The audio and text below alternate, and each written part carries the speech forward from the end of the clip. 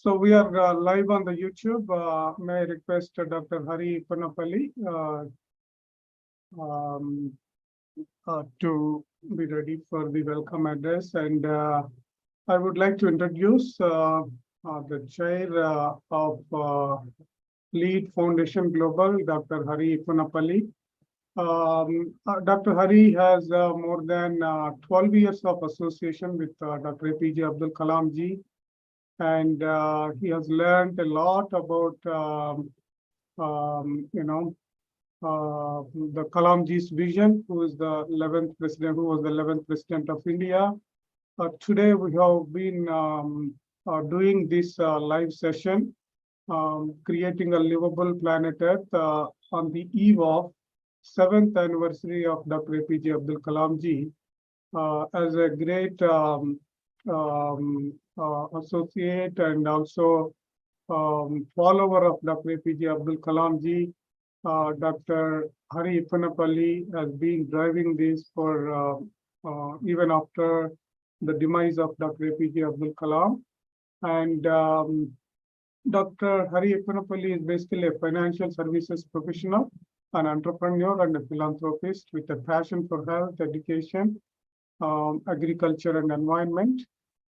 He studied at JNTU Hyderabad and moved to America. He is there for the last 38 years and he has worked in many investor disruptive technology companies and the chairman of the board of the CAC group. He is a chairman for many nonprofit organizations, including Lead Foundation Global. May I now request Dr. Hari Panapalli to give the welcome remarks. Thank you. Thank you so much for such a graceful introduction, Dr. Ram. Really appreciate it. Excellencies, good morning, good afternoon, and good evening to all the global participants, eminent speakers from various governments, NGOs, civil societies, academic institutions, and my dear students. Lead Foundation greetings to all of you and a warm welcome, Your Excellencies. Today we have a great list of speakers. I would like to welcome them. Keynote speaker, His Excellency Lord Prince Derek Dizzy Huang, is the first Prime Minister and Deputy Secretary General and Admiral of Global United Nations. And our next keynote address speaker will be Advancing in Education and Sustainability, Honorable Temjen Imna, along Minister of Higher Education and Tribal Affairs, Government of Nagaland. Climate Champion, Dr. Srinivasan Ancha from ADB Bank. So he's going to talk about changing climate to create a livable planet. Create a sustainable district, Shri Shivashankar Lathoti, Collector of Palnadu District, Andhra Pradesh, an amazing IAS officer. We welcome you, sir. Associate partner is going to talk about need for plantation and greenery by D. Suresh Babu. Is going to join us a little later. He has some medical emergency, so we would like to pray for his safety and his return back to us. And sustainability champion Kusum Chawla, founder of Hummingbird, and green warrior Mrs. Leela Lakshmareddy. She's going to talk about how CGR is able to make a change.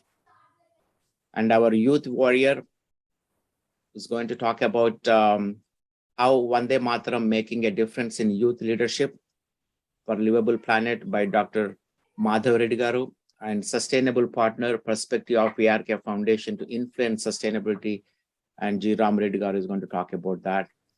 And our innovation challenge partners, need of innovative ideas for Livable Planet, Professor Ramesh Loganathan and Lavu Krishna Devarailu, MP of Narsaraopet in Andhra Pradesh, and also is the Vice Chairman of Vignan University. Your Excellencies, I would like to welcome you all once again. Thank you for joining us this global conference on creating a livable planet Earth, organized by Lead Foundation Global on the occasion of Bharat Ratna Dr. APJ Abdul Kalam's anniversary. As you know, Dr. Kalam was born on October 15th, 90 years ago on this planet in a small fisherman village called Rameshwaram in South India. He started his schooling as a paper boy, became an aeronautical engineer, a rocket scientist, a missile scientist, and received the highest civilian honor called Bharat Ratna from Government of India for his selfless and dedicated contributions to the nation. Finally, he became the 11th President of India on 25th July in 2002.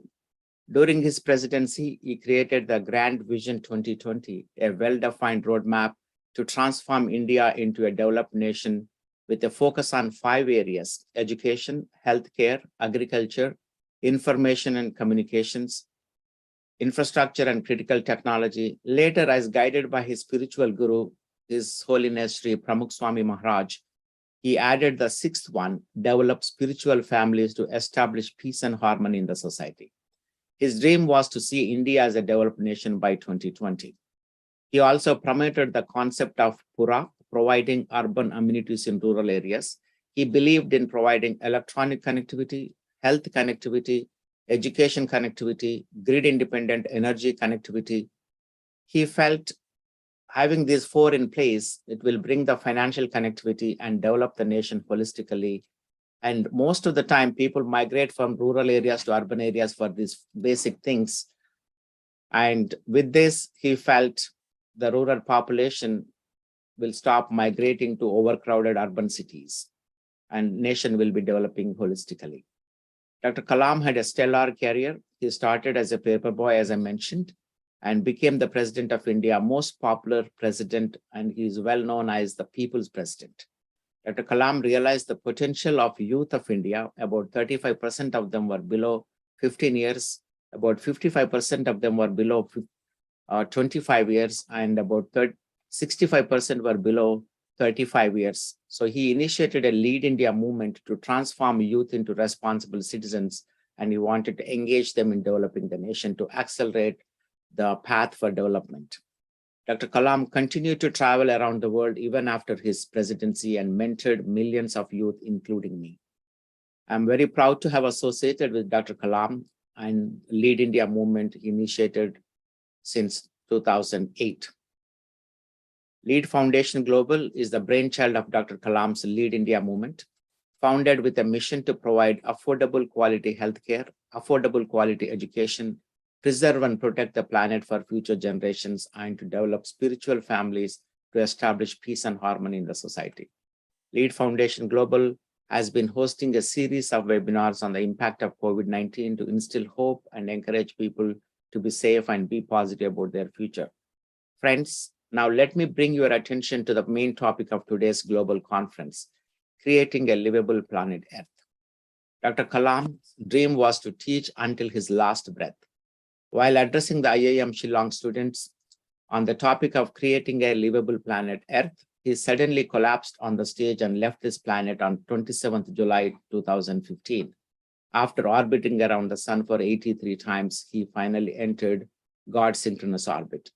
Lead Foundation Global is a think tank organization actively collaborating with synergistic individuals and organizations to promote the vision and mission of Dr. Kalam to preserve and protect this planet for future generations and inclusive, sustainable development. Thank you for joining us today to realize the dream of Dr. Kalam. Friends, as you know, the United Nations was set up after World War II on October 24, 1945, and just celebrated its 75th anniversary in 2020. In 2007, UN launched the 8 Millennium Development Goals to eradicate extreme poverty and hunger, achieve universal primary education, promote gender equality and empower women, reduce child mortality, improve maternal health, combat HIV, AIDS, malaria, and other diseases, ensure environmental sustainability, develop a global partnership for development. But they could not achieve these goals in reality. Again, in 2016, UN launched 17 Sustainable Development Goals. Let me share a few of those relevant in this webinar: good health and well-being, quality education, gender equality, clean water and sanitation, affordable and clean energy, reduced inequality, sustainable cities and communities, climate action, peace and justice, strong institutions, and finally, the goal 17 is partnerships to achieve the goals. In spite of all the efforts made by the United Nations and its member nations, we still have About 1.3 billion people live in multidimensional poverty. Over 700 million still live in extreme poverty. More than 1.6 billion people live in fragile settings for basic health services, a significant challenge to global health, and COVID exposed all the vulnerabilities. More than one of every 3 women have experienced either a physical or a sexual violence at some point in their life. Over 103 million youth worldwide lack basic literacy skills, and more than 60% of them are women. Water stress affects more than 2 billion people. 2 in 5 people still lack basic sanitation. More importantly, to limit global warming to 1.5 degrees centigrade, the net CO2 emissions must drop by 45% by 2030 and reach net zero by 2050. But recent Glasgow conclave, people are not committing to 2050, and they're talking about 2070, that too tentatively. So already sea levels are rising by since 1880, about 8 inches, and projected to rise another 1 to 4 feet by 2100. Let me give you some more details on the impact of the environment that we are all going to face. About 410 billion metric tons of CO2 was emitted in the last decade. 30 to 70% lower net emissions in electric cars. And 1.2 trillion metric tons of ice caps are melted every year. And over 270 billion USD economic loss due to the agriculture emissions. Over 60% average drop in wildlife population in the last 40 years. About 30% crop yield reduction in Central Asia in the next 30 years. 39 new jobs created for every $1 spent on reforestation. 95% of the climate change deaths happen in developing countries. Please note that. Achieving the SDGs by 2030 requires $5 to $7 trillion in annual investment from the member nations. As you all know, due to COVID-19, most of the countries depleted their funds to handle the COVID pandemic and cannot afford to contribute to the implementation of SDGs. Achieving the SDGs by 2030 requires partnerships of governments, private sector, civil societies, and citizens alike. To find solutions for these issues, Lead Foundation Global is making humble attempt.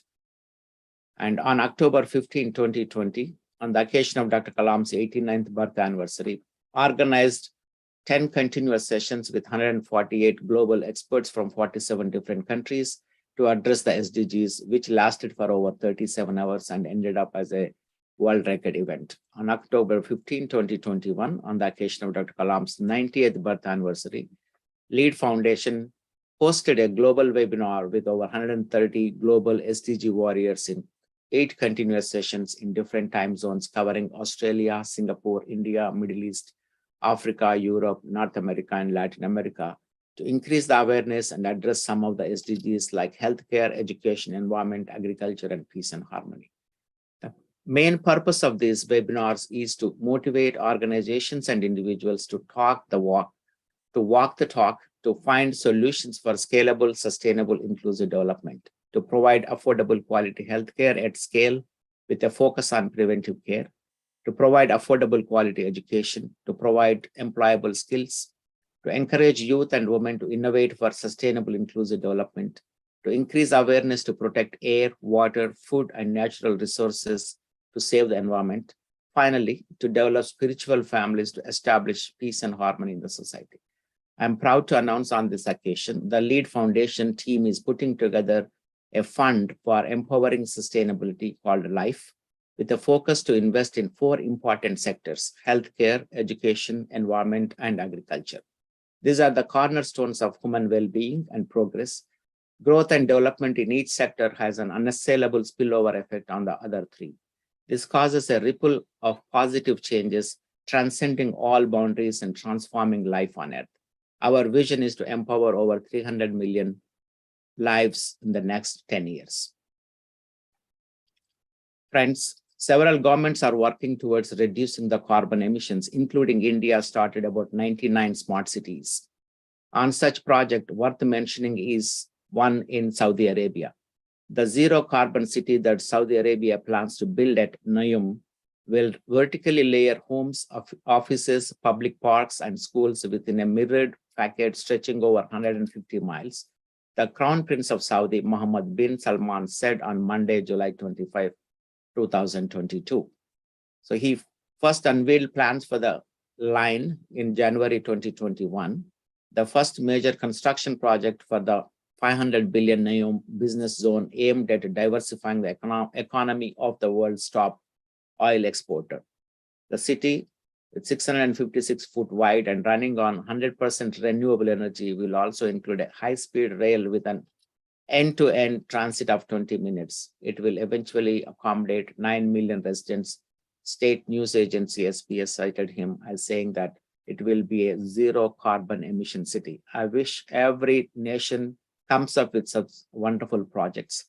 Before I conclude, let me speak to my dear students. Dr. Kalam always wanted you to dream big and aim high in life, acquire knowledge, work hard towards achieving your dreams, even in the times of difficulties like these. Finally, learn to manage failures and success in life. I would like to echo the great American President John F. Kennedy's words to his fellow Americans during his presidential inauguration. Ask not what your country can do for you, ask what you can do for your country. Like another great leader, Mahatma Gandhi said, be the change you want to see in the world. Let's give back to our communities and collectively transform this world. Finally, I would like to recite a favorite poem of my mentor, Dr. APJ Abdul Kalam. Where there is righteousness in the heart, there is beauty in the character. When there is beauty in the character, there is harmony in the home. When there is harmony in the home, there is order in the nation. When there is order in the nation, there is peace in the world. Let's focus on building the character of our youth to develop the nation and to create a livable planet Earth. I'm hoping that the expert speakers of this webinar will be sharing their views and recommendations to empower sustainability to create a livable planet Earth, which was the last message of Dr. Kalam, and to bring peace and harmony into this world. I would like to thank all the participants and eminent speakers, many volunteers who worked hard from different countries to make this global conference possible. I would like to take this opportunity to sincerely thank all the government and non-governmental organizations, academic institutions, and the media partners for supporting us in organizing this conference.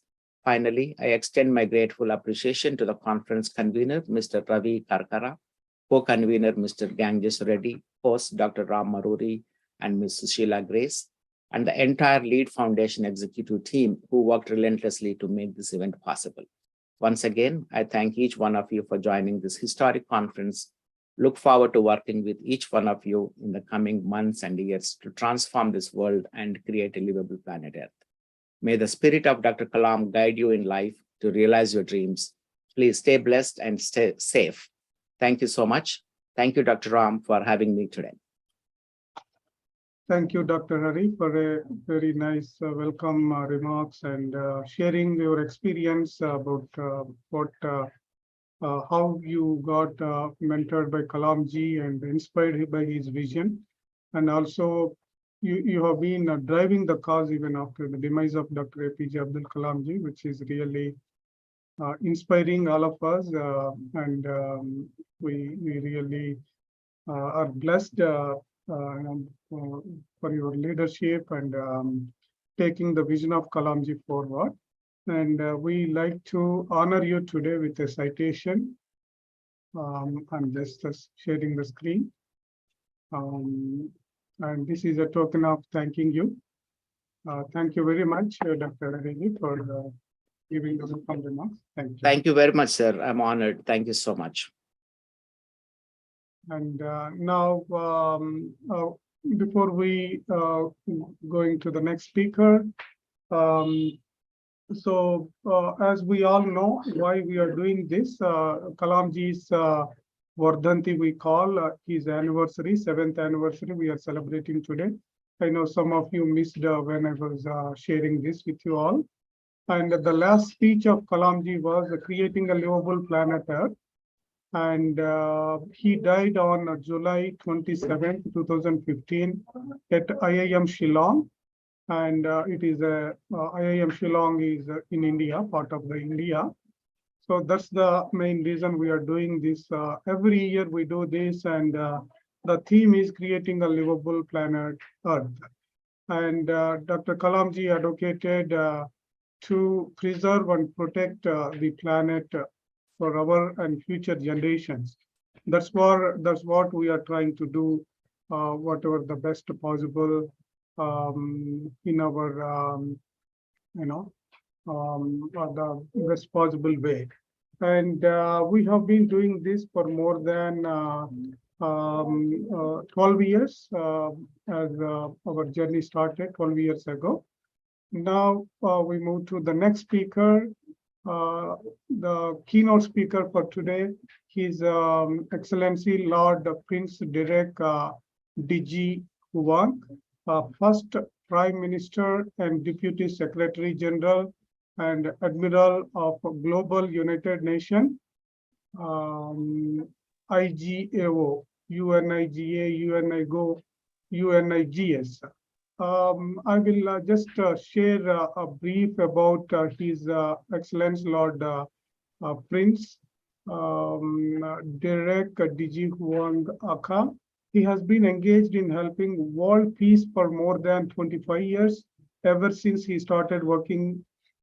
And he has gone through many ups and downs in his life and has great unsuccessful stories as well to tell before he actually made a fortune.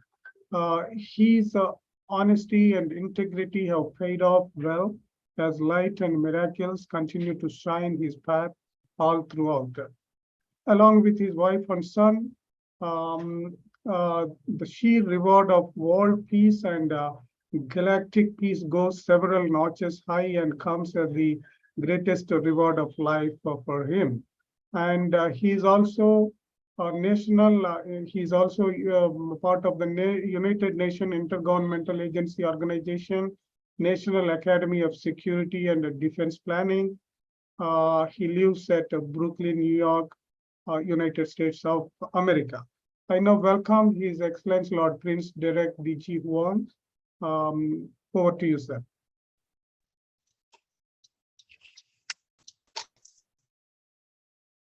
Excellencies and ladies and gentlemen, it's such an honor to attend the Global Lead Foundation inaugural session.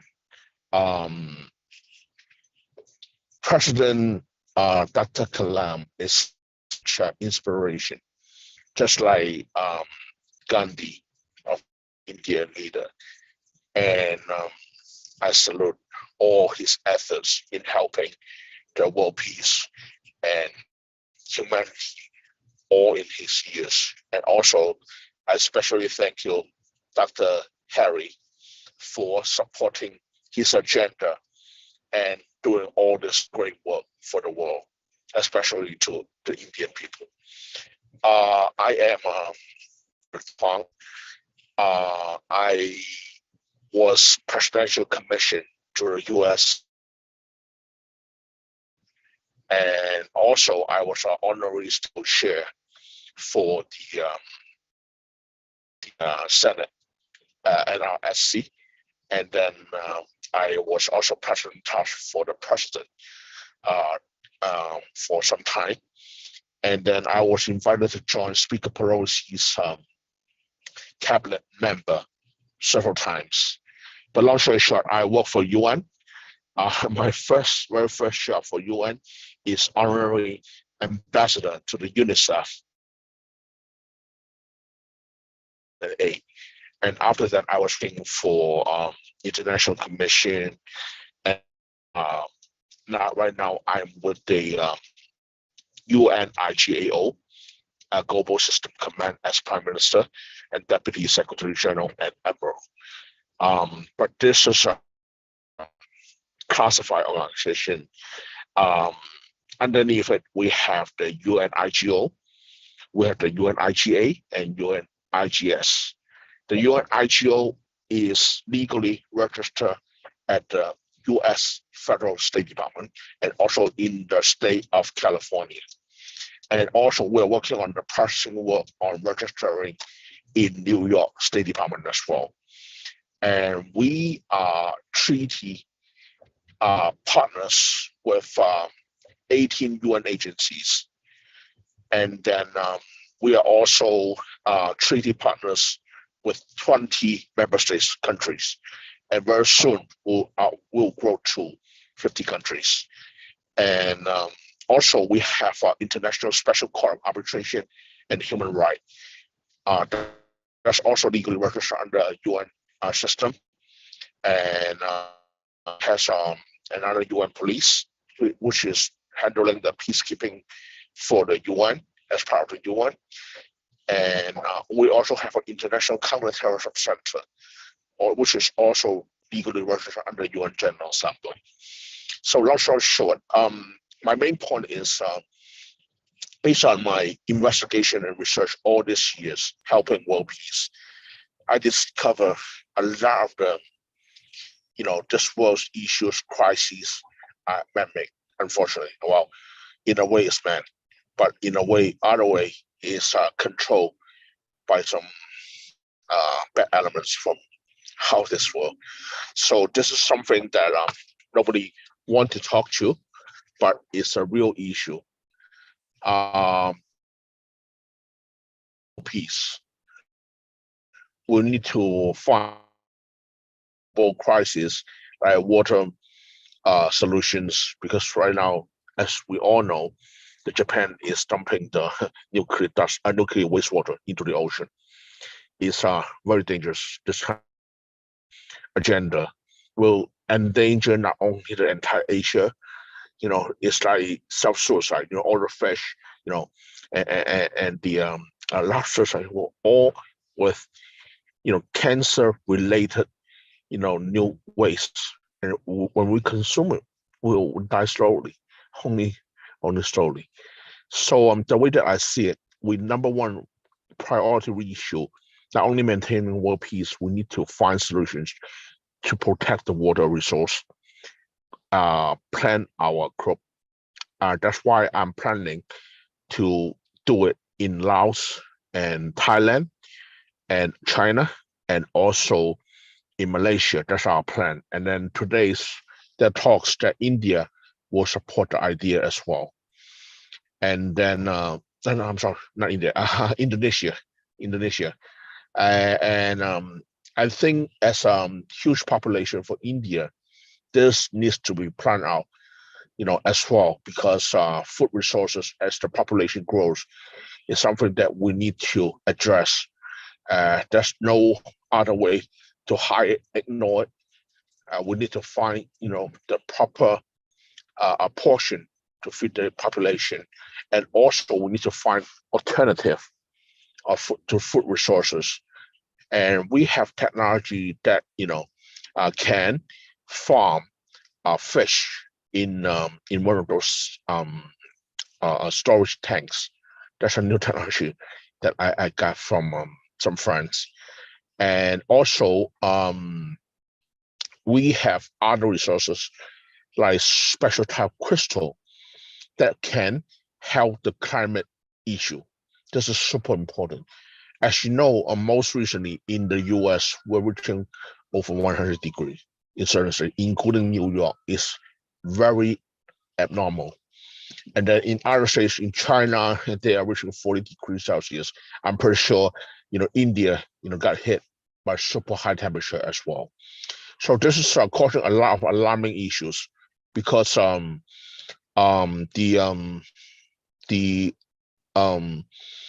high temperature can cause fire. It can burn down the houses in certain area. As I know, in Philippines, some of the houses are burned down because of high temperature. And then it also causes forest fire. And then also other type of issues. For example, I've seen even in New York, some of the electric wire due to high temperature are burned. So that there will be electric, power issues. So this is something that we cannot ignore. So right now the crystal, enhanced ability crystal, when you put it into water, can make the weather super nice in the area. And then the negative energy will be less. And eventually it can purify the water content in the water content, and reducing the metallic content in the water and purify, remove all those bacteria and viruses in the water. That's super big. And also, with the nice weather, it will be a good protection against the super violent hurricanes, storms, and all that. And then I'm planning to launch it in USA, in China, and also at UN. This will help to fight the global climate change. But again, the super high temperature, somebody say is man-made. Yes, they have the bad elements has the weather weapon. Is for real. We found out. And then this is causing a lot of alarm globally because when when a storm hitting the country, it not only through significant damages, it caused human casualty and all sort of problems afterwards. Since 2008 and 9, we in the US has been hit by 150 storms, hurricanes, and all that. And if you look at the map and the origin of those, storms, it almost every single time is originated from one place in the middle of the ocean. Think about it. How can that happen? Nobody questioned it. But still, we have other issues. The COVID is hitting us really hard. Every country is using up their resources to fight this COVID with the vaccine. But unfortunately, based on our data and research and investigation, the vaccine is not doing well. And that's why most recently, per news, WHO already called off a mandatory injection of the vaccines. So we have to find the real solution to the COVID. So that's why, based on my experience, some of the herbal drinks, including the Chinese herbal drinks, works wonders on curing the COVID. Including myself, my family of 4, 3 of them was cured by the Chinese normal herbal pills, but I was 4 highs, unfortunately. Yeah, and then I was coughing blood at that time, and then also cannot go to restaurant. So thank God, one of my friend in China, they found a very 80, 90 years old doctor, herbal doctor, and write me a script. And then I took the medicine for 3 days. My COVID was cured. So long story short, we need to not only just testing the COVID, pandemics. We need to find solution, real cure that works. And that's why, I'm planning to, put in capitals later on to put some certain medicine that's really working that will help humanity. And also, we need to protect those for peace leaders in the world. Look at, the human history. JFK, Martin Luther King, and Gandhi, all these good for peace leaders are all assassinated. Those are not coincidence, as you see it. So we need to protect the real one. And as the way that I see it, only by maintaining world peace, we can survive and develop into a future that I cannot say that it will be a utopia on Earth. At least there will be no war on Earth, so everyone can live on. That's a vision that I anticipate one day it will happen. But for myself, I have been working on world peace for the last 27 years.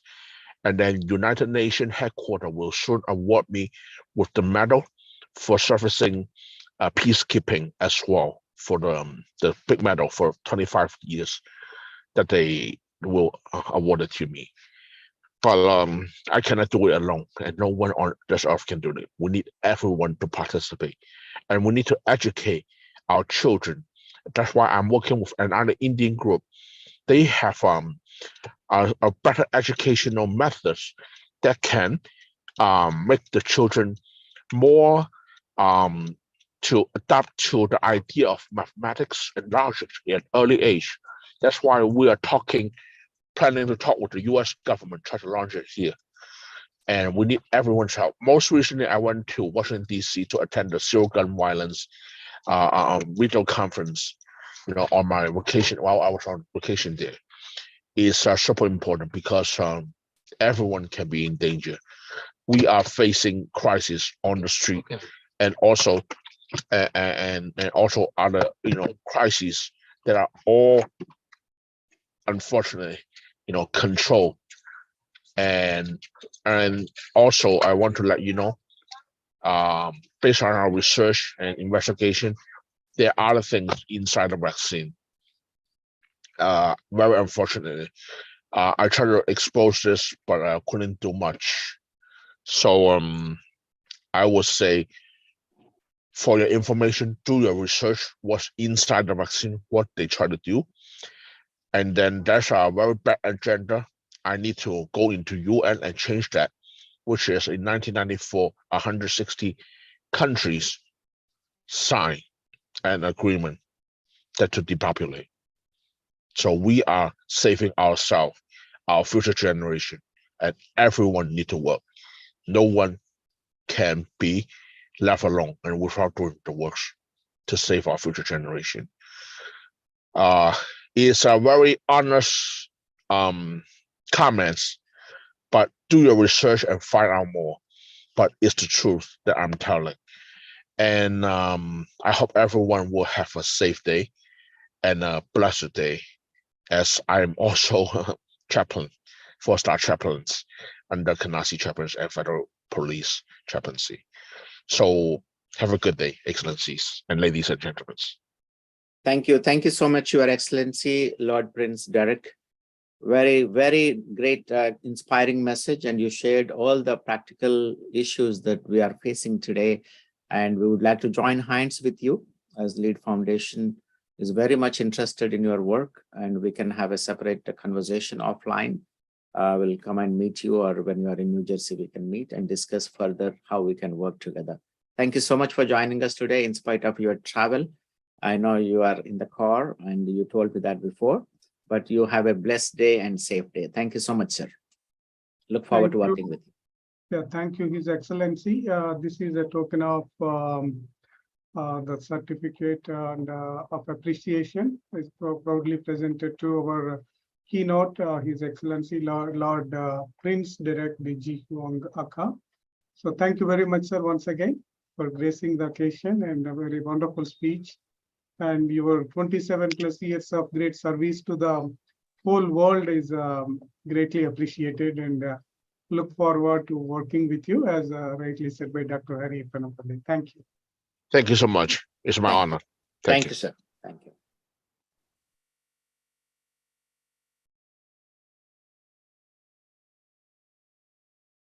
So now we move to the next speaker. So Srinivasan sir is our next speaker. He's from ADB. The ADB is Asian Development Bank. He's a principal climate change specialist at ADB. Let me just remove the spotlight. Yeah, and he's basically he's from India, and he has been working for about close to 3 decades across the globe, including Japan, Southeast Asian countries, and other parts of the world. He chairs the ADB Climate Smart Agriculture Working Group and serves as ADB focal for the Forest Investment Program. And he previously worked at the Institute for Global Environmental Strategies, United Nations, University Institute of Advanced Studies, Center for Agricultural Sciences, and ICRISAT. Dr. Ancha has contributed to the Intergovernmental Panel on Climate Change, Global Environmental Outlook, then Millennium Ecosystems Assessment, and the System for Analysis, Research, and Training as an author and a reviewer. He has edited 8 books, including Handbook of Precision Agriculture and Climate Smart Development in Asia, and authored more than 90 peer-reviewed publications. So we are very honored to have you here, Dr. Srinivasan Ancha, and welcome you, sir. Please give your valuable remarks on this occasion. Thank you. Thank you, Dr. Ram. Thank you so much for your kind introduction. I am especially pleased to attend this gathering. Actually, this is my first time to participate in this initiative by the Global Lead Foundation. And also I am particularly privileged to attend this particular event because my efforts are also aligned with Abdul Kalam's vision. And I'm really happy that Dr. Hari and Dr. Ram and others are committed to actually serve the goals of Dr. Abdul Kalam's vision. So I am particularly happy for that reason. And more importantly, this session or this particular event is focusing on climate action. As Dr. Ram mentioned, I am a climate change focal for Southeast Asia Department of the Asian Development Bank.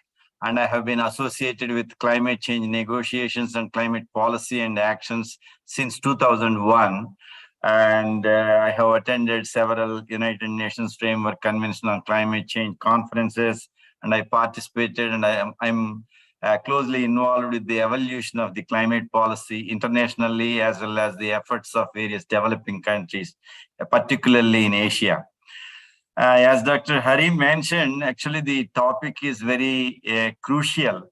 It's not only because of the impacts that he referred to. Impacts of climate change are already significant and very adverse, particularly in developing countries, and we are not really well prepared.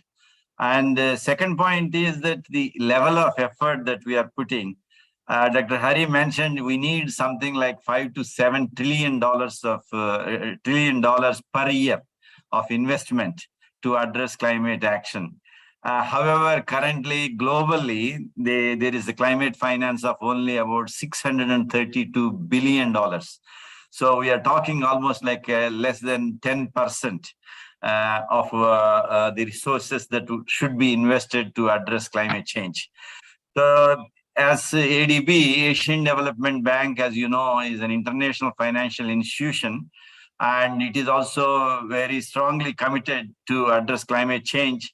And of course, no single institution or no single individual can address climate change as even with substantial resources like an institution like ADB has. ADB does lend about $32 to $40 billion per year. But out of that, actually, we also have a sort of big climate ambition. We want to deliver at least $100 billion of our own climate finance between 2019 to 2030. Over the 12 years period, we would like to provide about $100 billion for developing countries in Asia Pacific. So that comes to still, it's a small amount, $6 billion per year. But for an institution, I mean, it's a significant amount. But in terms of addressing the problem, as you can see, the amount is not adequate. So ADB has actually developed a strategy called Strategy 2030. And one of the 7 operational priorities is addressing climate change. Both in terms of mitigation. Mitigation means reduction of the greenhouse gas emissions, and also adaptation means mainly reducing the vulnerability to impacts of climate change. So as Dr. Hari in his inaugural speech mentioned, the impacts are so serious in Asia Pacific. And this is, of course, we should make our efforts to reduce emissions, but we should also make efforts to reduce vulnerability of our populations and ecosystems. As you know, Himalayan glaciers are melting, and there will be severe impacts are expected. You can see the heat stress, actually, the impacts of heat stress. It will have impact on overall productivity, human productivity. Even if our labor, would like to work outside, they will not be able to work for long hours. So the productivity implications will be enormous. That will have impacts not only in traditional sectors like agriculture, but also industry and everything. So the cooling demand, the energy demands will continue to increase. And with that, greenhouse gas emissions are also going to rise unless we have a clear mechanisms for energy transition. So this is where actually ADB is trying to help our developing countries and would like to claim, actually we have an ambition to become a climate bank of the Asia Pacific by 2030. So we have two ways to become, two ways of support for our developing countries. One is through upstream support, wherein, many countries have already launched something called nationally determined contributions. And also they have long-term strategies and also net zero commitments. For example, India committed to be a net zero economy by 2070. So ADB would like to contribute some funds and also technical assistance to realize that type of goal for each of the countries in Asia Pacific. Secondly, we also want to ensure that all countries and their activities are Paris aligned. Aligned with the Paris agreement. Agreement with the goal that Dr. Hari mentioned, 1.5 degrees raise. It is not an easy challenge, but we want to ensure that our countries are do not take any activities which are misaligned or non-aligned with the Paris Agreement to the extent possible. And we also want to ensure that whatever energy transitions that we want to ensure, that will be just and affordable for developing countries. There are many communities dependent on, for example, coal-fired power plants, coal mining, etc. So if we are going away from coal, how do we really support those communities that are dependent for livelihoods and economy? So we need to have a transition that is just and also affordable for developing countries. So we cannot provide a sort of suddenly we cannot go for only renewable energy, but that is very desirable. But at the same time, we need to address the impacts of change from coal to this is what we call clean energy transition. So how we can make it more affordable and how we can ensure that it is just. And we also want to support, in terms of upstream support, the national adaptation plans, because many countries have identified their agriculture, water resources, health, tourism, and other sectors are highly vulnerable to impacts of climate change.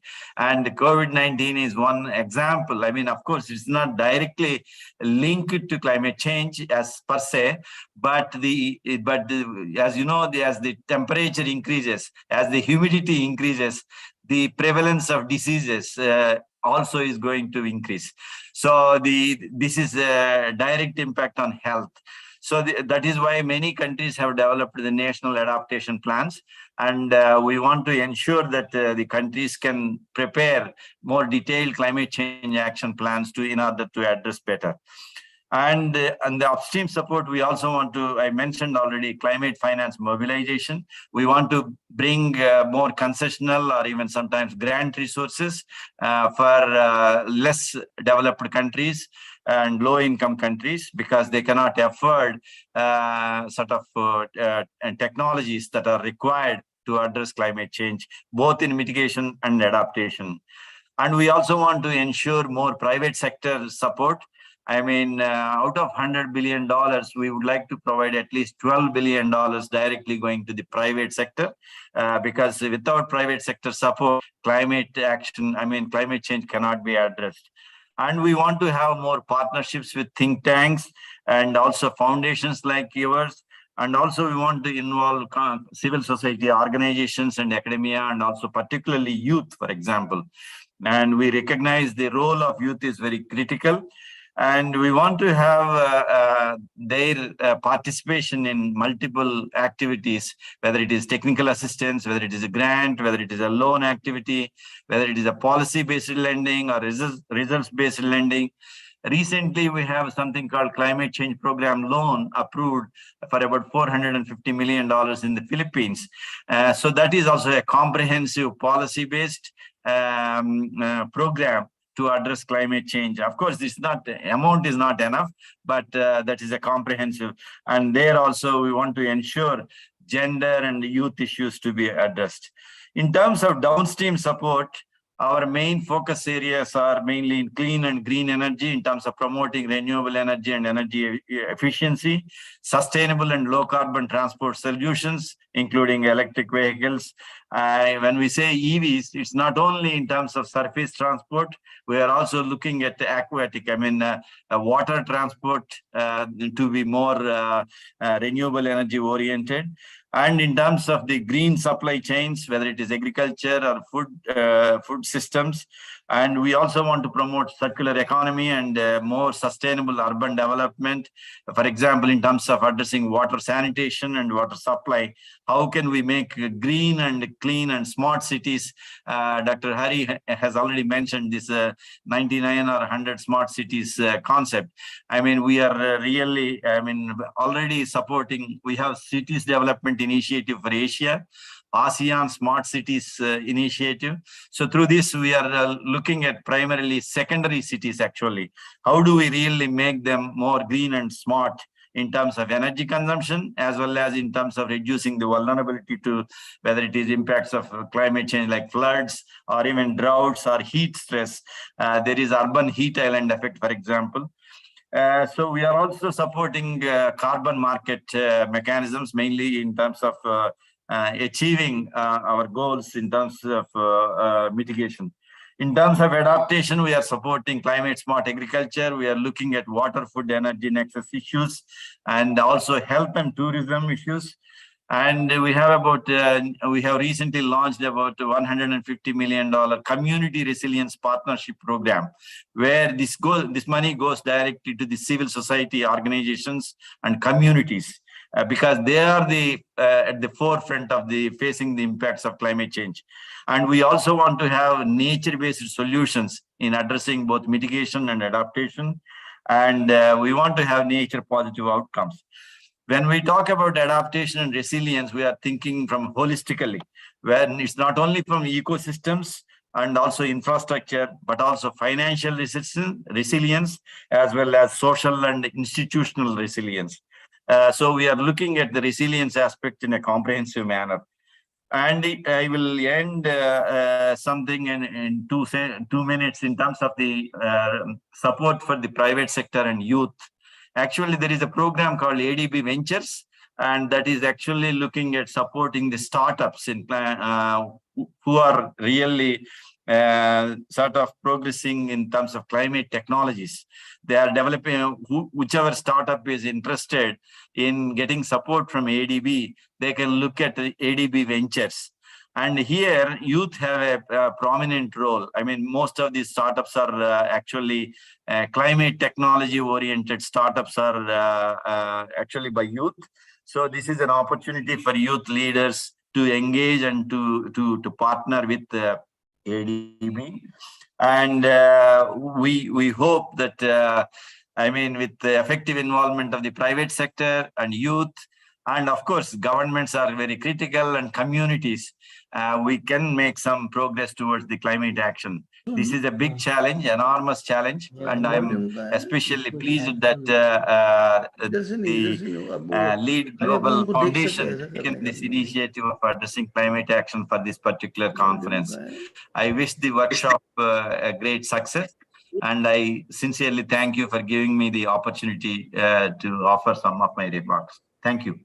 Thank you so much, Dr. Srinivasan. So much is going on in ADB. I really commend your services to the climate action. and all the funding that ADB is providing.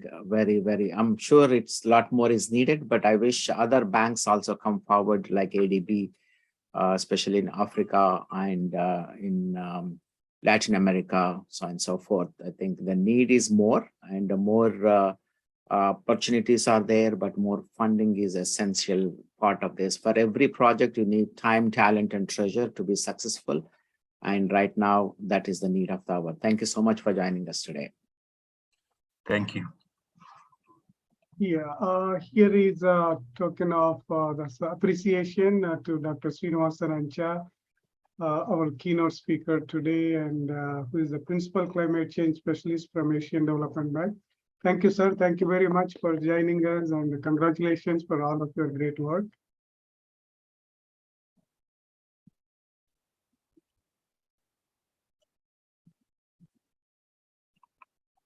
Now, the next speaker, our collector from Palnadu district, Andhra Pradesh, Sri Shivashankar Lotheti. Mr. Shivashankar Lotheti is currently the district collector and magistrate of Palnadu district, newly formed district from April 2022. He is an IAS officer of 2013 batch, hailed from Dharmavaram village, Vizianagaram district. And he earlier worked as joint collector at the Krishna district and additional district magistrate also.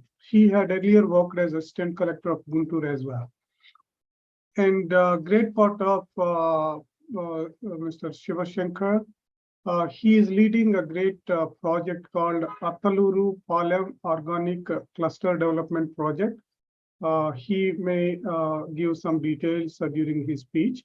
Thank you for joining us, Shivashankar ji, and welcome to give your keynote speech. Thank you. Thank you. Good evening, esteemed guests and speakers. I am Shivashankar. So I feel glad to interact with you in this international conference. Actually, after training in Labasna, that is our academy, IAS academy, so we completely restrict ourselves to some villages and districts. So after long term, it is a good opportunity to interact with you all in this international conference. So, and especially the topic is like creating a livable planet Earth. So we know, so our country's main GDP, around 17% of GDP is still depending on agriculture, and 50 to 60% of the workforce still depending on agriculture. So we have chosen the topic like the role of agriculture in climate resilience. So how even the agriculture is impacting our climate change. If you see the scenario of using chemical fertilizers, chemical pesticides, insecticides, the average consumption per hectare is enormously increasing. So when we studied in 2012, it is 120 kg per hectare. Now it has gone to 140, 150 kg per hectare, the consumption of chemical fertilizer. Like that, even insecticides, pesticides, if you see, like 0.27 kg per hectare, it is gone to 1 kg per hectare. So indirectly, not indirectly, it is directly, it is impacting our climate. But so what we have chosen, so we want to develop organic farming. So organic farm, how it will be useful in mitigating these climate issues and all, if we see. So the main the advantage of organic farming is it reduces air, ground and water pollution. So if you curtail the consumption of all these chemical fertilizers, pesticides and insecticides, definitely our soil health will be enriched, and the consumption, using nitrates and phosphates, they are mixing with the groundwater, and indirectly it is polluting water. Recently, we have taken some samples in one village. So surprisingly, the arsenic proportion, Ca2 plus ion proportion, and chemical oxygen demand, all are in a very, very critical situation at even village level. So it is showing the utilization of fertilizers and all these in how these are impacting our natural resources. So the basic advantage of organic farming is we can reduce all these kind of pollution, land, air, and water. Then if you see, and yeah, as actually in Andhra, we have very beautiful scheme called Arogyasri. So Arogyasri means if for any disease, we will provide free treatment. But surprisingly, the diseases which we are critically getting are cancer. So even in a small villages, we are getting cancer patients. If you see the reasons behind it, definitely the agriculture techniques or methods what we are using, it is contributing to their health.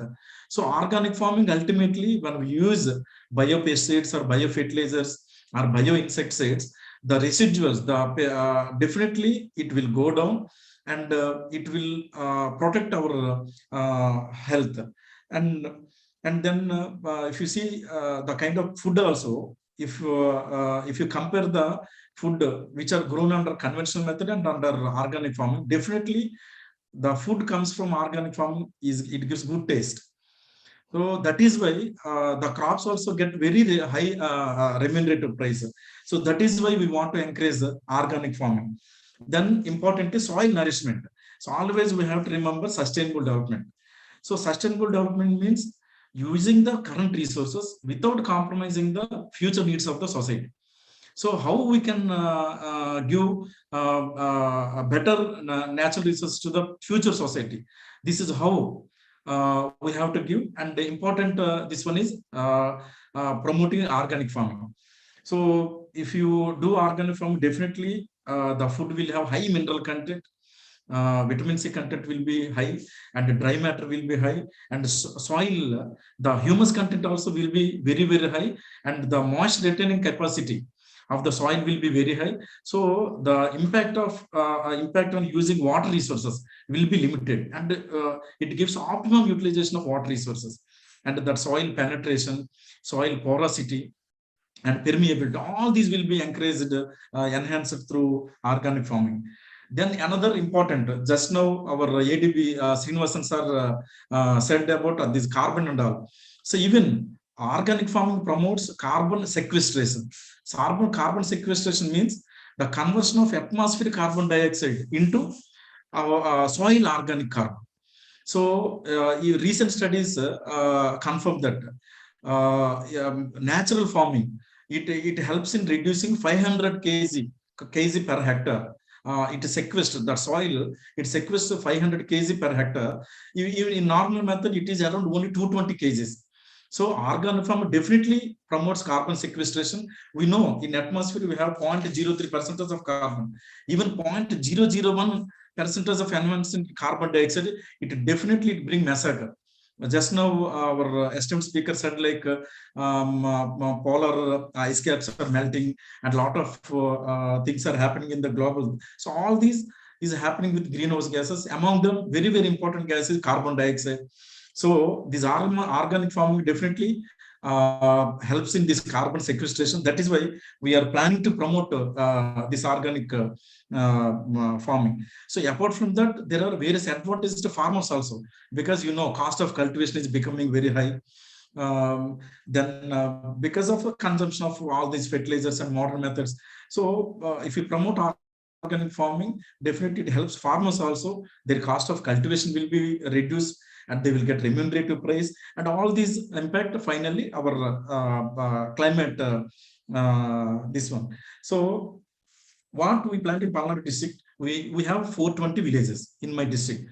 So out of them, we cannot do all villages at a time, because there will be a lot of doubts or uproar from the farmers that they may affecting the productivity and all. So we planned, we have chosen 5 organic villages, 5 villages. We want to promote organic farming there. So it has some 15,000 acres, out of which major crop is chilies and cotton and all these. So we conducted meetings with all the farmers. We guided them. We the advantages of organic farming, how it helps our future, how it helps in all these things, what I explained under. So we explained farmers. So all the farmers came forward. That is the best thing. So they convinced with our idea. So now we are planning to promote organic farming in these 5 villages. So what we are going to do? So first of all, they have all the farmers, they have to shift from the conventional methods to organic farming methods. So we want to promote cow sheds. We want to promote the desi cows, like because whatever the byproducts come from cows, the cow dung or urine. So we all these animal and plant derivatives, we are using them to make biopesticides, biofertilizers, bioinsecticides, and all. So there itself, we are identifying some clusters. So there itself, we manufacture all these things. So we are planning to provide to farmers at very cheap price, so that the farmers will get an affordable price, and they will encourage this organic farming. And so in order to encourage all farmers, we are promoting other confidence building measures also. Like we want to promote lift irrigation, we want to promote micro irrigation, because micro irrigation is very important. Because so the consumption of water, because the area we selected is in Krishna River basin. When Krishna River is there, means generally people will use lot of water. But we want to use in optimum way. For that, micro irrigation is the best method. So we want to promote this micro irrigation. So we want to promote this, and more important is providing marketing facilities. We know the products which are grown under organic farming has more, it gives more remunerative price, but farmers don't know where they have to sell these organic products, how to get organic certification and all. So now we are planning to provide all these things to our farmers. So for which we floated one company called Arga Athalurpalem Organic Farmers Producers Company Limited. So we are finding out for sponsors, and a lot of public representatives and all. So a lot of people are coming forward to support us. So in this organization also, like we are requesting Hari sir and Ramalinga Reddy, so lead Foundation Global. So as a pilot, because it is first of its kind in India. So taking 15,000 acres at a time, and converting all these 15,000 acres into organic farming, and trying to bring out the result in some 3 to 4 years. So for this action plan, we are seeking support. We are getting some support from government side also, but we want some support from global hands. Like a lot of people are there. If any support comes from these kind of organizations, definitely it will help our farmers, because Palnad is very like important region, at the same time backward region in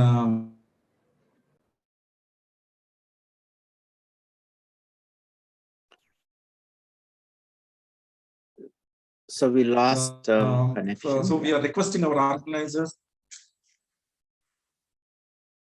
Okay. Hari, sir, Yeah, am I now audible now? you are back. Now you are back, sir. Please Am I go ahead. audible? Yes. Oh. So we are requesting our organizers so to support these farmers by you can provide capacity building, or you can provide some funds for promoting lift irrigation, micro irrigation, and all these. So we have one scheme called Community Natural Farming in Andhra Pradesh. So we make that organization as the nodal agency to support this scheme. So we are planning definitely in 3 to 4 years, we will bring this entire area into organic farming, and directly or indirectly, we this practice definitely helps in mitigating some climate factors which are adversely impacting. So, but this is very small scale. So after seeing the success here, definitely if we project this to enter to Honorable Chief Minister or some Special Chief Secretary, if they get convinced, definitely it will be extended to entire state. So if it goes into entire state in larger scale, definitely there will be big impact on protecting our climate. So this is from my side. So ultimately, I want to end with one quote in Vedas. So avasyam anubhoktavyam krutam karta subhasubham. So whatever we good, whatever we do good, it comes good to us. Whatever we do bad, definitely bad will come to us. So if we do good to the nature, definitely nature will provide good to us. So this is from my side. Thank you. Thank you, Lead Foundation Global, for giving me this opportunity. Thank you all. Thank you so much, sir. Very well said. And this is one of the pilot projects I heard from Mr. Surendra Babu that you are working on, and the Lead Foundation Global would like to learn more from you, and we will have a separate conversation after this event to understand more on how we could involve ourselves and also bring in synergistic individuals and organizations who can take part to provide their talent and treasure to implement this. And I hope you are training enough people once you move on in your career from the collector to some other position. I wish this project continues so that the sustainability of this project is very important, not just for the Palnadu region, but the entire state of Andhra Pradesh. And I would like to request Dr. Ram and Surendra Babu to follow up, have a conversation with you after this event so that we could join hands with you to assist you in some or the other way to make this project successful. So thank you so much for joining us today. Thank you. Thank you. Thank you. Thank you. Thank you. Thank you. Thank you. Thank you.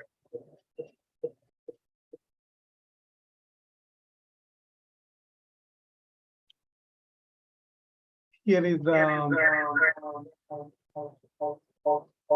certificate. Sorry. Yeah, this is a token of appreciation for your participation today, sir.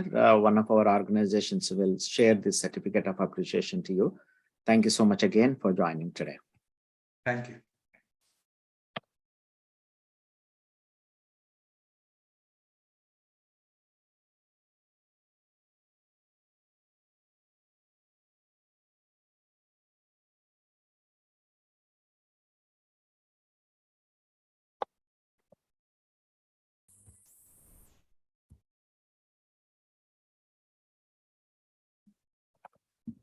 So Dr. Ram, you need to unmute, sir. Yeah, I'm sorry. Our next speaker, I think my voice is echoing. Fine, Susila, go ahead, please. Yeah. It's an issue from my end. I'm sorry for that. Please go ahead, Sushila Grace. Kindly introduce the next speaker, Kusum Chawla, who is SDG warrior and who has been part of Lead Foundation Global for some time, doing wonderful work with the children at schools and youth level. Thank you so much. Thank you. Thank you, everyone. So Zoom, please showcase Ms. Kusum. Thank you.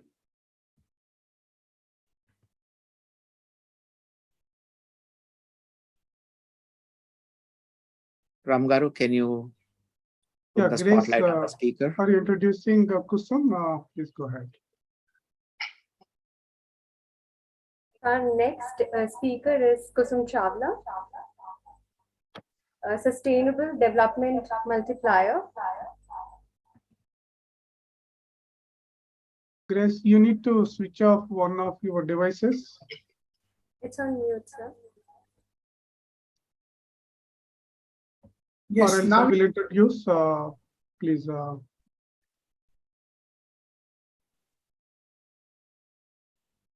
Please continue, Susila, please. She is the founder of Hummingbird, a sustainable development skills and breakthrough leadership training programs company.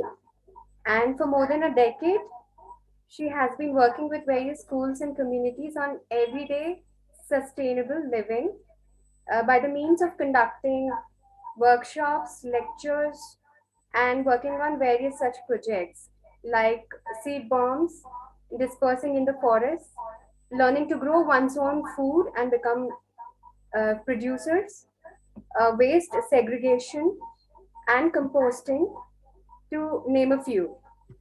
She also works with the village women to make bags from the old bed sheets and distribute them within various communities. So thus teaching them to recycle old cloth, providing a decent way to make a living for the local women, and contributing positively to the environment in a positive way.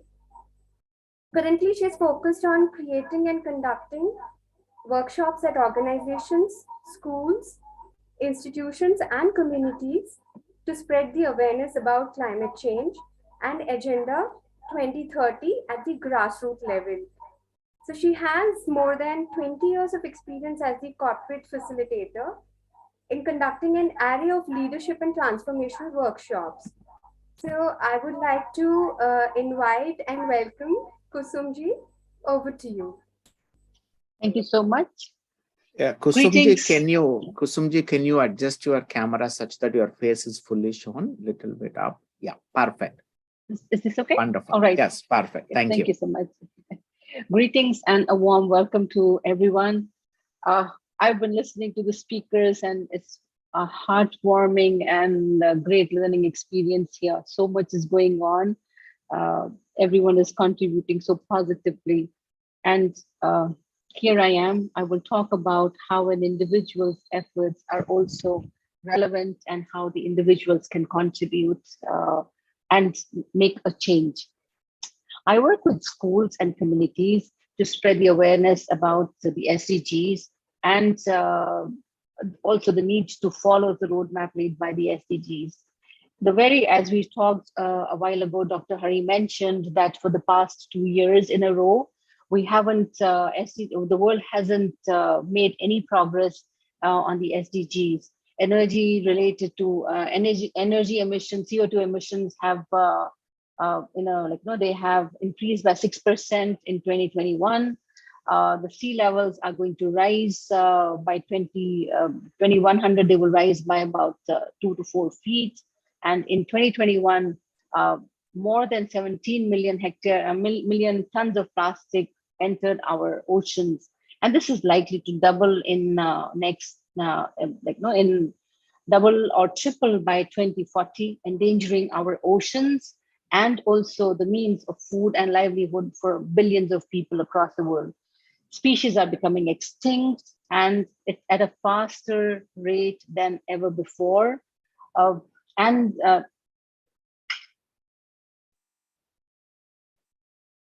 World climate is changing, and all over the world is facing severity of climate change. Summers are hotter and are going to be hotter still. Rains are more torrential. We are going to, in Hyderabad, we've had, it's been raining constantly, and across the world, the similar kind of weather patterns are being repeated. Droughts are more severe, and the extreme and unpredictable weather conditions are impacting billions and causing irreversible damage to our planet's ecosystem. This is going to get even more acute and severe in the future. And the future we are talking about is not centuries or decades. The future is yesterday, or future is tomorrow, as early as tomorrow. Our unsustainable patterns of consumption and production are one of the main causes that we are in this situation right now. We are currently using renewable resources of 1.7 Earths. And if we go the same way as we are going right now, by 2050, we will need 3 Earths, which is not possible because there's only 1 Earth. And as we've said, that we need to make this Earth a livable planet. And the window to avert the impact of climate change is closing rapidly. And this requires that all of us, not only at a larger scale, everyone, there was an Economic Times headline that says that all the 8 billion people need to participate to change the way we are headed and to change the environment, make the change in this world. This requires that each one of us takes the action, that is individually and collectively, locally, as well as globally. We may say, we say that when we're looking at the things, when we're looking at the data, we tend to think, what can I do as an individual, as a single person? What can I do? Whatever I will do is not going to be sufficient. It is going to be so little. How will it make a change? Now, let me just share a poster here that you would have seen. This is striking. And I guess I didn't anticipate that it'll show. Otherwise, it says it's only one straw. It's just one straw, said 8 billion people. Now let's flip this to, I will make the change. I will make one change, said 8 billion people. Now, if 8 billion people change one habit, which is environmental habit, we will have 8 billion changes that will happen. So let's just look at that. Just as the impact of the crisis is compounded, so are the solutions. If 8 billion people made that vow, made that pledge to make the change, the things will change. So I'm talking about the power of the individuals. The individuals can push the governments to make certain policies. The people can, 8 billion people can change the world and make it more environmentally conscious, which is the need of the hour. The SDGs are a blueprint to achieve better and more sustainable world, and they address all the issues. They address the global climate issues, including poverty, including inequality, climate change, environmental degradation. Everything is addressed in the SDGs. And if we all collaborate, if we all, even the individual, they work together to make the changes, the world will move towards the change. And that is what is needed. Uh, the severity and magnitude of the challenges before us demand that all of us bring some changes in our everyday living.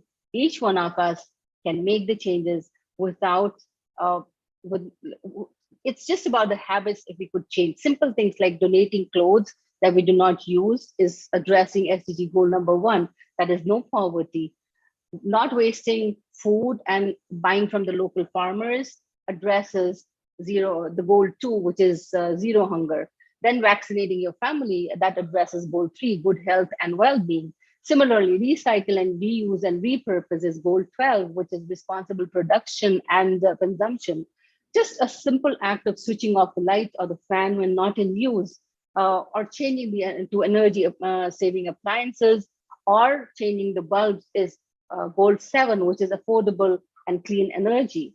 Avoid plastic bags, that is goal 14, and then you have plant a tree, which is goal 15. So all of us can contribute by just changing a few habits that we have.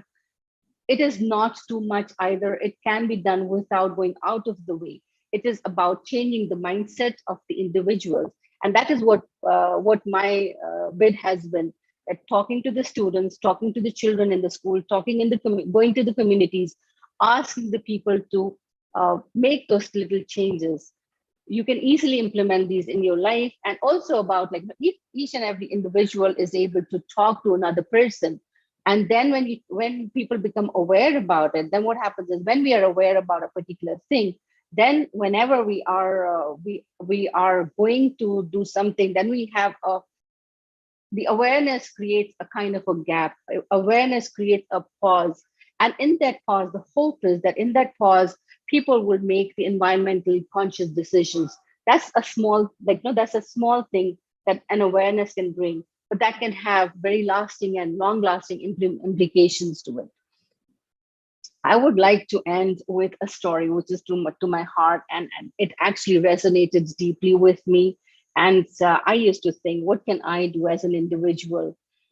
This little story, when I heard it, made me change from what can I do to, yes, I can do it. Yes, I can make a difference. Once upon a time, there was I will narrate this quick story. As I said, it resonates with me. Once a forest was on fire. Huge flames were engulfing the forest. All the animals, they were running helter and skelter, and everything was in chaos. The animals, as the animals ran and watched the forest burn down helplessly, there was this little hummingbird. And the hummingbird said, I will not sit quietly. I will save my forest. I will save my home.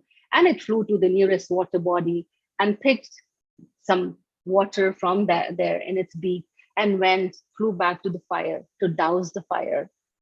It went again and again. It kept flying to the water and to the fire. The animals laughed at the hummingbird and say, hummingbird, you are being silly. You are so tiny and you are so insignificant. This is not going to help. And the hummingbird, undeterred by the laughter, undeterred by what the people were saying, undeterred by anyone else, by the large animals, just said, I am not going to sit down. Yes, I am tiny. I might be tiny. I might be insignificant. I will not sit down. I will save my planet, I will save my home. And in that moment, when I read this, I knew I wanted to be that hummingbird. I will be the hummingbird. Thank you, everyone. Thank you very much. Thank you so much, Kusumji. That hummingbird story is very touching and inspiring. And each one of us need to be that hummingbird to make a difference and protect our homes, protect our planet. Thank you so much for joining us, and we look forward to working with you.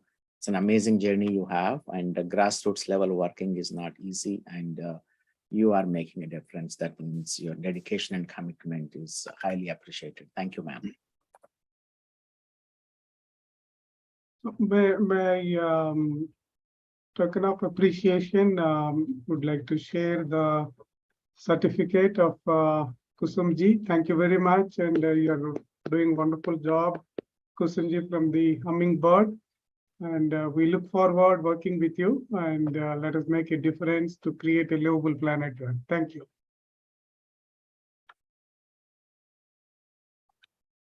Now, to the next speaker, may I request Sushila Grace to introduce Dr. Sai Bhaskar Reddy. So his profile is not there, as he has come on behalf of Dr. Leela Lakshma Reddy. And Dr. Sai Bhaskar Reddy is the director of Council for Green Revolution. And may request Sai Bhaskar Reddy to may request Dr. Sai Bhaskar Reddy to share your experience of Council for Green Revolution. And I heard about close to 50 lakh plantations CGR has done across the country so far. That's amazing work you have been doing, sir. Over to you, Dr. Sai Bhaskar Reddy. Thank you, Dr. Ram. So, Madam could not attend today. So, on behalf of her, I am presenting. Council for Green Revolution was founded in 2010 on 22nd April on the Earth Day. And since then, we had been doing activities related to the Sustainable Development Goals. Of course, they started in 2015, but our work was around the plantation. Apart from that, we are also looking at the leadership, earth leadership, basically. So now we have a very big vacuum of leaders globally. We can understand what are how the things are moving and what is happening around, including there is no leadership for the climate change and other pressing issues. And there is a huge recession, and we have so many challenges, including food security and poverty, and all the countries are going through the greatest debt and the recession, and these are the biggest challenges that we have now. So considering this, we have started this Council for Earth Leadership and Sustainability, an institute for capacity building, and within that framework, we are working on climate change as one of the most important issues, and disasters, and environmental issues, and natural resources management, local governance, agriculture. So these are some of the focused areas. Of course, we are focused on all the sustainable development goals, but within that, these are some of the important focused areas. Now, coming to this climate change challenges, we already conducted a conference of people in parallel with the Glasgow event UK last year that happened, because we want all the stakeholders to become part of this. Although such an important challenge that we want to address together, but there is very less focus. So as an organization, by involving, usually the COP is related with parties, but we said people we want to bring up. So 14 days, we have continuously conducted the review of events that happened at Glasgow and translating here locally. Then again, we conducted the thematic events, say youth and climate change, which is one of the important issues. and women and climate change. So thematic also we have conducted like agriculture and climate change, water and climate change, biodiversity and climate change. So there were many organizations who joined us, and hundreds of people participated in this event. Similarly, now we are conducting again this COP27 and parallel in the November month this year. So for which we already formed an alliance with universities and asking the students to participate in our programs. So requesting at least 10 students from each university. So our Centers Alliance, this alliance of universities where we have MOUs with them and we have created already. And even at school level, we are creating this environmental research centers or earth research centers. So this is working with several schools together. Yeah, the children also should have the sense of what is happening to their weather and climate, for which we are promoting automatic weather stations in the schools. And also they should be able to test like soil quality testing, water quality testing, air quality, especially that is all the emissions that are related to the global warming, and these things they need to understand.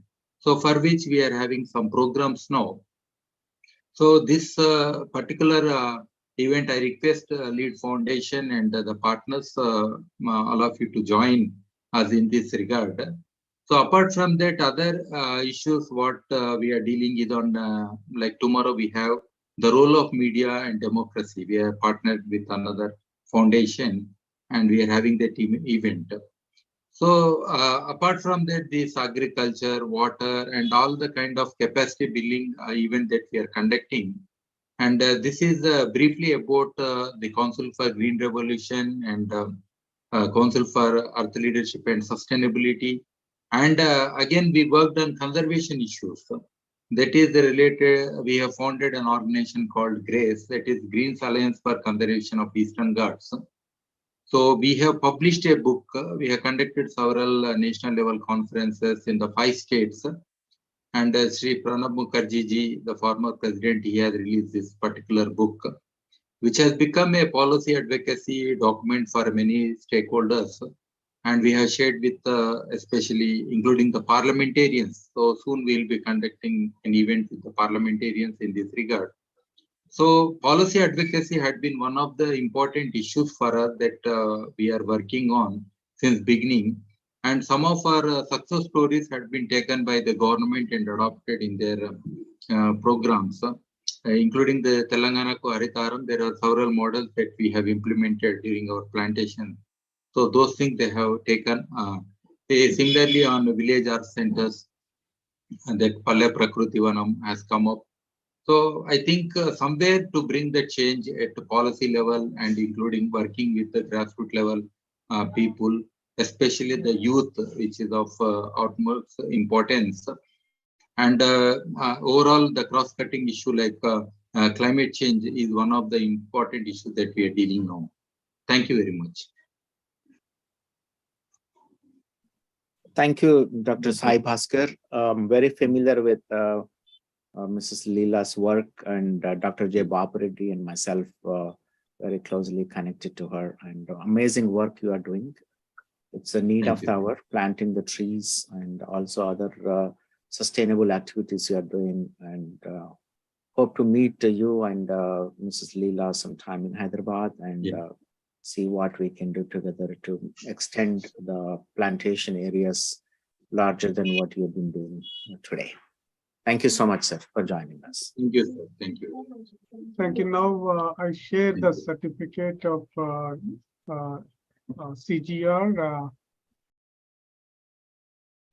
So we really appreciate the Council for Green Revolution's work. We wish you would plant so many trees and contribute for climate change, the positive climate change. Thank you, Dr. Sai Bhaskar Reddy Garu, representing K. Leela Lakshma Reddy Garu, the president of CGR. Thank you very much. We appreciate once again. So now I request Grace to introduce our next speaker, Gummi Ram Reddy from ARK Group, who is the founder and chairman of ARK Group. Over to you, Grace. Thank you, sir. So we have our next speaker, Gumi Ram Reddy Garu, Chairman and MD from ARK Group. His vision is to empower people and help the ARK Group surpass 5,000 crore, worth a target within a decade. So that's a huge Herculean vision for his company.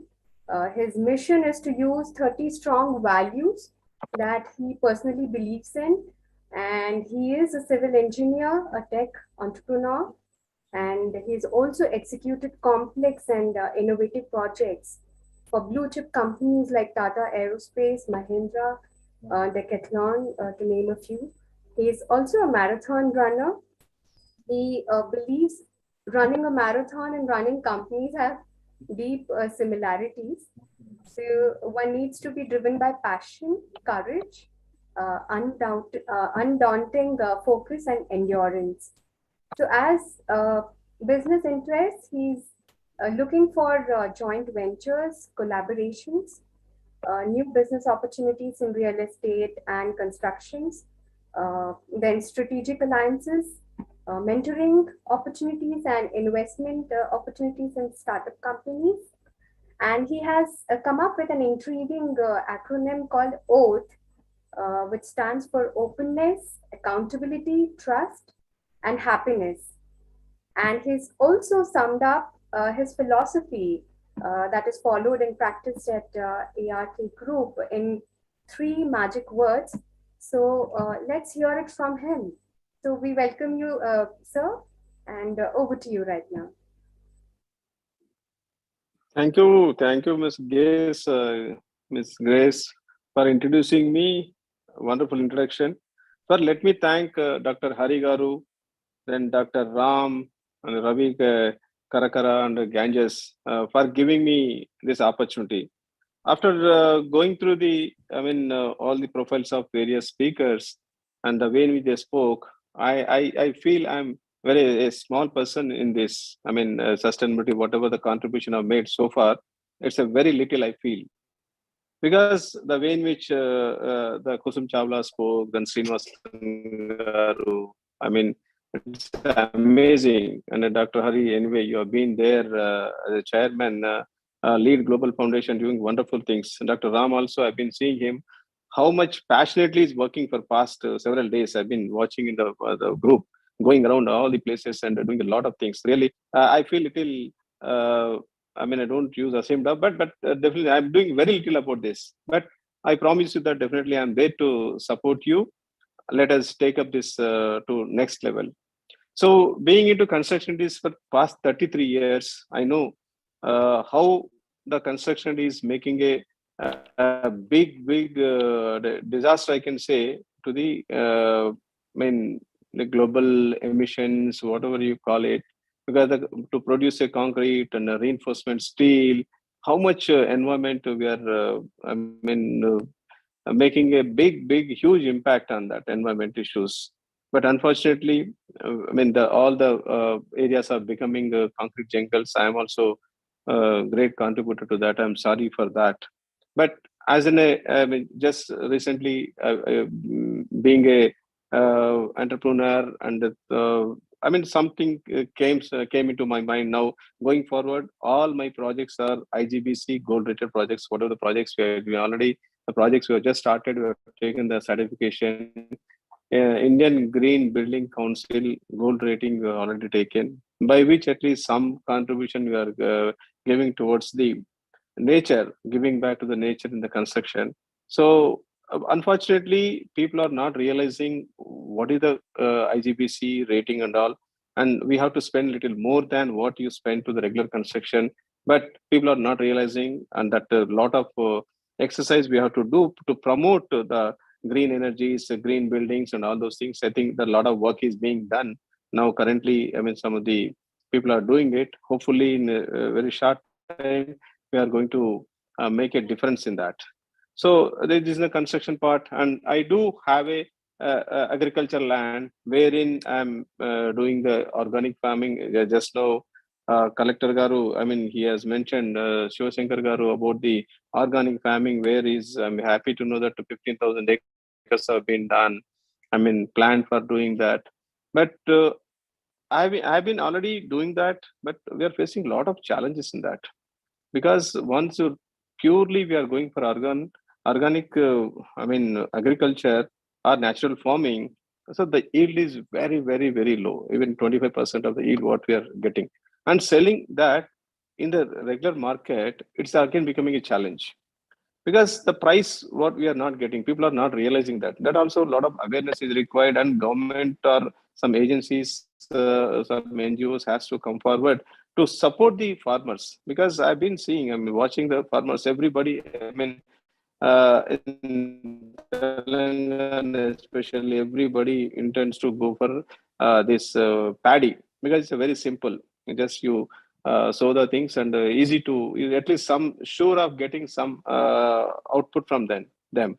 But when you are going for other crops, it is very, very challenging to get a minimum supporting also in that. So a lot of challenges these all the farmers are facing. I think we have to work little more on that. I think I've seen the agenda. What you have a lot of things. Lead Global Foundation is having a lot of agenda. I'll be happy to be part of that to support that. In my farm, I have planted 1,500, neem trees at one place. I think 5 acres land I've planted. Unfortunately, everything is not sustained. Around 700, 800 plants are, now it's become, I think, 3-year-old plants. And also I plant many plants of people trees. I know how the people trees will live for very long. I think 900 years or 1,000 years they're going to live. Live for that. So at least something I'm contributing from my side. And also I planted 500 varieties of plants in 2 acres, 4,000 plants in 2 acres. I plan to, by end of December, I'm planning, and I mean, I want to collect various plants across the country, or maybe even out of this thing also. I have a big plan of doing that. At least I want to create one forest. So that name also, Aranya or Karanya, we wanted to name it, and trying to do. I mean, at least now going forward, we are ready to do whatever the global requirements are there from my side. I definitely ready to do these things. And when you look at the, I mean, construction industry is the biggest challenge for us actually. When you look at the, I mean, even GDP contribution and highest employment generation, this biggest industry itself is in a big negative contributor to this global environment. And in this connection, I think recently I've been talking to one of my friend who is just started promoting the wooden houses with the help of Canadian government. Canadian government is investing huge money in the wooden structures. They have already built one, house which is completely built with the wooden. But unfortunately, that is again, when you always we look at the cost of the construction. So to any change you want to make it, everybody comes into the, everything comes to the construction cost. So when you put more money and in the construction, then that is not, recognized by the people, and it's very difficult to sell the product with a lower price, because the construction cost is very high for such things. But slowly, I strongly believe that slowly these things also will become affordable, and during course of time, maybe in 5-10 years time, I think everything will come to net zero. I think I'm surprised to know that by 2070 the net zero is planned, but it is taking so many years. It's a big enlightenment for me also. Actually, a lot of insights for me today with this international conference. I'm very, very happy to be part of this, and I promise Dr. Hari and Dr. Ram, and definitely I'm going to be with you, and whatever the services can be done by from my side, I'm going to do that. And even the little contribution like this 15th August, I'm going to ride the bicycle from Melby Nagar, Hyderabad to Nalgonda. So there's an 87 kilometers, around 50 people have joined, including Vande Mataram Foundation. Mr. Madhav also is joining with that. And we are, at least we wanted to promote the cycling also. Of course, I do run marathons. I did many marathons and all. But cycling also, last 15th August, we did 90 kilometers cycling from Karmangarh to Aksharavanam. We did. And this time we planned from LB Nagar to Nalgonda, Mahatma Gandhi University on 15th August.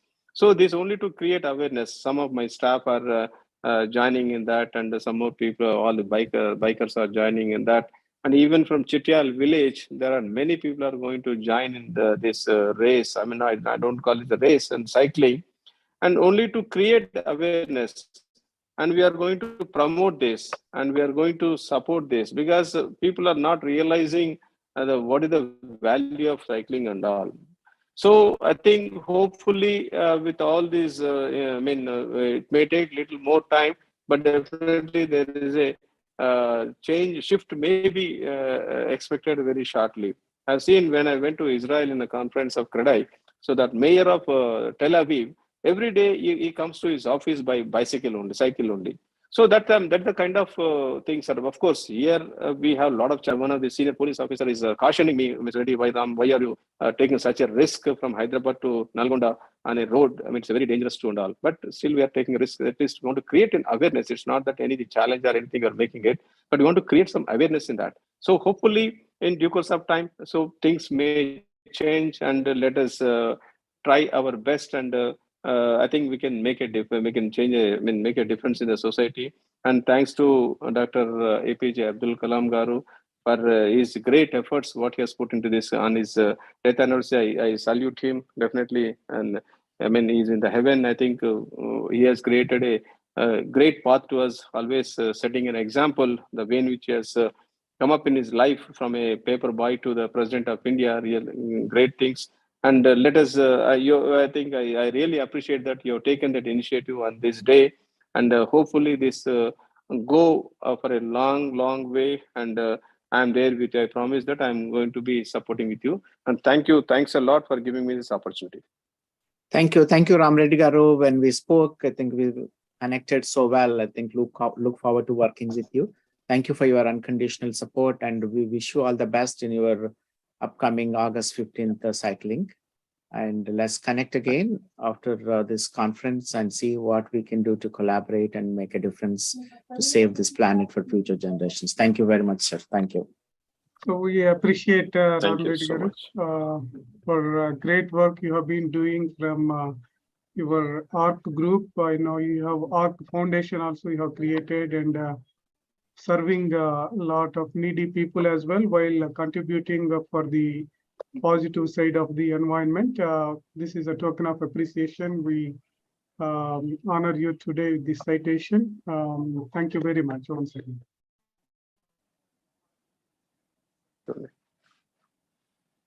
Now I request Grace to introduce Shreya Mandalapu, who is the youth young medical pre-medical doctor at USA. Over to you, Grace. Thank you, Ram sir. I would like to introduce Sailesh, who would be opening the next session, and he would be Please go ahead. Yeah. using Shreya. So to talk about our next speaker, Sailesh Singhal. He is a global youth activist, in fact, a community mobilizer and strategist, advocating for youth rights, human rights, gender equality, accountability, transparency, and youth engagement. So in the development discourse, in an effort to endorse intergovernmental bipartisan cooperation for egalitarian sustainability, he has been promoting a cohesive framework for sustainable development, transparency, and accountability. Sailesh is the founder of Youth of India Foundation, special accreditation received by 2020 United Nations Conference, a movement initiated to empower, engage, and evolve the young people of India in achieving sustainable development goals through innovative campaigns and discussions. Youth of India is present across 13 states and 12 countries, completing over more than 100 projects. He had earlier served as the youngest district animal welfare officer by Animal Welfare Board of India Ministry of Environment, Forest and Climate Change, Government of India. I'm sure there are a lot of things that we can talk about when it comes to introducing Sailesh. So the floor is all yours. So welcome, Sailesh. Thank you so much, Grace, and the entire team of Lead Foundation. So happy to be here and moderating this session. Of course, we would like to speak. I would like to speak more and then, get back to this. But going to the right straight to us, two speakers who also have future engagements, and then I'll come back to speaking more from thoughts of the Asian Development Bank, Guru, our Hari sir's speech, and of course our very collector and Kusum ma'am's dialogues and what we are doing as Youth of India as well. So let me introduce to this very interesting panel session being hosted on this 7th death anniversary of Dr. APJ Abdul Kalam on intergenerational innovation for climate action. And amidst we have a very dynamic person right from the west part of India, from Maharashtra, Mr. Asif Bhamla. Asif Bhamla, of course, doesn't require any introduction as such, being a very person always on the ground, doing something innovative as a chairman of Bhamla Foundation. Initially, of course, he started this foundation to conduct various social activities in the Mumbai suburbs, which aimed at promoting a sense of national integration. And as the foundation grew on, such large-scale projects have happened in his leadership, especially during the COVID crisis, the kind of work that he has done. And I would ask him to share more about it. And then on the mangroves protection that is happening even now, and every year supporting and strengthening the vision of UNEP, be it the climate, beyond the unplastic, or any of the matter of fact to say of the vision, and then leading forward the India's leadership, crucial leadership in the Dubai Expo 2020. So Asif sir, over to you. We are so pleased and humbled to have you here, and we would request you to share your initial message on this very panel on intergenerational innovation for climate action.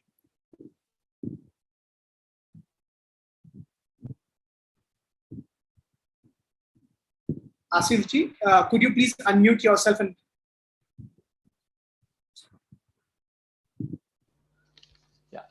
Thank you so much, Sailesh. It's a pleasure. I mean, I'm happy and honored that I'm invited here at this August virtual, global community conclave. I mean, that's for creating a livable planet. And of course, today is a day where we obviously we proudly remember our former President APJ Abdul Kalam Azad, and it's an intergenerational innovation for the climate action, and I mean, it's a proud moment for us also, because just last week we got back. We were, our campaign of this year's World Environment Day, Only One Earth, was exhibited at the UN headquarters and at the House of Lords, and it got a lot of accolades back there in the US. So that's that gives us a lot of encouragement to even talk more on the existing discussion that has been scheduled. So I am been told that to speak on the global, to speak on the intergenerational innovation for climate change. If I may, am I right, Sailesh? Yes, Asif ji, you're absolutely correct. Please go ahead. Right. So, since this all has come up, remembering the great President of India, Mr. Abdul Kalam ji. Having traveled from Shillong to deliver this lecture, which for creating livable planet. Just let me shut my phone. Actually, there's some important calls coming too, so I'll just so if you want to, it was a very famous quote that he did mention, that if you want to shine like a sun, then you first burn like a sun. So I mean, that has a lot of that says a lot of things, and going to now the discussion, a serious discussion on the climate change mitigation which the world is faced today globally. I mean, if you see, we are all going through the grind of the same, and then you see, we are facing these heat waves, we are facing the hurricanes, we're facing the wildfires, the floods, the droughts, and every day, we hear a climate catastrophe in some part of the world or the other, and that's a very unfortunate thing. And somehow, it's time to unitedly handle a situation like this and ensure that the planet becomes a more livable place. As far as we as a foundation are concerned, I'm sure you're aware that we've been working very significantly towards the climate change mitigation. We work with the Ministry of Environment, Forests and Climate Change, with the United Nations Development Program, you see, and we were proud that our campaign on the plastic pollution was exhibited at the Vidhan, was exhibited and unveiled by our Honorable Prime Minister, Ms. Narendra Modi ji, who is a very passionate environmentalist at heart, at the Vigyan Bhavan 5 years back when India was global host, actually, in New Delhi. So every year we curate a campaign in synchronization with the theme of the United Nations Environment Program. And this year we did a very beautiful campaign on Only One Earth. And you see, we feel that via music, you see, people are tired. वो कहते हैं ना, ज्ञान से अब लोग थक गए, मैं कहूँ ये करो ये ना करो, the do's and don'ts. So via music we have curated the good and the evils of the various themes that have stated by the United Nations Environment Program. In Touchwood, we've been very fortunate because we have a good number of film personalities volunteer. This time we had Mr. Sachin Tendulkar. I'm sure Shailesh, you had seen the campaign, and I remember you congratulating us, which has crossed quite a few millions of views and so on. So as far as the climate change mitigation is concerned, everyone is doing their bit in terms of in every possible little way. We're seeing that there is shortage of energy, water, and there is an increasing damage in the ecology, and this is it's a worn civilization on Earth, and we will run out of the fossil fuel, I mean, the way things are going forward. So what I would like to exhibit here via this channeling, via this virtual discussion, is that the way further is obviously solar.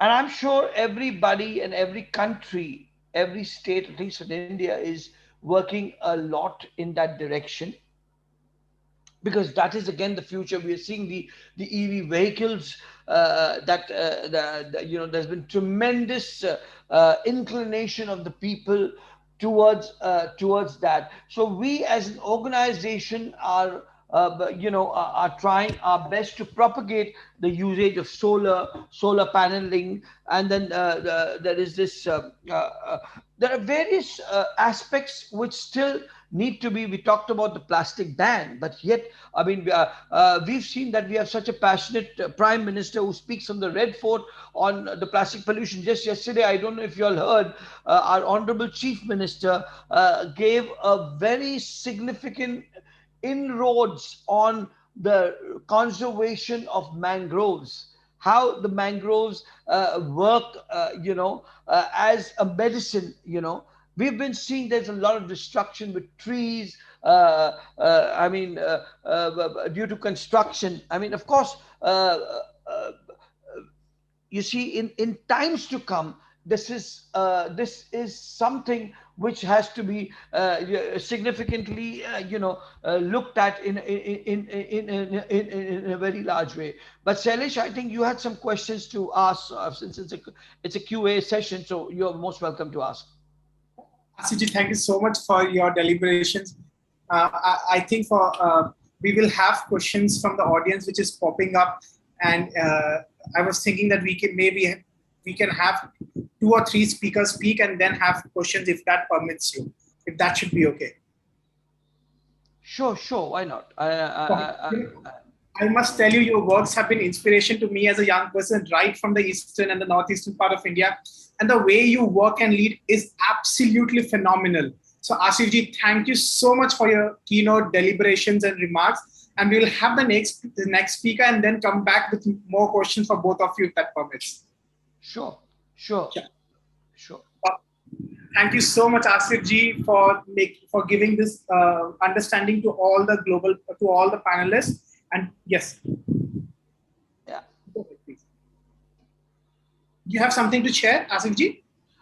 Yeah, so the next speaker comes in and then you have a QA for both of us, is it? Something like that? Yes, so we'll have 3 speakers go, and then we can have, because there are some questions that are popping up on the YouTube, and then we can have it for 3 of you, so that it's more perfect.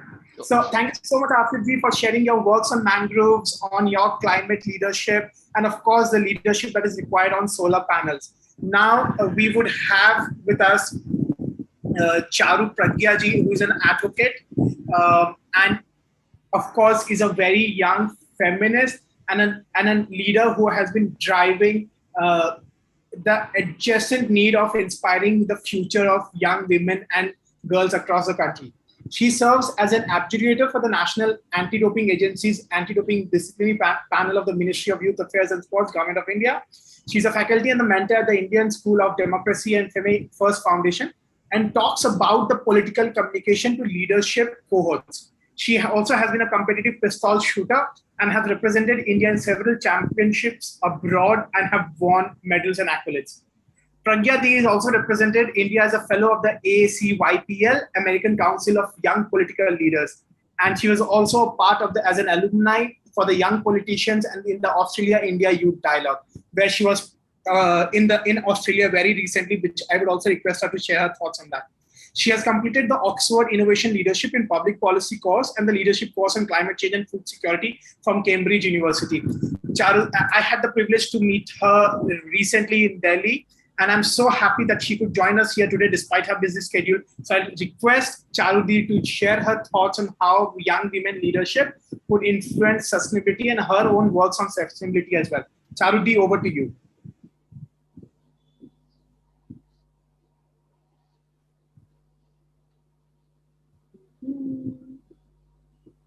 Charudi, if you could unmute yourself.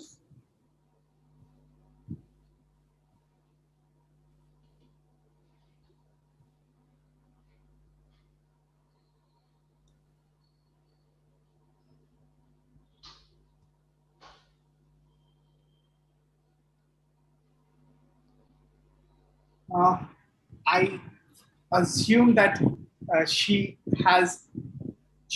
would join back. Maybe what we could do is we could quickly go for another speaker, and I will have her. Now we have with us Shreya Mandalapu. Shreya Mandalapu is a pre-medical student at the University of Rochester in New York, majoring in public health and monitoring in neuroscience and music. She is passionate about working in healthcare and learning about public health policies around the world. Throughout her life, Shreya had the chance to live in several countries such as India and Spain. Shreya, would you like to share your thoughts on sustainability and your works that you've been doing across the country and around the globe as well? Shreya, over to you. Hi, good morning, everyone, and good evening to those in India. Thank you so much for the introduction and the chance to speak.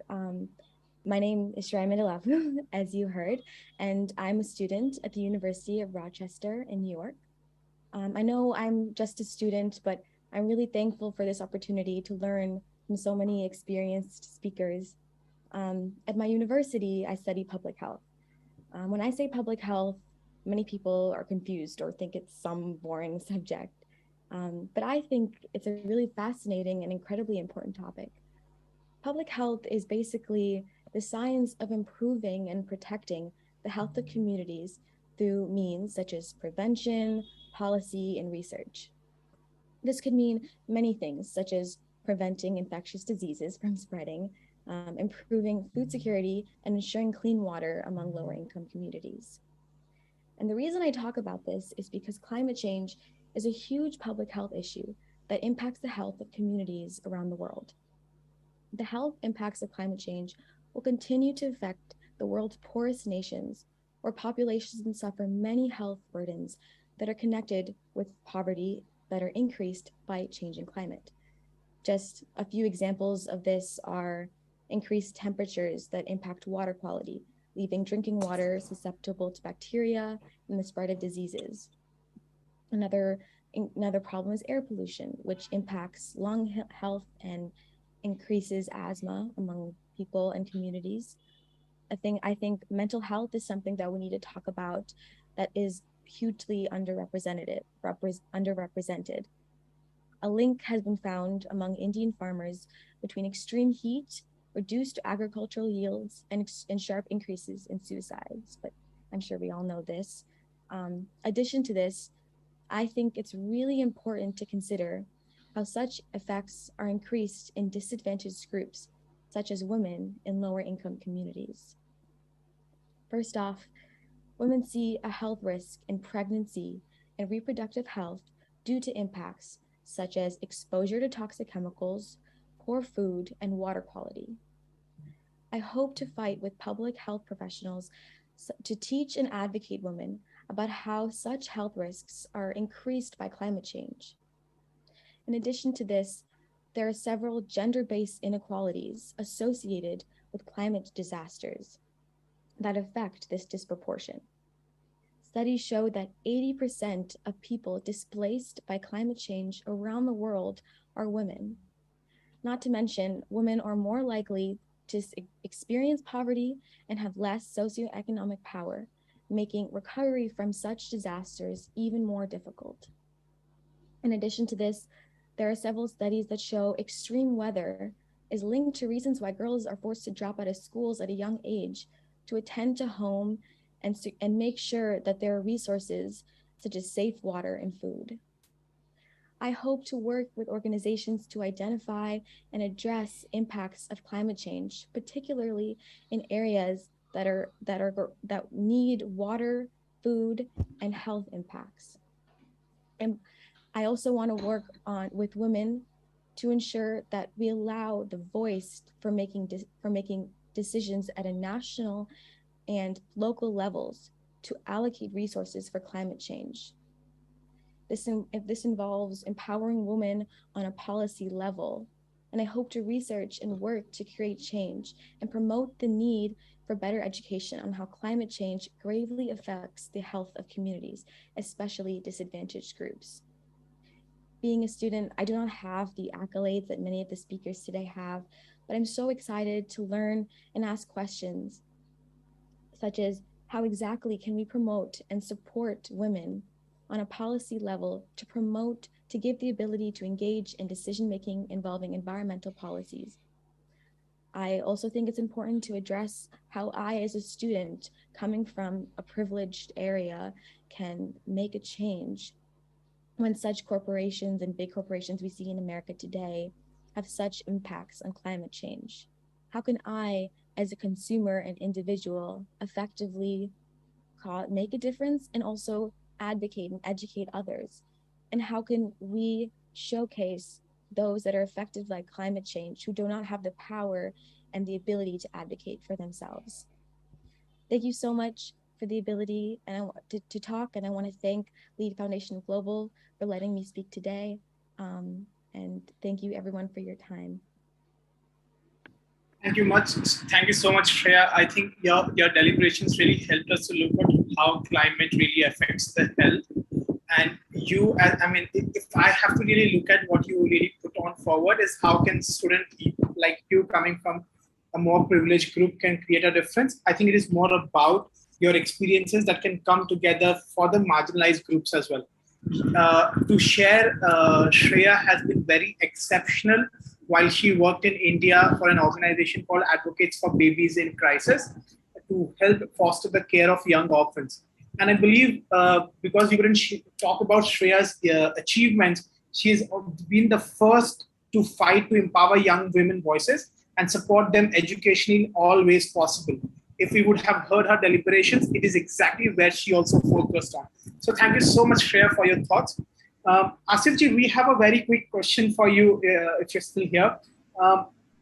What really inspired you to take your action, leadership climate action while you started Bhamla Foundation, or was it just the climate that you really wanted to work on? Please. Actually, when we started this 13 years back, it actually all happened at the on the World Environment Day at Carter Road, when we suddenly decided that 13, 14 years back, World Environment Day was something which nobody was even aware about. It was not even thought about, nor was it celebrated with so much of pomp and so much of so much of excitement and enthusiasm. So we, as we just found out that this is the day, of it's the birthday of the Mother Earth. So we said, okay, let us do a small thing. We have this place in Bandra by the name Carter Road. So we started, we had a small gathering there. So Bandra is an area where I reside, and we have a lot of film people who also reside in vicinity. So I happened to invite two or three of them कि हम ये कुछ कर रहे हैं. So we had barely about 100 people, and we in this area we had this problem of water clogging at that time. Of course, now it's very extreme. It was very basic at that time. So हमने सोचा कि उस time पे ये storm water drain का जो issue है जो है, और ये conservation of water in during the monsoons जो जो जो नॉर्मली वेस्ट हुआ जाता है.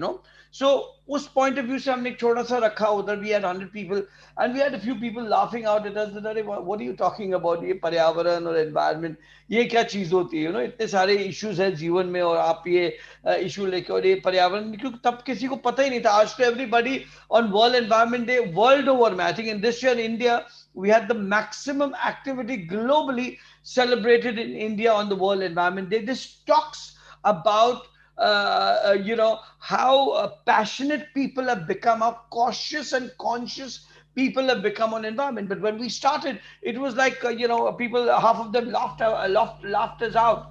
But today I am so happy that everybody, in fact, we took a delegation to the Maharashtra state government to have this as a permanent syllabus also in the schools and colleges, because right from the inception, if students, these are habits and mannerisms which we should learn, like not wasting, not throwing garbage outside, ये तमाम चीजें हैं, to turn off your lights, ये these छोटी छोटी चीजें, it makes a lot of differences, So ये तमाम चीजें जो स्कूल से यदि एक व्यक्ति के अंदर अगर इनबिल्ट हो जाए, तो you grow with that, you see. You can't adapt that after you've reached a certain age and stage in life. So we proposed this to the government of Maharashtra. We were even meeting the environment minister, Mr. Bhupender Yadav. I'm scheduled to meet him on the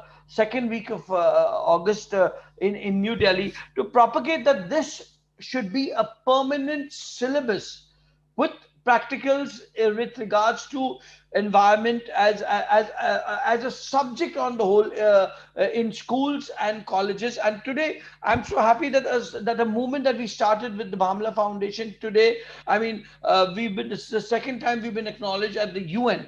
So we have these eco champs who, you see, there's a lot of concern with the millennials, because they have to live in this planet for more than us who have crossed 50. Okay, so this youngsters, that is, I mean, you have Shreya here, this age group people. So I see and I have observed that there is a lot of concern with them, because देखिए, हमें हमारे पूर्वजों ने ये धरोहर दी है, but we have borrowed it from our future generation. So are we going to give it back to them in a similar way, in a healthy and a congenial atmosphere, as much as our forefathers have given? That's a very big question.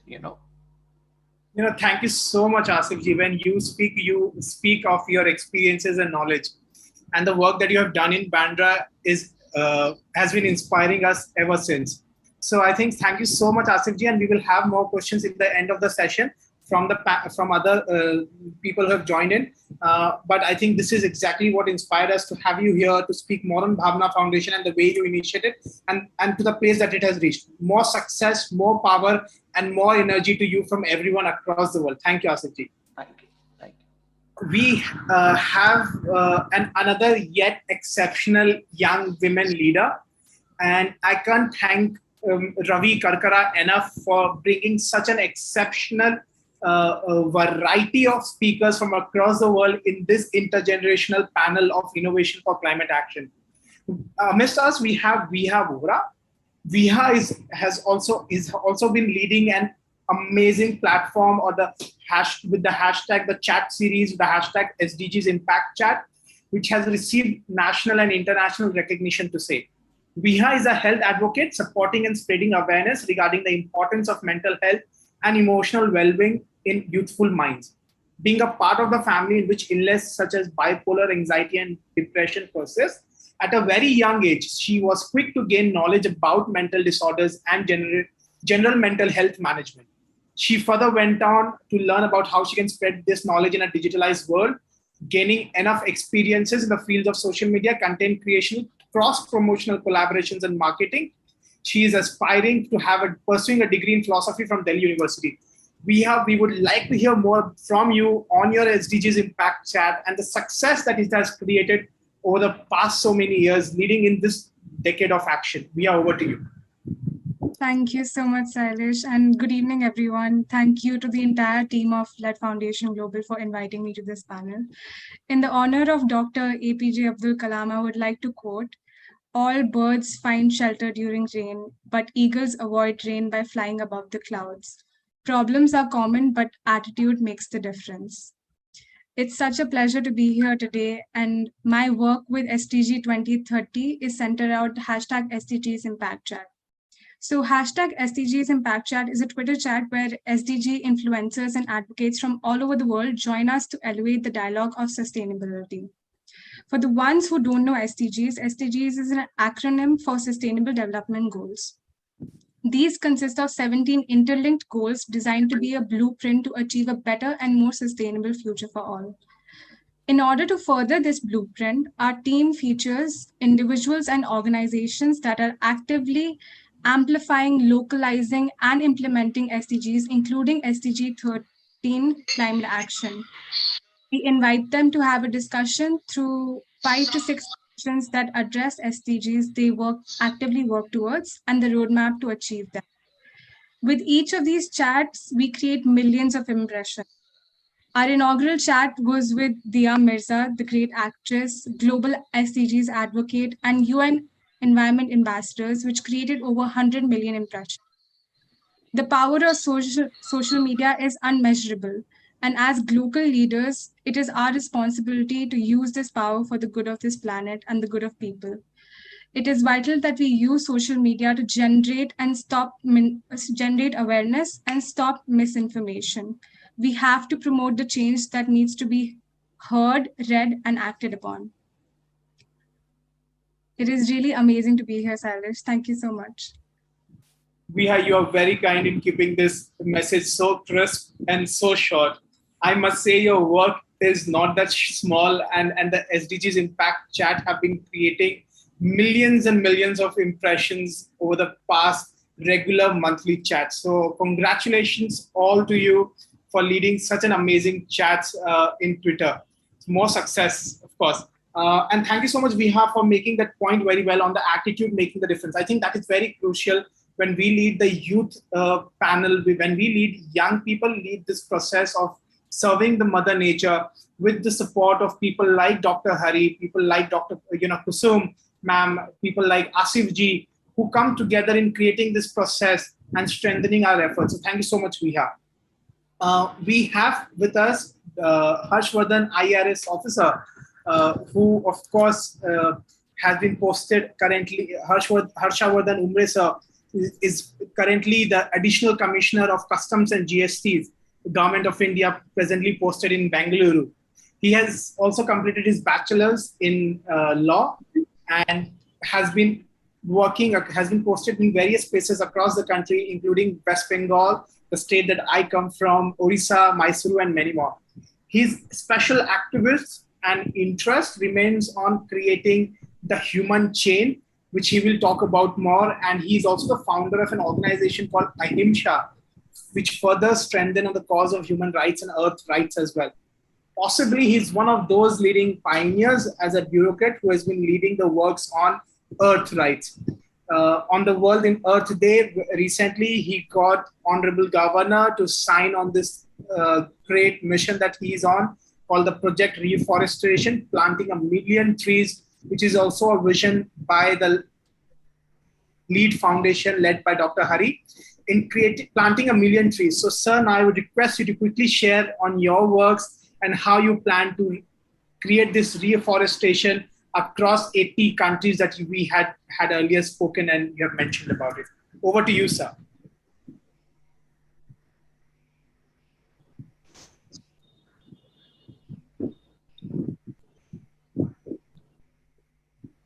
Could I request the co-organizers to please allow Harsha sir to share his screen?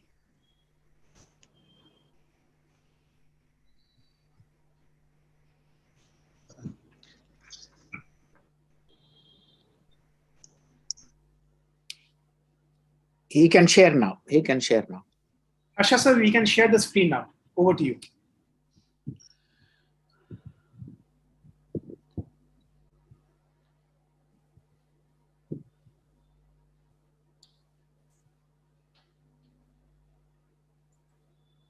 Harsha sir.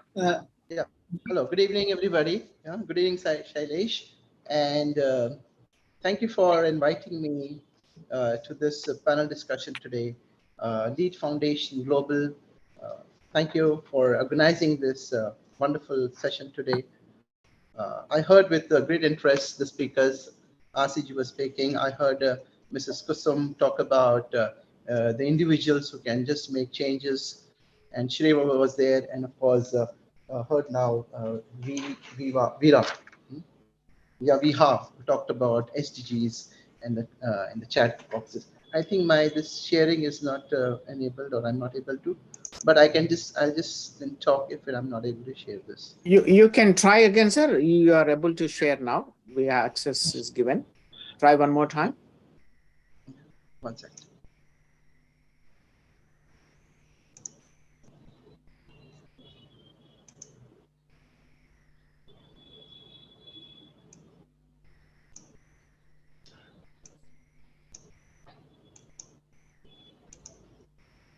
I understand we will have to make him co-host to be able to share this. Multiple participants can share simultaneously. We allowed that. So, okay. Harsha sir, if you will look at it again. Yeah, I think it's better. Or should I just speak up like that? Yeah, just go ahead, speak, sir. Thank you. Thank you. You know, yeah. So basically, everybody's talking about climate, and of course, climate is such a issue which is of such great concern to all of us. And when you talk about climate, and today morning I was just in one session which was held by the Reva University in Bangalore, which was again the ASEAN Summit, again on climate change issues. And so climate issues have become such a burning issues of the times, and it is therefore so timely that this discussion takes place today under the aegis of this foundation today. Thank you very much. So see, like we have over the period of time have taken our planet so much for granted, and there has been such a indiscriminate deforestation, exploitation of the natural resources, mining, urbanization, which has caused so much damage to the earth, and it has led to so much environmental degradation. And what is the state of that earth today? And I'll just brush upon. We are all aware of the Paris Agreement, which talks about maintaining the global increase of temperature well before 2 degrees or the pre-industrial levels, and even try further to make it down to 1.5 degrees. And at the core of this issue, on the core of this mission of having a global temperature below 1.5 degrees is the carbon neutrality to be achieved by 2050. Now, these are, I'm just putting this to just keep things in perspective, what we are facing here. And and recently we had the COP summit in Glasgow, where again, these issues of climate change and Paris Agreement was revisited. And again, a lot of people, a lot of countries participated and came out with huge declarations. But one thing that stands about in that, again, this COP summit is that despite the time that has gone by from 2015, when the Paris Agreement was signed, to 2022, there has not been much progress towards achieving that goal of reducing carbon emissions, and towards that goal of keeping the temperature well below 2 degrees. As a matter of fact, the United Nations Environment Program has come out with the emission gap report.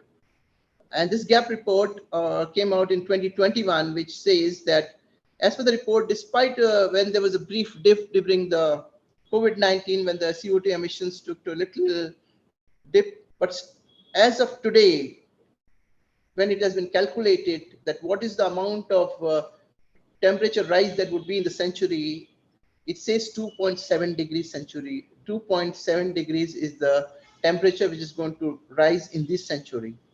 Whereas the goal is for bringing it down to 1.5 degrees. But now the calculations say that we are heading for a 2.7 degrees in this century. I think this is really alarming, that despite so many conferences and so many efforts made worldwide, we have a situation where instead of going and reaching towards the goal of reducing the carbon emissions but we have a situation where at present, the temperature rise is going to be about 2.7 degrees this century, which would be a disaster for the planet. Secondly, we just see that when we talk about taking steps towards combating climate change and reducing global emissions of greenhouse gases, one of the important things that comes to mind is the forest, which essentially around 30% of the global emissions of this.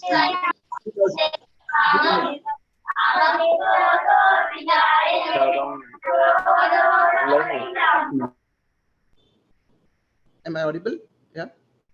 Yes, sir, you're audible. Please go ahead. Yeah. So what we see today is one of the things that were supposed to offset this greenhouse gases was the preservation of forests. But the data shows that over a period of time, because forests were such an important role in neutralizing the carbon emissions, the stress was on trying to reduce the continued deforestation which has been taking place. Recently, the State of the World's Forest report was out in the month of May 2022. And the findings of that report are really startling. What it says is in the past 30 years, from the year 1990 to 2020, about 420 million hectares of forests have been lost through conversion to other uses. That means this is as much as 10% of the total forest cover lost during the past 30 years. See, our total forest cover of the world is around 4.06 billion hectares. And if we have lost 420 million hectares in the last 30 years, that means we have lost about 10% of the total forest coverage, which is an alarming situation, considering that we need to protect the forests and we need to enhance the forests in order to fight the crisis of climate change.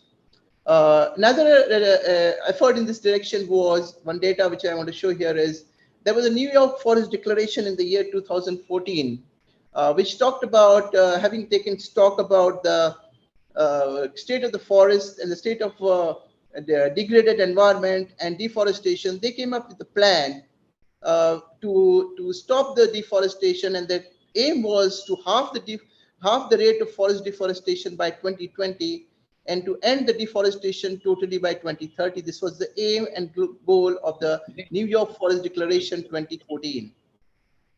What has happened today is that instead of the rate of forest deforestation going down, in the year 2013, the rate of average tree loss was 18.3 million hectares.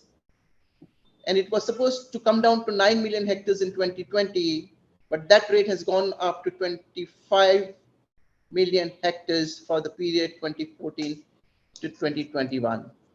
These figures, why they are important to point out here is that despite efforts which we are making, we are not reaching where we are supposed to go. One another aspect which has come out in the recently held Glasgow summit was the stress on the coal and the fossil fuels and the need to switch over to renewable sources of energy. And one of the things that positively which came out was the attempt to do away with coal and replace it with the other fossil fuels. Fossil fuels actually account for around 89% of the global carbon emissions. 89% of the global carbon emissions come from these fossil fuels, and which contribute so much to environmental degradation and the climate change and the climate crisis that we are facing today. But what we see today is, instead of the efforts towards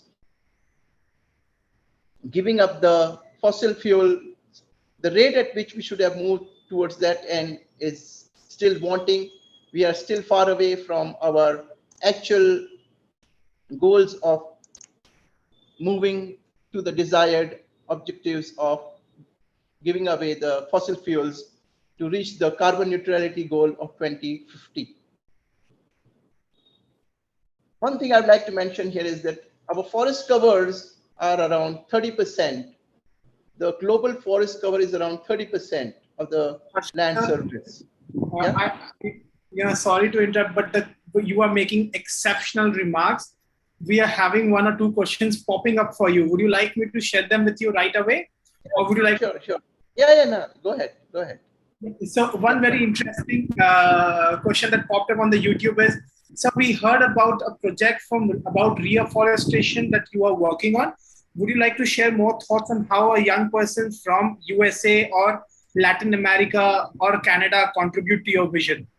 Yeah, see, like that's the reason what I was mentioning, why we gave the data of deforestation was exactly the point, that what we need to do is to act and not just talk. We need to walk the talk. And that is why we made a small effort of launching what we call as Project Reforestation to plant 1 million trees.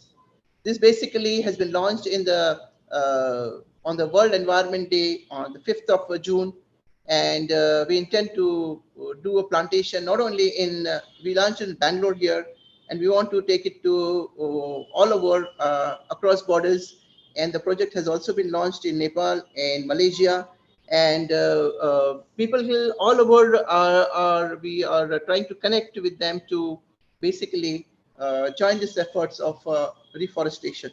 And yeah, we have made a link in which anybody anywhere can actually participate in this forestation drive. Yeah. Thank you so much, Harsha, for that. I think your works on reforestation is exceptional, and along with LEAD Foundation being led by Dr. Hari, this could really take on the pace that we all are thinking about on the planting of 1 million trees that in your leadership has been committed. So with that, Harsha sir, we'll come back to you with more questions towards the end of the session. And I would really like to thank you from the bottom of my heart for accepting our humble request, for being here, for being here apart from, despite your busy schedule. And one thing which is really inspiring Dr. Hari about Harsha sir is that he joined the session right at 6:15. And he has been waiting here for the last 2 hours to make his remarks and also to hear each one of us.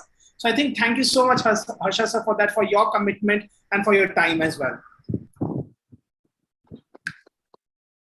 And amazing, Dr. Harsha, being a bureaucrat, it's not easy to find this much of time, but your commitment to this cause shows that how passionate you are about this. We really admire you for joining us today and sharing those so many data points that are really inspiring the people who are watching on YouTube. And tons of questions are popping up, but in the interest of the time, I think Shailesh is managing the show very well. Thank you so much, sir, for joining us today. I just want to make one small half a minute, 30-second point. See, we all of us who are participating here now, and we are all using what we individually can do for this climate change. And just one suggestion is all of us are using ball pens, those use and throw ball pens. I don't know if you have ever reflected on how much damage that is going to do. All the students there, Shreya and all, they will be using at least 10 ball pens a year or 12 ball pens a year, and they'll all go in the dump. How about switching over to a fountain pen? You know, it's environmental friendly. Like it lasts for years, and yeah, it's a bit little, difficult because your pocket may get little inked. So, but it's, I think, a small price to pay for the environment. I think I would strongly urge all the participants to spread the message of switching over to a fountain pen from this plastic ball pens. Thank you. And also we have Raj Menon on the show who came up with biodegradable pens, just as an FYI. Thank you so much. Thank you so much. Continue. Yeah. Yes, thank you so much, Hari sir, for stepping in and for making this more interesting. Harsha sir, thank you for making us a strong commitment that could be led from this very dialogue global conference that is being organized by the LEAD Foundation. So thank you so much for your remarks as well. We will have two more young speakers on this intergenerational panel. And before, I would like to welcome Sangeet Parvatam. Sangeet works as a program manager in the energy sector and is associated with exploring nature-based solutions as a viable option for achieving net zero carbon emissions. Sangeet, maybe you would already have the nature-based solution pen, or would you like to explore as shared by Harsha sir? For both the corporates and countries alike across the world, Sangeet is working on. He strongly believes and advocates that climate change abatement is an opportunity to build a just and an equitable society involving grassroots communities as well. Sangeet, we would like to hear more about your journey in this panel. So over to you. Hello, everyone. Just a quick check. Are you able to hear me okay? Yes, perfect, Sangeet. Please go ahead. Okay, thank you. So thanks for having me over. My name is Sangeet Parvatam. I work for an energy company as a product manager in Bangalore. And I also volunteer for an interesting organization called Forests by Heartfulness, which is involved in a lot of ecological projects, which I'll be talking about. Let me see if I can share my screen real quick. Looks like I can. So can someone confirm you're able to see my screen? Yes, we can. Please go ahead. Okay, fantastic. So Forest by Heartfulness, it's an initiative by Heartfulness Institute to plant millions of trees, again, all over the country. However, there are some things that we do a bit differently, which I want to share about today. So just to give you a bit of context, so by virtue of our latitudinal spread, we have mega diverse diversity in our flora and fauna. However, a good number of our flora and fauna are on IUCN Red List, which means they may not last for much long. If you look at the number of trees per capita worldwide, I think the world average is about 400 trees per person. But India is, we have about 28 trees per person. So despite being a mega biodiversity hotspot, we are still way behind in terms of the number of trees per person. Of course, it could be because of the huge population that we have. But if I just digress a little bit and show you on the internet live, okay, so if you take Canada, it's got close to 9,000 trees per person. Yeah, so Russia, about 4,000 trees per person. and we've got about 28 trees per person. So it's a very interesting infographic. You can browse through this later on as well. Maybe I can put it in the chat box for you to take a look later. Yeah. So just want to give you the context that despite having been located in the tropical part of the globe, we still are way behind in terms of number of trees per person. And this ecological degradation has been, I use the word insidious. That means it's happening slowly but surely. Yeah, what it means is that we are not actually noticing how much things have degraded over the past several years. Yeah? So it's like a frog that is put in cold water and you put fire underneath the kettle, so the water is slowly boiling, and the frog doesn't even realize, and eventually it gets cooked to death. Yeah. So I don't want to sound so somber, but that is what is slowly happening. But things are not all that bad. Things are becoming better as well. I think we have turned that corner where there is a lot of awareness among especially the younger generations about the damage we are causing, and the remediation is coming. Yeah. So if you look at the loss of green cover, so since 1970 to 2018, Bangalore, the city where I work, has lost so much of green cover. It went down from 68% to 6%. But from 2018 onwards, it's increasing again. So I'm hoping this is a sign of better things to come. If you look at what Forest by Heartfulness essentially is, again, it's an ecological movement. We call it a movement because it involves so many people from all sections of the society. And we want to create spaces where humans coexist in harmony with nature. So we partner with global communities to grow, nurture, protect, and conserve native, endemic, and endangered tree species. So we have targets, like most of you also. We want to plant 30 million trees by 2025. We are well set to achieve that goal. And yeah, there are a bunch of other targets as well. If I go back and tell you what exactly we do. Yeah, so we do a bunch of projects. We do urban mini forests by planting tightly packed dense forests, especially in city suburbs. Yeah. We do work with a lot of villages to create village endowments of high economic value trees like sandalwood farms or agarwood farms or teak farms. This is like an endowment to the village. The whole village comes together to look after that endowment. And of course, it goes, I mean, it's a generation-long investment. So this is something that we kind of stimulate the villagers to come together, unite, despite their political differences, despite all the divisive forces that are there in our society. This is a common endowment that goes a long way to bringing unity within the society.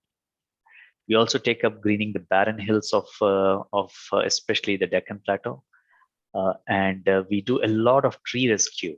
Yeah, so especially those trees that are earmarked for felling in development projects, we bring them, we translocate them. It's a very highly technical and resource-intensive activity, but we do nevertheless.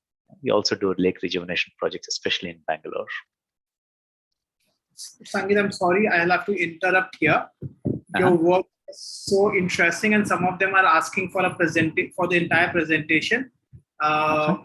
If you would be happy to also share the presentation so that we can share it across with all our team members, panelists, and audiences who are joining in.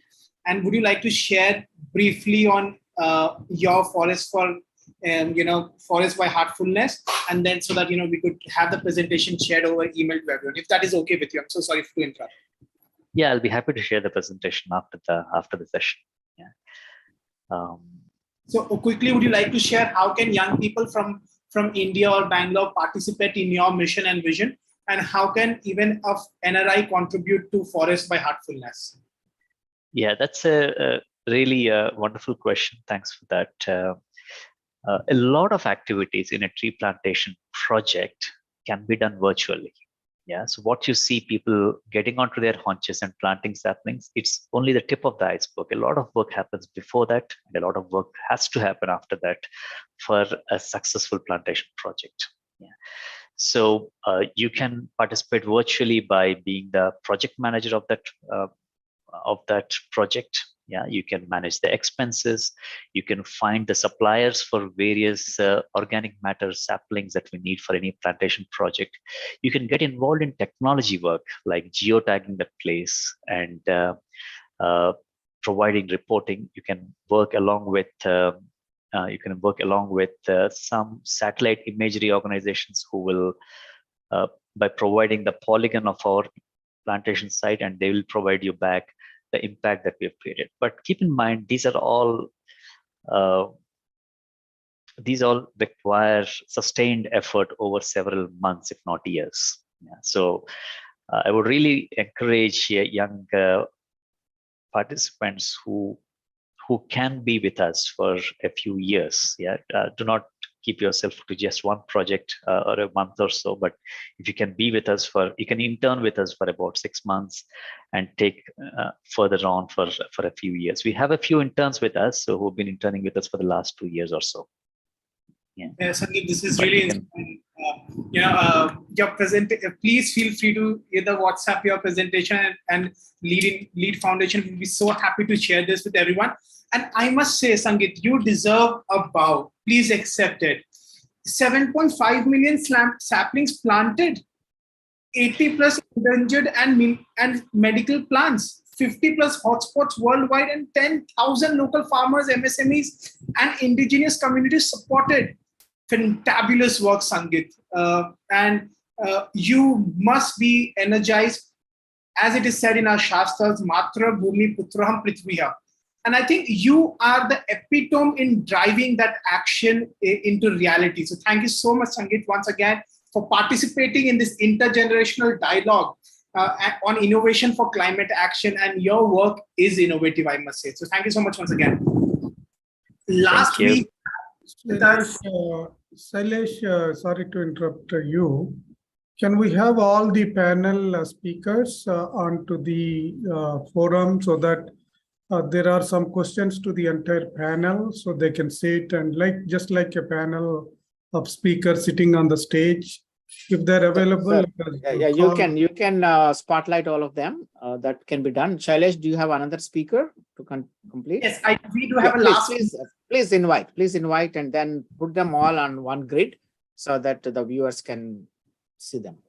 Sure. Thanks so much, Dr. Hari and Ramji, for that. We have Safin Matthew, who is the program director at the 1 Million for 1 Billion Foundation, a non-profit organization with special consultative status for the UN ECOSOC and associated with the United Nations Department of Global Communications. Safin is an advocate for the youth for the UN Sustainable Development Goals and champions of AI, youth skills, and climate action. Safin's work, along with the foundation, has created a propelling youth from intent to action and resulting in coaching and mentoring over 15,000 students as a part of the 1M1B program with the help of his team. Of course, Safin is a global TED, has been associated with the local global TED community since 2012 and has been the curator of the TEDx Level Road, which has been one of the top TEDx events in India. Safin believes in the power of storytelling to evoke empathy, drive advocacy, and achieve positive change. Safin, you have been an equal inspiration. We would like to hear it more from you on your works that you're doing by taking artificial intelligence in localizing sustainability. Over to you, Safin. Thanks a lot, Shailesh. In fact, it's wonderful being here, and thanks for inviting me. In fact, it's a privilege and a pleasure to be part of this panel with my co-panelists, and it's been a great inspiration, all of them. So I'll focus on intergenerational collaboration here, right? And that's pretty much what we're talking about and how it's important for addressing climate action. At 1M1B, I have this wonderful privilege of working with young leaders who are under 18 and helping them become human-centered leaders who prioritize people and planet first. I work closely with youngsters in schools, training and mentoring them to move from ideas and intent to action to create real impact on the UN SDGs and address climate crisis using new age tools and technologies like, for example, artificial intelligence, augmented reality, virtual reality, data science, etc. Over the last couple of years, my team at 101B have had the privilege of working with over 150,000 youngsters and mentored them to create really innovative solutions on climate action and addressing the climate crisis.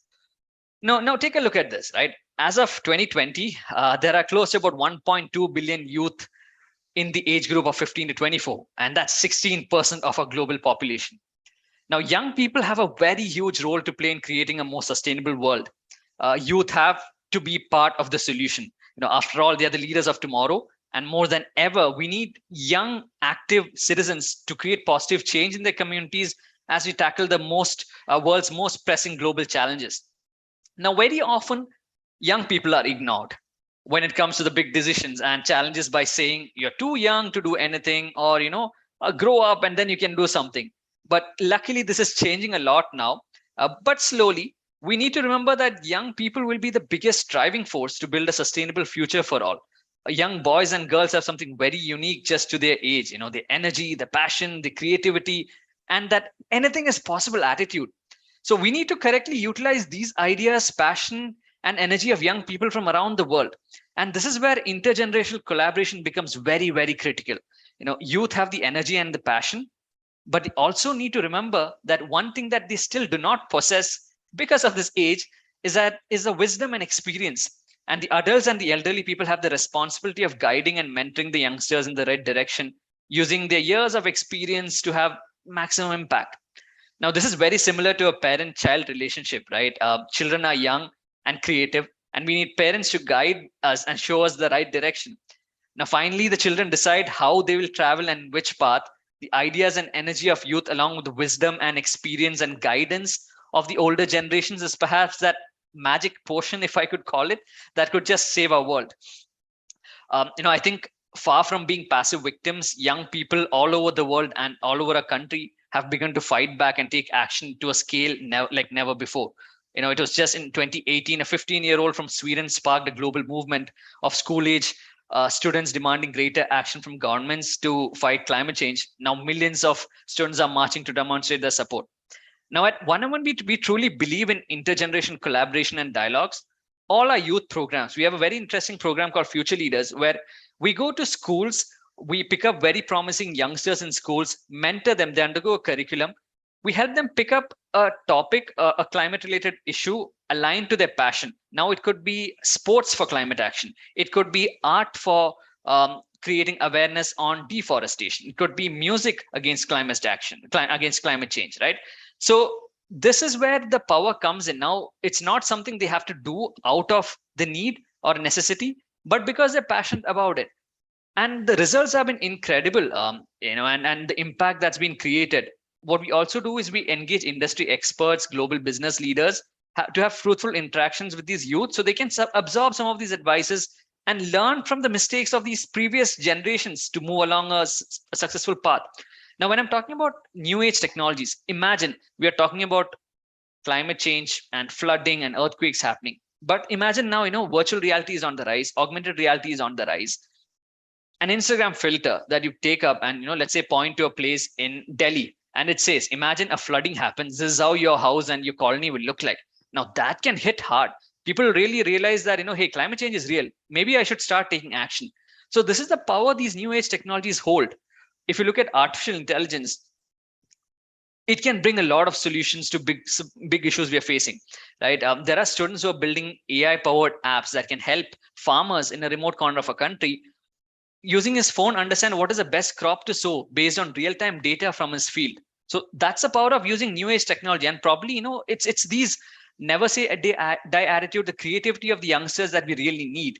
And I think, what I'm talking about is a small contribution made by youngsters, a small impact. But imagine what 1.2 billion people across the world, if they take action, can do. The youth, or the Generation Z, as we call them, are natives of the digital world. And technologies like AI provide opportunities like never before to solve some of the big challenges. And we need to empower youth to use these solutions to build the future that is better for all.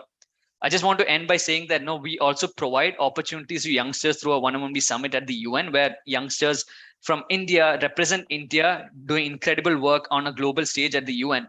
And also a big thanks to the SDG 2030 Twitter handle, where now Viha was here before, and we had the opportunity to partner and share some of these stories through these chats, which had like incredible impressions. I would like to end my short talk by sharing that no, there is no planet B and there is no time to lose.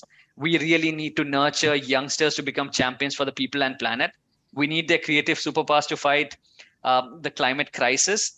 And the future is now, and it's time for the youth to take charge, and it's time for our older generation to guide them. So intergenerational collaboration and innovation is super important to save our planet.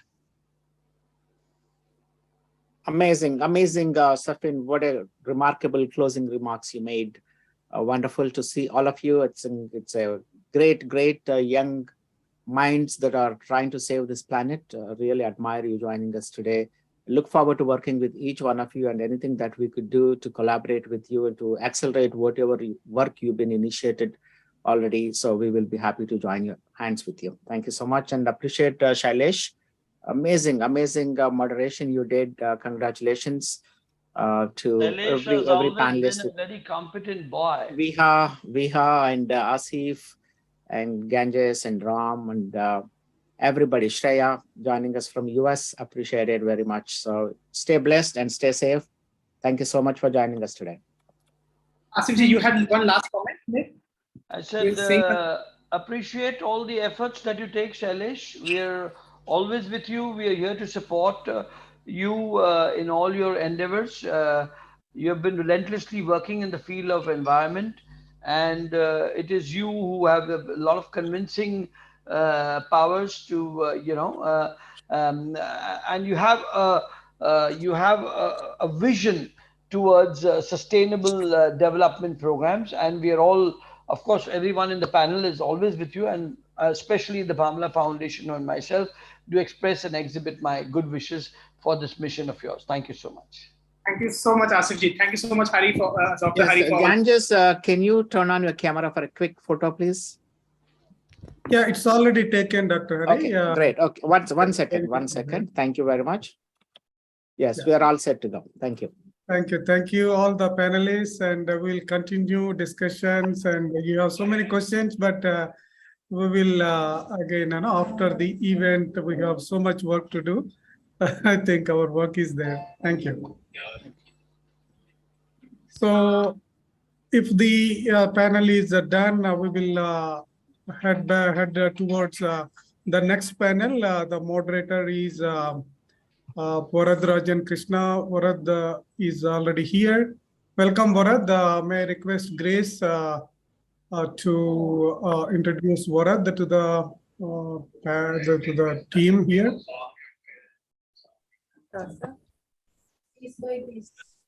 So our next speaker and also moderator for the next session, Mr. Varad Rajan is here. He is Managing Director at Induct, AS Asia and MENA.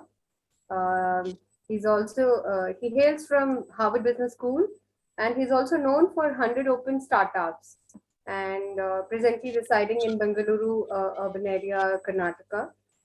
He's an executive turned serial tech entrepreneur and angel investor with a track record in career spanning over 25 years, and has been through 5 exits, including 2 IPOs.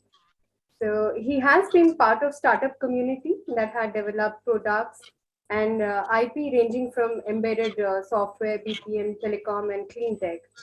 Varad Rajan Krishna is currently engaged in building open innovation communities worldwide through Induct. He's also involved in a few global startup programs. Notable among them is the 100 Open Startups. The 100 Open Startups movement connects startups, entrepreneurs, and scientists with the innovation strategy of large companies who are looking for solutions and opportunities for the challenges of society and the market. He is involved in various startup initiatives in India and worldwide as a mentor, as a jury, as a way to give back to the global entrepreneurial ecosystem. Varadarajan Krishna has been deeply involved with the highest funded IoT startup in the energy sector, WinAMR, where together with its founder chairman, he has built the end-to-end smart grids company from its inception to revenue stage. So as one of the board of directors of WinAMR, he drives the overall strategy for growth of the company. So may I now request and welcome Varadarajan Krishna, sir. The floor is all yours, sir. Thank you so much for this gracious introduction. Thanks, Ram. I want to first put out a disclaimer is that my connectivity isn't good. So I won't be able to turn on my camera. If I do, then the quality of my speech will get affected. So I would like to remain, with the camera muted. So first of all, warm welcome to everyone. Good evening, good morning, wherever you are. It's a great pleasure again to be back with you all to talk about a very important topic today, which I'm sharing, which is about sustainability issues, and we have some great speakers. We're already running late, so I don't want to delay this any further. So I'm going to talk about a little bit of an introduction about what this is all about. It's creating a livable planet Earth International Virtual Conference Workshop. Under that, we've got entrepreneurship in climate action. So that's the topic I'm driving. And, I've been, as you heard, I've been involved in innovation and entrepreneurship for a very long time. And how are we going to apply entrepreneurship and innovation to climate challenges and sustainability? I also run an accelerator here in Bangalore, which is a global accelerator on sustainability, and through which I'm helping entrepreneurs, not only from India, but all over the world, to grow and become successful. Now, I would like to bring in one of the speakers. So the format is going to be as follows. We're going to have introduction from each one of the speakers. So please keep it to 2 to 3 minutes, crisp introduction. And after that, we're going to have questions being posed to each one of the panelists based on the area of their expertise. So I would like to go with Ganges. Ganges, ready? Over to you. Your introduction. Great. Thank you, Varad. Thank you, everyone, for joining the session. It's been a wonderful evening. Great many insights and a lot of things to learn. Personally, I've been involved with the environmental work since about 7 years. Before that, I was into IT industry. I lived in the US for a decade. I'm a green card holder. Returned to India in 2012, got involved with volunteer work for about 5 years, building a world-class facility for Heartfulness Institute. There are a bunch of volunteers like here, how we are, a bunch of volunteers motivated to build something from a dry, arid land to award-winning 4 lakh plants in 500 acres, from 400 trees in 500 acres.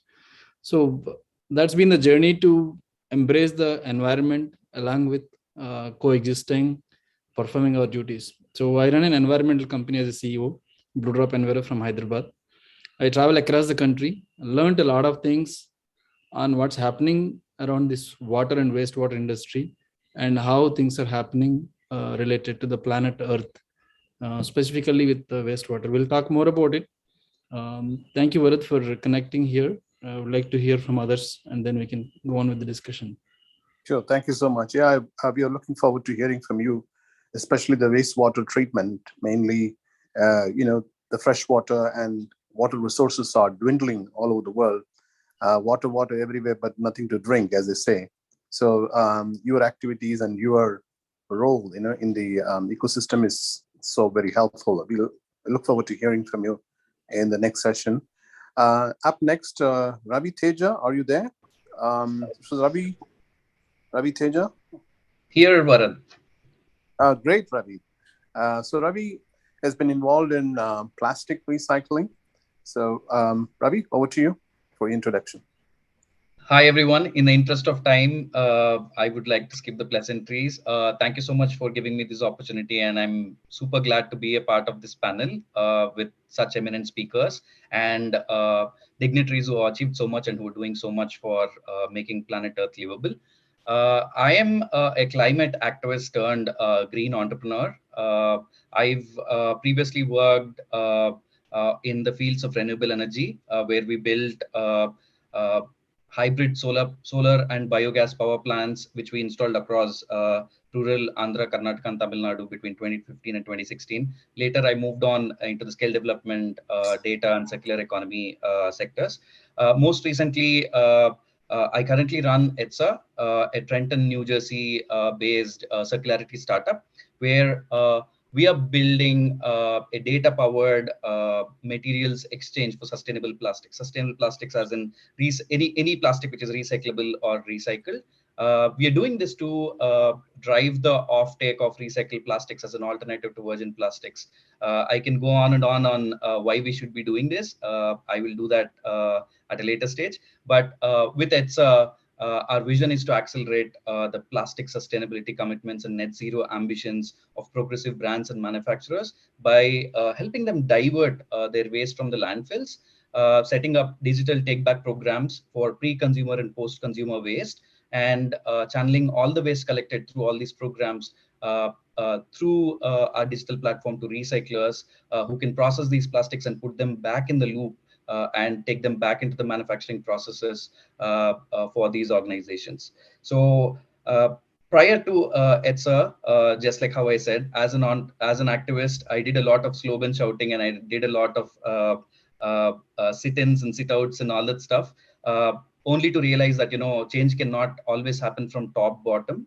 It should also happen bottom up. And I've been involved with green entrepreneurship since 2010, since I made that call.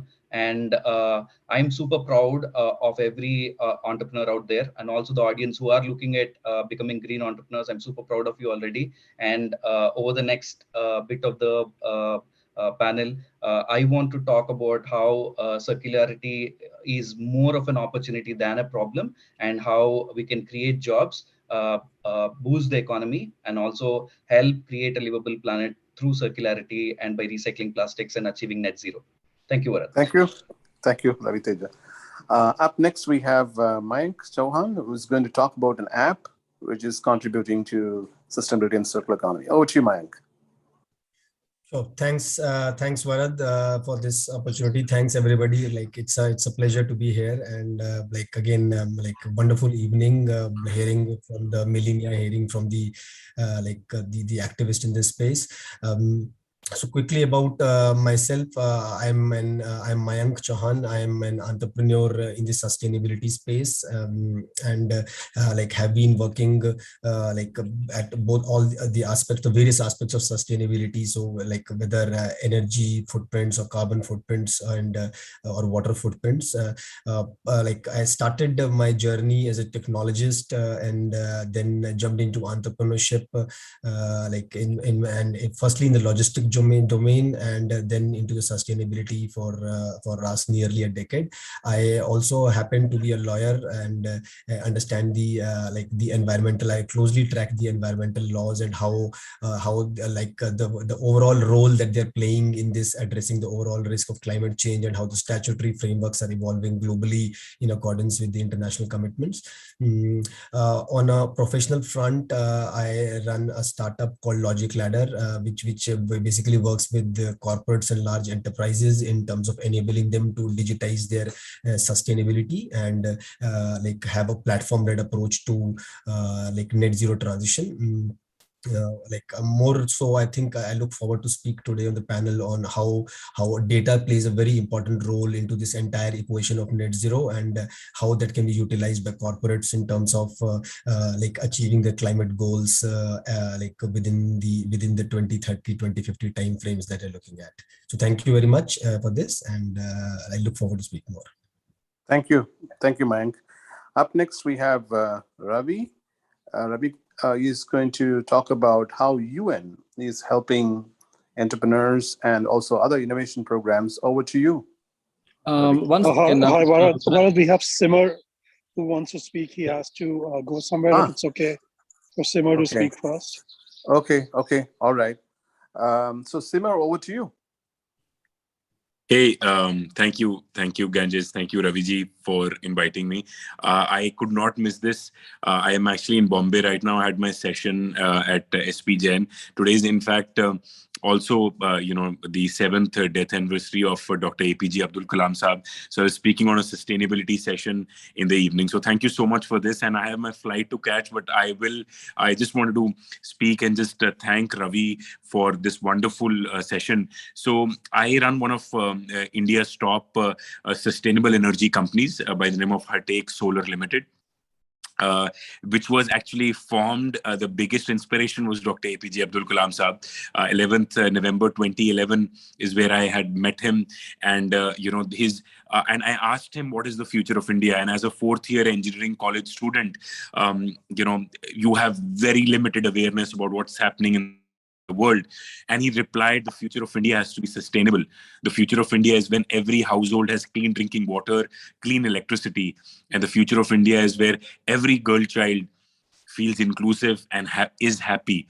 And the future of India is where every youth feels uplifted and takes the country to the next level.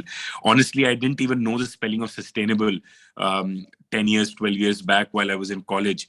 But I think that really led me to dedicate my life. And when you come across figures like the 20 most polluted cities of the world, 16 come from India, what's happening with the power and electricity disparity in the world. So that actually led me to build India. So we, as a company at Hartake, we build solar projects, special solar projects, which is floating solar, hybrid projects, rooftop solar projects, working very closely with corporates, industry to meet their ESG goals, working very closely with SDG, UNDP and other organizations to create awareness. In 2019, I was very fortunate. And again, the blessing was Dr. Kalam Saab. I was among the only very few Indian to be selected in Forbes Asia 30 under 30 for my work in sustainability in rural villages and creating awareness about renewable energy in the microgrid space. And I'm very glad I have my alum. I think Varad is also from HBS.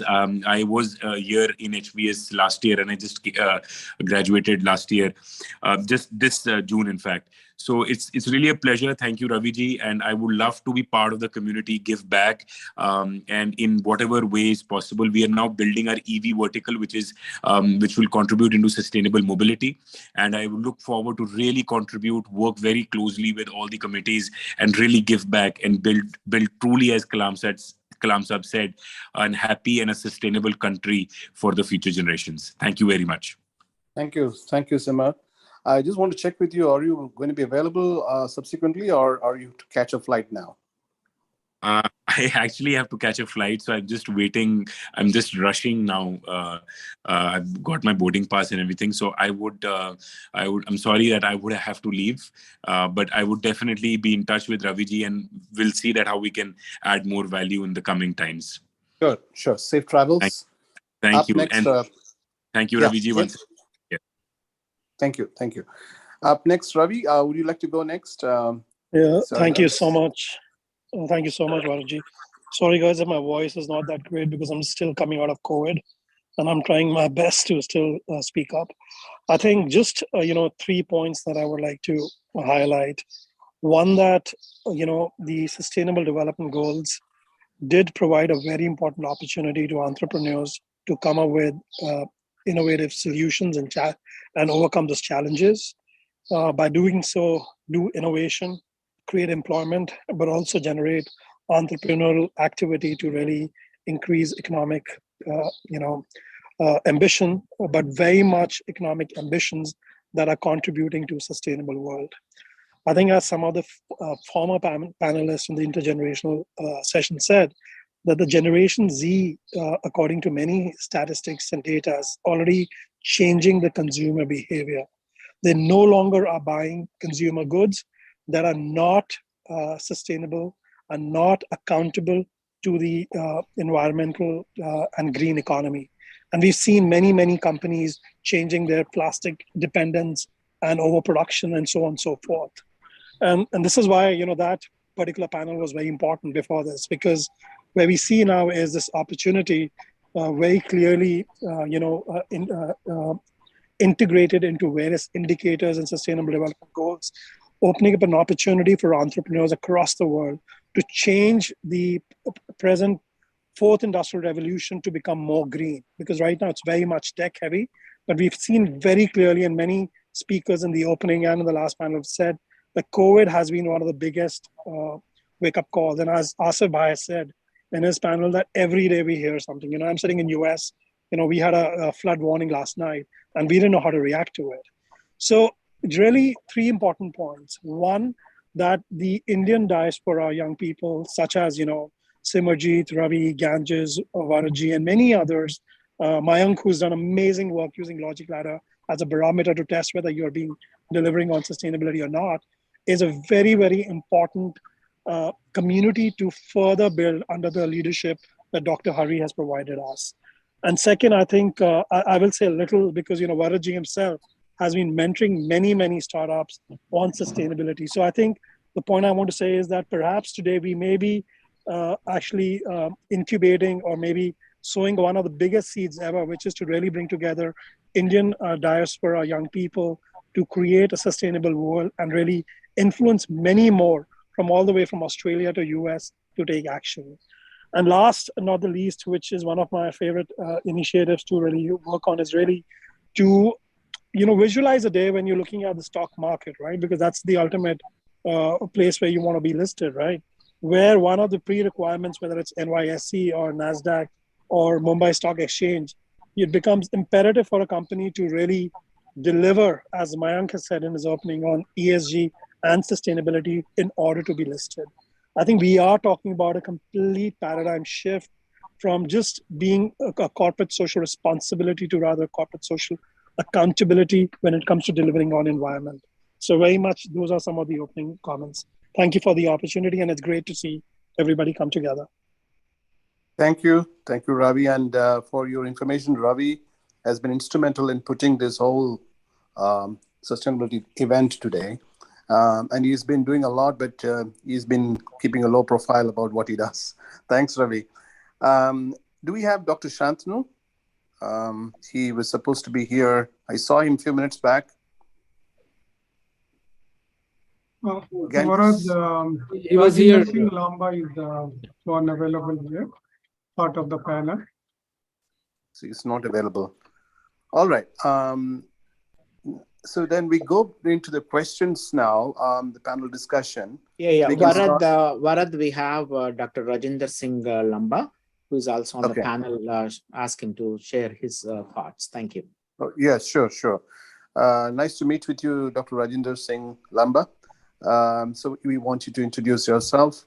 Please, over to you.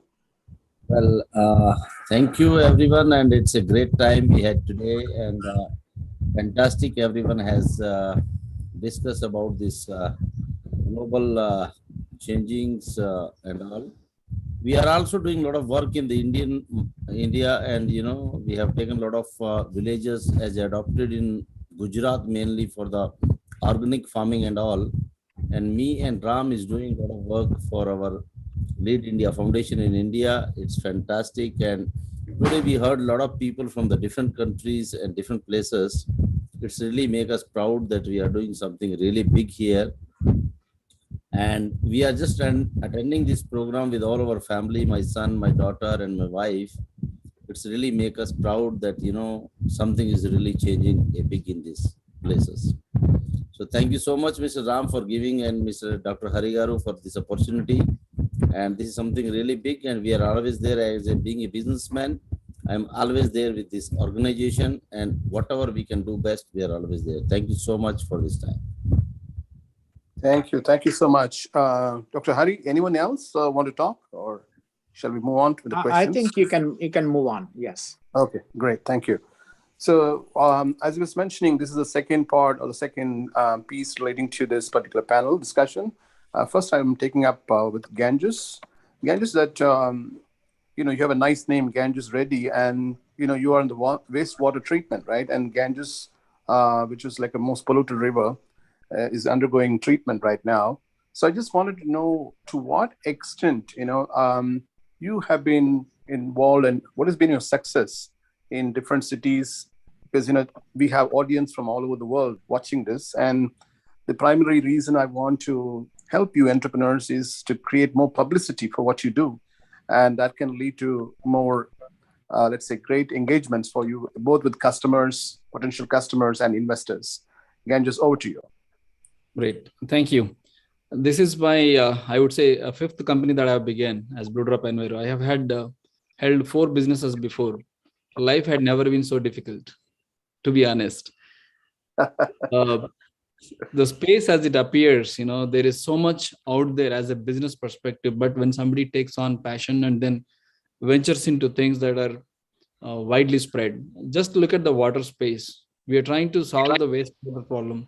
Today, our country is filled with dirty nalas, polluted lakes, polluted water bodies, all kinds of diseases around the water. And the primary reason is that the infrastructure has not been very well thought. Neither we had that kind of muscle to design things right from the get-go. So now we ended up with all these wastewaters coming from industries and domestic markets, domestic areas, flowing all over the place. And when people try to deploy solutions, the solutions that are there are not very sustainable. Having spent thousands of crores on deploying sewage treatment plants, effluent treatment plants, we still have pollution everywhere. The reason is unsustainable practices. While solving one problem, we are creating another problem. To treat the wastewater, most of our institutions use heavy amount of energy, and that energy comes from fossil fuels. So now we are trying to solve one problem, but simultaneously creating another problem. India is a developing country. We have a significant challenge when it comes to financial modeling. So a lot of people do not, we are of a genre where we always lived in houses that we build rather than rent, unless we can't afford. Here, when it comes to building houses and all that, you build one time, you're done. You can easily live with that. But when it comes to sewage infrastructure or wastewater treatment infrastructure, when you build it, it's not enough. You build with X cost, your operations and maintenance cost is 10X, meaning you spend 10 crores on building something to treat wastewater. You're talking about 10 times that cost to operate it for 10 to 15 years, 20 years. So this is where the industry is really struggling. People don't seem to understand. They set up things and they fail, and people let go because they can't invest a second time. So the requirement for a sustainable, green, nature-based solutions is inevitable in this space. And to take such initiatives to carry out across the country has been a tremendously difficult task because people are busy with their lives. They want to go, a lot of them, I would say without exceptions, people want to just do what they've been doing. There's a popular saying that if you continue to do what you've been doing, could you please mute? Ram Garu, please mute them. Thank you. So there is a popular saying that, if you continue to do the same thing, sorry about this. So I'll have to say it a third time. So if we continue to do the same thing, you continue to get the same results. So unless we change the batting style, you won't get the runs. So things have to be changed, and to educate policymakers, to educate the consumers, to bring an ecosystem where good things can be adopted is the biggest challenge for today. The startups are people who really want to work with innovation. So India requires a great ecosystem to support, to take it forward. The information gap is way too much. So, there are challenges. I'm sure the other entrepreneurs here would probably share their experiences here. Yeah. Thanks, Ganges. That was very helpful. We see also, right, in every community now, the water gets treated. And so there's definitely some level of awareness. The water is not let go waste, the sewage water, right? It's being treated and then used again in gardening and so on, right? I see in my own community. So to that extent, there is awareness, and Ganges has been doing some great work. And, it is not an ugly sight, the way you have been doing, right? It's very nice green cover that I've seen the pictures. It's very well done, Ganges. Thank you. Up next is Ravi. So Ravi has been working on, Ravi Teja has been working on plastics recycling. And so we see all over the world, right? I had the fortune to visit the cleanest beach in South Asia, which is called Ratna Beach in Andaman and Nicobar Islands a few years ago. It is said to be the cleanest beach, okay? But you won't believe, every day in the morning, where I used to stay, there's a resort, people staying there are supposed to go and clean from the beach, right? You have to pick up all the waste, and we found a lot of this plastic waste, especially, this brush bristles, and then the, water caps, the water bottle caps and things like that. They're floating in the beach. It's said to be the cleanest beach in South Asia. Can you imagine? And we used to bring like one bag full of such plastic waste. So Ravi, what are you doing about it? And we would like to understand from you how your startup is helping this. Over to you. Thanks, Varad. As you rightly said, it's not just the cleanest beach or the dirtiest beach. Plastic is everywhere these days, in our bodies, in our blood, in the air we breathe. We have microplastics everywhere, thanks to the great marketing wizardry of the FMCG companies and several other consumer goods manufacturing organizations. So if you look at plastics as a problem, we are not going anywhere. I believe, and there are a lot of folks who also agree with this, that plastics has been a great equalizer. With plastics, the standards of life of several folks in developing and underdeveloping countries have increased. And without plastics, we wouldn't have made the advancements in electronics or healthcare and several other sectors which we have today. So plastics have been a great material for humankind in helping us progress further. But from the beginning, the marketing of plastics was done as single use or as a convenience rather than as a material which has a lot of value, which led to this whole issue of not focusing much on afterlife of plastics or end of life utility of plastics. So what happened over a period of time is, if you look at our plastic value chains today, they are broken. They are mostly supported by unorganized sector. They're not organized. They are not transparent, and they don't have any technological integrations. So they're pretty closed. So today you can hail a cab, or you can order your food, or you can understand what's happening with your financial transactions and stuff. You have talks about driverless cars, but you still don't understand what happens to the waste after you dump it in a bin. So this is happening at a stage when the consumption is skyrocketing across the planet. As Kusum earlier said, that we need 7 planets if everybody on the planet lived like Western consumers, if they consume products and goods like the Western consumers do. And at the current rate on how the world is doing, we need 2 planets to support our consumerism and our waste disposal by end of 2030. This comes at a time when we are talking about the need for averting climate change, the need for net zero, which is going to be costing us at least $23 billion every year. $23 trillion every year if we don't reach it by 2050, and people are trying to push it to 2070. So the reason why I focused on circular economy after coming out of my previous startup, which was accelerated by Facebook, and after which served several international, multinational giants in the game-based assessment space, is that if you look at the whole net zero perspective, there's a lot of focus, rightly so, on energy generation, renewable energy, green hydrogen, energy efficiency. But if we did all of that, we would still only achieve half of what our targets are. The other half has to come from a very well-rounded circular economy approach. We cannot do business as usual. We have to change the way we do business. We have to look for alternate business models. We have to study the life cycle of products and make sure that we make the best use of after use or end of use products. So on the other side, we have all these challenges. We have growing consumerism. We have the need to meet net zero targets by 2050. On the other side, if you look at it, 400 million tons of plastic is produced every year globally by organizations, and less than 15% of it is recovered for reuse or recycling. there's a lot of scope for innovation in this space, and what we are doing at ETSA is understanding the use or the environmental impact of recycled plastic. For example, one ton of recycled plastic saves roughly about 5,500 kilowatt hours of energy, saves about 17-18 barrels of oil, and puts at least 400 kg of carbon dioxide, saves at least 400 kgs of carbon dioxide by using it as an alternative to recycled or virgin plastic resins. In spite of this, we don't have mechanisms to sort of sort plastics efficiently, to process plastics efficiently. Today, when we talk about recycling, we're taking perfectly recyclable food grade water bottle and converting that into strapping for carpet or shoes or t-shirts, which is actually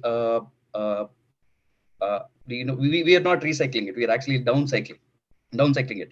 The mission for ETSA is to work with brands and recyclers to make sure that a bottle can become a bottle, ensure that materials can become truly circular, and in the process help organizations deliver on their sustainability commitments, net zero commitments, while also reducing their dependence on recycled resins. So this is what we've been doing over the past 1 year, and this is what we want to accelerate going forward as well. Thank you, Ravi. That was very helpful. I see one thing is that nowadays there's a lot of startups, coming up with innovative alternatives for plastics. That for example, I'm in different events, startup pitch events, as a jury in India as well as worldwide. I see this as a trend, which is leading to better way of, let's say, degrading these plastics, which is like natural plastic, as you want to call it. It's not chemical-based plastic. So I would like to hear from you more, maybe after this session also. We would like to be in touch. Up next is Mayank. Mayank, we would like to hear from you about your app. See, today everything is getting gamed, right? We see people are becoming, let's say, very savvy, when it comes to using an app. So I would like to hear from you about how your startup is contributing towards this particular thing. This is using data to move towards net zero accountability. So how it is contributing to that? I would like to hear from that. Over to you. Sure. Thanks, Varad, once again. And I think I hear those interesting thoughts from Ravi. Definitely, like there's a lot of action that is going on from all quarters. So so whether it is like the new fuels, the green hydrogen, so there's a lot of activity going on in terms of moving towards net zero.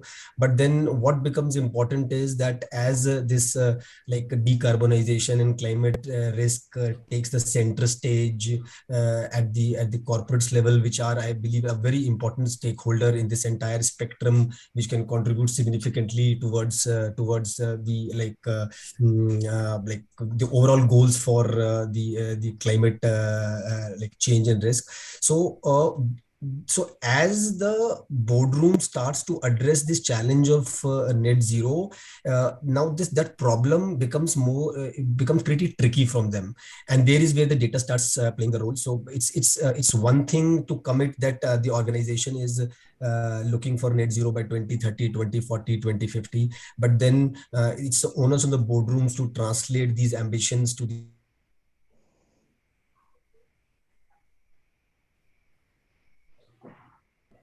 It looks like we lost you for a bit, Mayank. Operational realities of their business and aspects of your energy footprints, your emission footprints, your environmental footprints, and water footprints. And no organization can start. So sustainability has to be managed just like any other enterprise function. If the organizations have to traverse towards the net zero ambitions in a structured fashion. So there is where the data becomes a key important aspect of how organization moving towards, and especially from a viewpoint of the consumers, the investors, the employees, and the millennials. Now, organization need a very clear data-driven or evidence-driven mechanism in terms of ensuring that how they are moving year on year towards the goals. It's not that something which will happen suddenly 2030 comes and there are so many organizations which have moved to net zero. So you really need to be sure that what you are promising, what you are committing is being delivered on a year-on-year basis, maybe on a quarter-on-quarter basis. And I would go to the extent of saying that the data plays such a critical role in the overall like domain of climate change and ESG, that like traditionally we have had the triangle of cost, quality, and time, which have always been a decision at the three pillars, the three tenets of taking the decision in terms of what needs to be balanced. But now I would go to the extent of saying that a fourth parameter has set in. So it's not just cost, quality, and time. It is actually cost, quality, time, and carbon. So which will actually make sure that how the decisions at the corporate levels have to be taken. And for that, it means that organizations and enterprises need to actually have like a very clear sustainability repository or a sustainability ledger, just like you have your financial ledger. So so that every credit and debit transaction which is happening from a carbon perspective, from a water perspective, from an environmental perspective is getting recorded. And the business leaders have a very clear view of their carbon budgets, of their environmental budgets, of their water budgets, just like they have they're on the top of their things in terms of their financial budgets. So very similar analogy, but that has to become like embedded into the corporate practices and the corporate operational aspects. And normally, so that's one aspect. Now, if we start looking at how this data becomes more and more important when large enterprises start solving these sustainability challenges. So the first aspect is that like if you look at most of the enterprises today, this sustainability data has been very siloed out. So it has been there in very like various systems, like maybe few enterprise systems, or it has been only partially available. So by having a central sustainability repository, they can always keep on top of where there are have accounting, have their like greenhouse gas accountings, their water accounting, their like environmental accounting, just like their financial accounting, and then obviously have a data-driven reporting and disclosures, which is more like real-time data rather than a like annual periodic data which they have been traditionally giving in the past. So that's one very important aspect of the first step of embedding sustainability into the daily operations of the company. Now, once that has been done, and then usually the second aspect is that how the new age technologies, which we even heard in the last panel about how the technologies like AI and machine learning and algorithms will start playing a role in terms of giving the like the business leaders like more insight or of how they should actually toggle between these four parameters of like the business profitability versus the environmental impacts, and then make that as a regular feature of their overall business operations.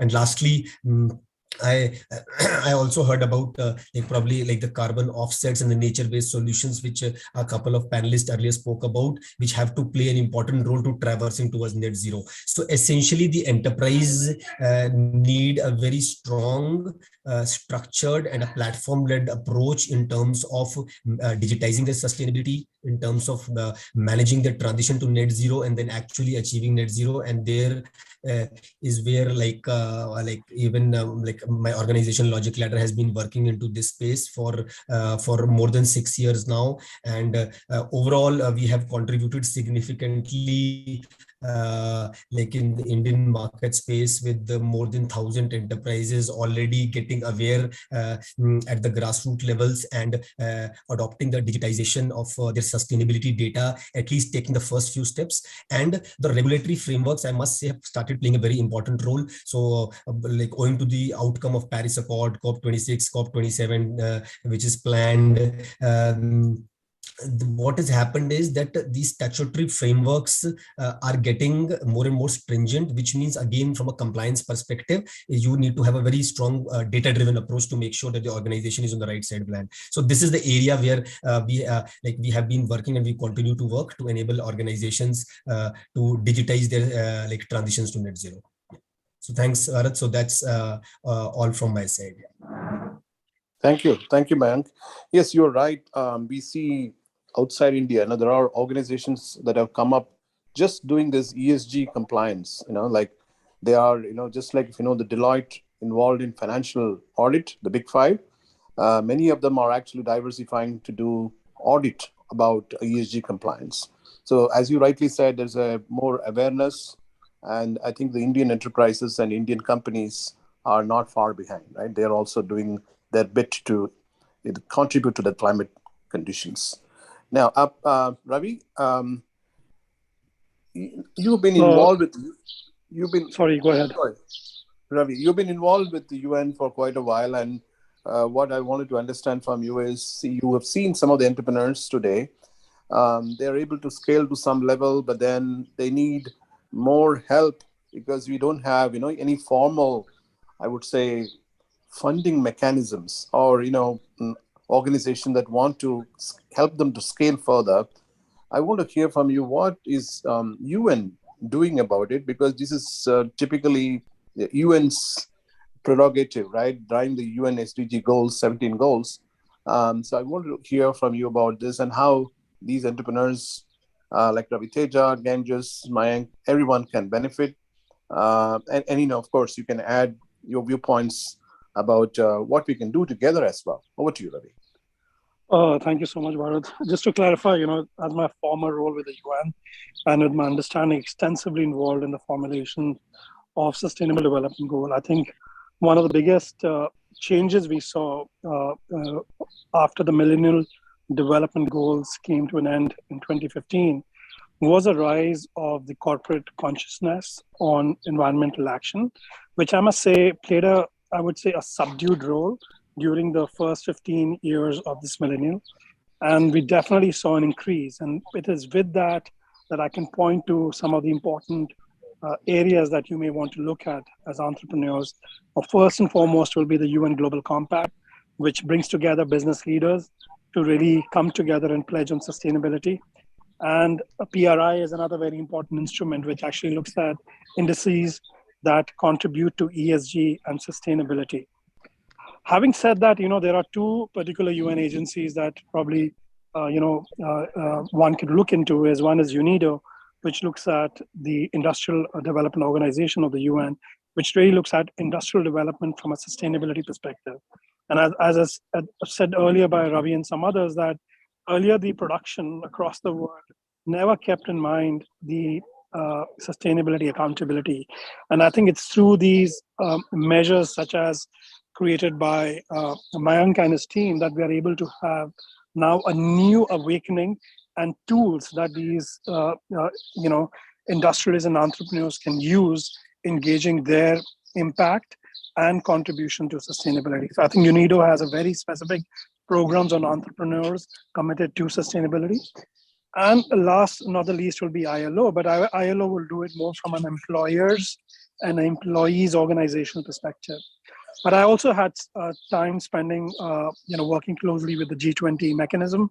And there I kind of mentored for a year the Youth 20 Entrepreneurs in 2015, where the Y20 Youth Entrepreneurs Initiative in Australia, where I had keynoted about 1,000 entrepreneurs, where it was the first time the entrepreneurs, the new generation entrepreneurs, such as Ravi Teja, Mayank, Simar, Ganges, maybe not so much Varad, you and me, but this age cohort, which very clearly pledged and said that, as we look at these challenges listed by the 169 indicators in the 17 goals of sustainability, we see those indicators actually as 169 business opportunities.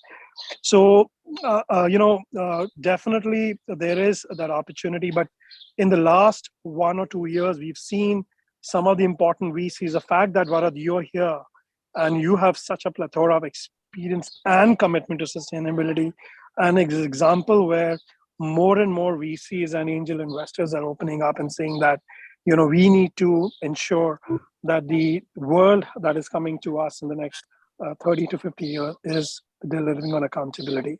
So really, I just wanted to say that, given where I am today, and based on my previous experience, and always there to provide any support as I can. Sure. Thanks, Ravi. That's quite helpful. So all the entrepreneurs here, you know where to contact, right? For your help, for your scale and grow, finding investments. So that also brings up, Ravi, one discussion we had about the global CEO of BlackRock, right? Made a statement a few weeks ago. He said, Absolutely. 1,000 unicorns we have in the world today. But he said the next 1,000 unicorns are going to be in sustainability. So I think that's a profound statement coming from the CEO of BlackRock. Can I, sorry, well, can I just, sorry, was I just want to add on to that thought because, you know, you were here and all these important entrepreneurs are here. I think what are we seeding under this initiative today is probably one of those, you know, maybe 10 to 20 unicorns coming through it. And I wanted to say one initiative that I have started with Sailesh is the Youth for Green Hydrogen, where we actually are initiating a Bangkok initiative later in the year. And as I've said, I've always co-opted you into that, Varad, is to bring together the new, youth green entrepreneurs coming together, have a discussion from Asia to really see, you know, what can the Asian economies do when we see a very clear recession or a stagflation looming on ahead. But many answers are coming from the southeast direction of the world, and also a southeast direction, as you also said, very clearly committing and delivering on sustainability. Correct. Thank you so much. Yeah. So a lot of effort involved. I think all of us here have to educate, right? You know, people don't still differentiate between what is green hydrogen and brown hydrogen. So there's a lot of education still to be done. So thanks so much, Ravi. It is quite helpful. Dr. Rajendra Singh Lamba, we want to hear, you've been hearing, all these different viewpoints from others. We would like to hear your views. So I think you've been in this for quite a while now. Over to you, Dr. Rajendra Singh. Thank you very much, my friend. Basically, it's fantastic to hear all of the speakers today. And what we are doing, all of us, is definitely to save this earth. And in India, we are doing a lot of work in different fields. Like somebody spoke about the organic farming, and we have already adopted many of the villages in the Gujarat states and Rajasthan states for organic farming. And also we are working a lot of areas in the health and education in a lot of places in India. Me and Ram is working a lot for our lead foundations, global foundations. And it's fantastic, and we all can make a lot of difference into this field of this changing the global warming and all these areas. Definitely it is not an easy task, but there is nothing is impossible. Everything is possible in this world. Probably we can just make the efforts whatever we best. And as the Chawla spoken, that individual efforts makes a lot of difference. Everyone has to think of what I can contribute to the nation, to the world. That's more important, basically, I feel always. So if we all can do that, and we can just motivate people to do the same, I think we can do the big difference into the society. That's what I feel. Thank you so much, my friend, for giving me the opportunity. Thank you, Dr. Rajendra Singh. I want to tell you, today I was seeing one post in the social media. An IIT student had graduated and he'd worked for some time, and now he's gone to organic farming. And this like broadcast, so let's say spread the word around to everyone, and to also to highlight the fact that everyone has to look at organic farming as a way of life. And see, it is interesting to note that before 1950, whatever farming happened all over the world was organic farming. And, it is only after all these interventions came from these FMCG companies or all these international companies, this organic farming we gave up, for the, let's say, for increasing production, to meet more, for mouths, to feed more mouths, and so on. So I think that's how it all happened. I think we now need to introspect and then go back, like you said. Thank you so much. Yes, we need to learn a lot from you. The last session now, I want to, give the opportunity to Ganges and all the other entrepreneurs, Mayank, Ravi. We want to hear from you. What are the challenges? Each one of you could state one or two challenges, and what or the other kind of assistance you need in your, let's say, journey so far, so that we can try and help you, because I just don't want to do a session and we all go home, right? I want it to be like an impactful one, so that at the end of it there is also some benefit for each one of us, and we all should stay connected, and we should create this community so that it also comes together and we collaborate and bring the impacts. Now over to you, Ganges. Challenges and what you see are in, let's say, kind of assistance you need. Over to you. I think probably I touched on it in my earlier conversation, but more so to do with information gap. Somehow the solutions have to be, broadcasted. One success has to be, informed everywhere. So how do we get this information flowing that such a solutions really exist? If you don't have solution, it's a different story. You have solution, it's working, but we are unable to reach. So that's a major thing that I'm seeing. The second thing is availability of capital and impact funding. If impact funding can come to companies that are working in the sustainability space, the transformation can be very quick. So for such things, we need a forum, or we need the agents that can bridge the gap between the entrepreneur and the market. These are the two major things I would say. And third thing I would say is the mechanism that somebody can build is, if you're going for plastics in one place, you're going for solid waste in another place, you're going for solar in another place. It's the same thing. We are going to the same campus for the same thing.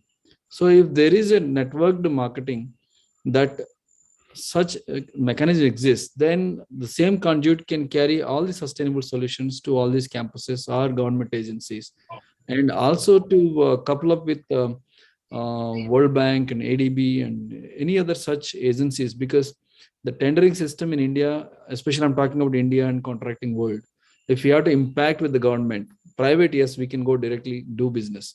But with working with government has been precarious, where L1 determines your chances of implementing a right solution. And L1 is, you compromise as much as you want to compromise, and then you compromise on your work. And that's not going to take anywhere. And an entrepreneur who sacrifices his life to find solutions, to put things, has to compromise and take beating and compromise and delivery. That's a nightmare in India. So when we bring funding agencies like ADB or World Bank, or right now I'm attending a conference here with Bill and Melinda Gates Foundation in Goa. So if agencies like that, when they are funding, and if we are able to make these connections, I am sure we will go straight hit and implement things, and probably government will mend and offer opportunities. So that's from my side. Thank you, Ganges. So I will come back to you, with a solution for each of your problems. Now, Ravi, over to you. The challenges and assistance you need. Several challenges were based on my previous experience and what I'm experiencing at ETSA. But first and foremost of all, right, we had to spend about 2 years of time just researching about the market. And if you look at ETSA is reverse of waste. That's how we first picked up the name. Like, the concept was, me and my team, we wanted to work on reversing waste. And then we went into understanding circularity after working with a lot of informal waste workers in India and, waste ventures here in the US. We realized everybody faces the same problem. Nobody has efficiency, nobody is using digital technology, and everybody wants transparency, traceability, and accountability in the supply chains. The whole root cause for all this is because of lack of data. And when we try to look at gathering any sort of data, right, forget about governments. It's even in US, in a state called New Jersey, if you get onto the Department for Environment Protection and look at the data which they have on the landfills or the recyclers or any of the infrastructure which they have, it's from 2015. That's the updated data which they have there. Forget about the developing and developed countries, because this has not been a priority for them. So first thing is access to data, so people can quickly iterate and get their businesses to the market. Second is, when we were doing the research, right, we realized that there are multiple approaches for circularity, to achieve circularity. One is closing the gap, closing the loop, which is like, putting the materials back into it. Second was narrowing the loop, like reducing the amount of materials which goes into the loop at the first place. Third is slowing the loop. We have fast fashion and fast food. can we slow down the loops and make sure that consumption is reduced and support more of reuse and reduce of waste. Fourth was cleaning of the loops. How can we reduce the pollution and negate the impacts of production which was already done in the past. For us to pick the space which we are working right now, we had to do multiple iterations, and it would have been very helpful if there was a network or some digital platform where entrepreneurs can use as a sounding board, where they can just pitch an idea or a proposition and get feedback. So they can instantly take that product to the market. I mean, there are several platforms like Indiegogo or Kickstarter for product-based ideas, but for software ideas or for circularity or sustainable ideas, it would be really great if there's a reliable, trustworthy sounding board which can give feedback without flipping off or copying the concepts and starting their own organizations. So second is the sounding board. Third and most important thing is market access. It's very difficult I mean, everybody out there has a sustainability goal. Everybody has an ESG commitment. 86% of the Fortune 500 companies have committed in public that they want to reduce their carbon emissions or increase their post-consumer recycled content use and stuff. Only 35% of them have said whether they're working on a strategy or not, and only 6% of them, as of today, have met their targets which they made before 2018. The commitments made 2018 or prior. So if you look at it, when we go to an organization, it's very difficult to get any of the data to even implement a solution because they are very opaque. While they talk transparency, while they talk about sustainability and being a leader in the space, they're pretty opaque in sharing their actual numbers because they don't want to go that out into the open. So if Lead Foundation Global can create a networking mechanism where sustainable startups can get access to market, not for large projects, but at least to pilot test their products at the early stage, that would be a catalyzer. That would be a game changer for sustainable entrepreneurs and enterprises, not just in India, but across the world. Thank you. For your information, Lead India Foundation has been doing every Thursday. So Dr. Ram is here. He will acknowledge that. Every Thursday, we've been actually bringing social enterprises, social startups to pitch, and we bring an audience of investors as well as potential customers. So I think this is well noted. Dr. Ram, I think, we need to create one for sustainability from what Ravi just said. A lot of activities are going on, Ravi, by the way. You also heard about the 100 Open Startups program. We do a lot of global challenges that are run by corporates. And that's something, I will talk to you separately. Mike, keep it crisp because, we're running out of time. And I think, we need to just wrap up quickly. So over to you. Absolutely. Two-liners. Over to you.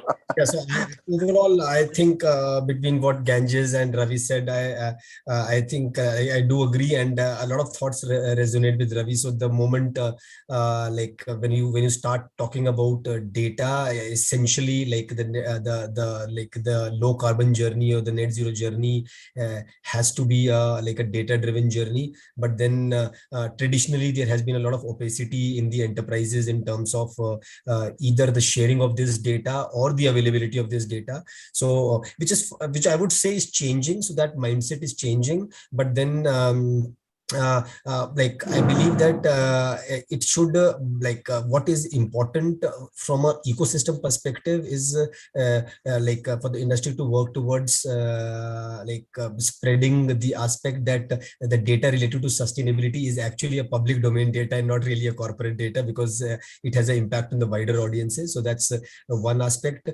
From a tactical aspect, as well, I think from a startup perspective, we have a challenge. What we face is getting an access to the large corporate boardrooms. So while we have been able to access a good number of customers for this, but then getting access to large corporate boardrooms to deploy the solution in the full corporates that is one thing that we are continuously building upon, and would definitely like more assistance in that direction. So in the interest of time, I'll keep it crisp. So these are the two things that I would like to Thank you. Thank you, Mayank. It's quite helpful. Ravi, with the UN, you've been involved in quite a lot of activities, and you heard from all these entrepreneurs the common denominator is that, they need funding, they need customers, and then more assistance from the ecosystem. So what are your thoughts? What is it we can do together, that can help these entrepreneurs? Over to you. So, Varun, very quickly, just to say that, I think the fact that we have convened today, as you said, is a very critical step in bringing together Indian diaspora initiatives. And I think, very much available to do one-to-one discussion with any of these initiatives and many more. And I think the 100 initiatives led by you is one of the best examples, which is going to pull together very similar, like-minded entrepreneurs with similar stories of struggles, but also very hopeful for similar stories of becoming the unicorns, as pointed out by BlackRock. So a very quick note on that. And again, thank you very much for the opportunity. Thank you, Ravi. Get well soon. Dr. Rajendra Singh, about the organic farming, right? So, as I said in the previous, we had a round, I was just telling you about today the awareness is very high, right? Thanks to COVID, a lot of people want to have healthy food, they want to live a healthy living and so on. So we don't need to sell at all. But from your point of view, what you see is a challenge. Is it finding the kind of, let us say, inputs, or we call these pesticides, the organic pesticides and so on? What are the challenges you are facing? Well, basically, the farmers are very much hesitating to get into the organic farming. But we had the MOU signed up with the Rajasthan government and with the central government, that we have got our own 5 scientists who are helping to get the organic farming. And we have adopted few villages in Gujarat and Rajasthan, where we have deputed our own people who are showing them, we are bearing their expenses for the year. And, they are showing them the 4 layer of organic farming today's time. It is something very interesting. It's a matter of time. And I hope that within a year or two, we are going to produce a lot of good results in organic farming. And people are going to accept that. Agriculturists, the farmers are ready to give the land, but they do not know how to do organic farming. That's how we had our own team of people, the scientists and the people who know about organic farming. We have hired them. They are the government employee, but we pay all their expenses for 1 year. And we requested them to just show the farmers how you can produce the better organic farming. And they are doing their job. We have adopted few farming. We are paying their costings, and hope within a year or two, we are going to get the good results. And that's how things are going very well, I think. Thank you. Thank you, Dr. Rajendra Singh. So as a closure to this panel discussion, Dr. Ram and Dr. Hari, I wanted to suggest the following.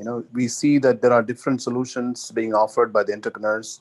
Can we make it into a stitched offering that could be then offered to, say, an enterprise or government?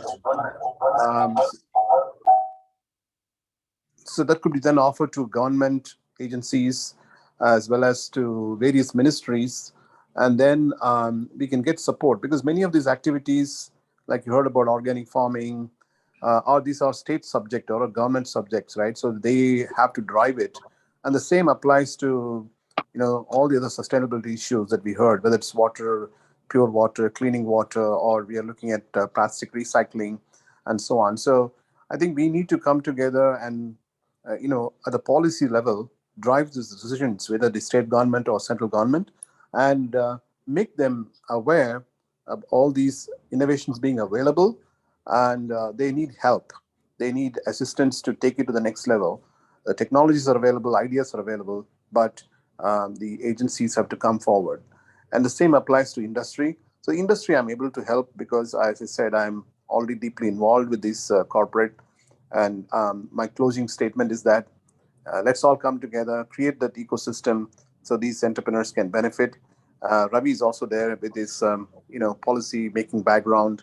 So let's all come together and create something which can help these entrepreneurs encounter, and overcome the challenges that they're facing. Dr. Hari, any closing remarks on this? Yeah, definitely. I heard this is the very interesting session I'm on. So wonderful to see all of you very committed for the sustainability of this planet for future generations. I see as Ganges and Mayank and Ravi and Ravi Karkara, all of them presented their views, especially the challenges we would like to address in an ecosystem, Bharat, that you are mentioning. So we need to have a stakeholder ecosystem where the community has to come up with the proper sustainable solutions, whether it could be funding or it could be policy, or it could be implementation of the solutions that are being developed from this ecosystem to the marketplace. That is important at the end of the day. Having this product or a service reaching to the end users who can implement that on the ground. I think that's what we need to build. Right after this, there's a declaration being adopted by this conference, and we're going to share that. But in addition to that, I would like to request the convener and co-convener of this conference to come up with a white paper on this, similar to what we did when the government of India declared the new education policy. We had a subject matter experts from different parts of the world provided their inputs, whether that education policy is implementable or not, and what kind of changes that need to be made, because India is a different domain compared to rest of the world, because you have different regions, languages, and religions and terrains. So one policy will not cut it, right? The same thing happens to this sustainability also. The corporations have to adopt certain things. The policymakers have to come up with a policy that can be adaptable by all stakeholders. And that's where the challenge is. And ultimately, the funding is what drives this thing, right? At the end of the day, you need a fuel to drive the vehicle. And this particular vehicle is such a very white elephant. It requires a lot of funding. And as mentioning in my inaugural address, $5 to $7 trillion is what the United Nations estimated in 2014 and 15 timeframe. And today's economy, that may be $10 trillion. But again, single entity like UN cannot afford to do that. Individual stakeholders have to take the responsibility, and one step at a time. And let's take, for example, we're talking about plastic, reduce usage of plastic and styrofoam in daily life to protect health and environment. Again, plastic has a role to play, but at the same time, it is not biodegradable. There are innovations happening already with biodegradable materials to do the similar function for a day-to-day living. So there's a lot of innovation opportunities, a lot of solutions required to make sure that the sustainability is, and that also creates employment, because now post-COVID, we need a lot of recirculation of these resources that are left with no jobs. And that requires skilling and reskilling and upskilling also. Enormous amount of every adversity creates an opportunity. Only thing is we need to think differently, think out of the box, and see what we can bring to the table. And that's where, as you rightly said, policymakers have to work in hand in glove with the entrepreneurs as well as the consumers, which we have a lot of demand is coming from the consumers. There's a wide gap between what the entrepreneurs can do and what the policymakers, and there's a funding requirement. I think we can do collectively with this so much of experience and knowledge and wisdom, and more importantly, commitment from each one of the people who attended today. That means a lot. And they're all passionate about that. They are young minds. They have traveled around the world at a such a young age. They have seen what is happening around the world. And as you mentioned, Larry Fink, I happened to work for BlackRock for quite some time. And I know Larry Fink when I was working there, and he's a very committed man, and he has a lot of experience and loaded with money. And if those kind of people talking about coming up with these unicorns in the space of ESG, that means the industry is thinking seriously to fund the ESG space. And I personally resigned from my 30 years of Wall Street career, decided to create a growth equity fund to especially focus on the ESG space. And it's a humble attempt from my side, but there are so many people looking into this and listening to these people, and it reinforces my decision that I made a conscious decision to get into the space. That gives me the confidence that you all going to help me drive this initiative further. I'm committed and devoting myself for the rest of my life, because I've seen the world and I've nothing to gain personally, and I can survive anywhere on the planet. And with this, I'm devoting myself in this conference to rest of my life to work on the ESG space and bring all my experience in the network to assist all of you to take this journey forward. Varad, I think you have successfully created several incubation centers, and you have the wisdom and knowledge to encourage the entrepreneurs and also find solutions and also find funding. For a right idea, there's no limit of funding. Even in this current down market, there's so much money sitting out there looking for bright ideas. I think we can come up with those solutions, and funding should not be an issue. With this, I would like to sincerely thank all of you for joining us today, especially the entire day so far has been very pleasant experience and rewarding and also eye-opening. The need is so much and we have to do a lot, and we have a limited time on this planet. So use your time wisely and make sure that every minute you spend is towards the sustainability of this planet, because we are only tenants. We need to leave the planet clean and green for the next team who is going to come to this planet. Thank you so much, Varad, Ganges, and Ravi Karkara, Mayank, Rajendra Singh, Ravi Teja, and especially Dr. Ram, who worked very hard to make this event possible. Thank you, and stay blessed and stay safe. And Dr. Hari, if I may, yes, please go ahead. Please go ahead. I have a closing message from my side, and I think in continuation to what Ravi and you mentioned about Larry from BlackRock, I believe that while the next 1,000 unicorns will be from the climate space, true climate unicorn is not just $1 billion in valuation, but who is able to reduce 1 billion tons in carbon. And also touch billions of people. That's what is needed. The impact has to be larger than life. Yeah. Right. Well said. Dr. Hari and the team, can we just see the declaration now? As we are end of the second panel, I think we can go through the declaration and see. Yes, sir. Let me share the screen in a bigger thing. If you could stop sharing, I will share. Okay. Thank you. May I have one word, sir? Please quickly go ahead, ma'am. Yeah. So I am Dr. Padmavati from VNR VJIT Hyderabad, sir. Really, I am very fortunate to be a part of this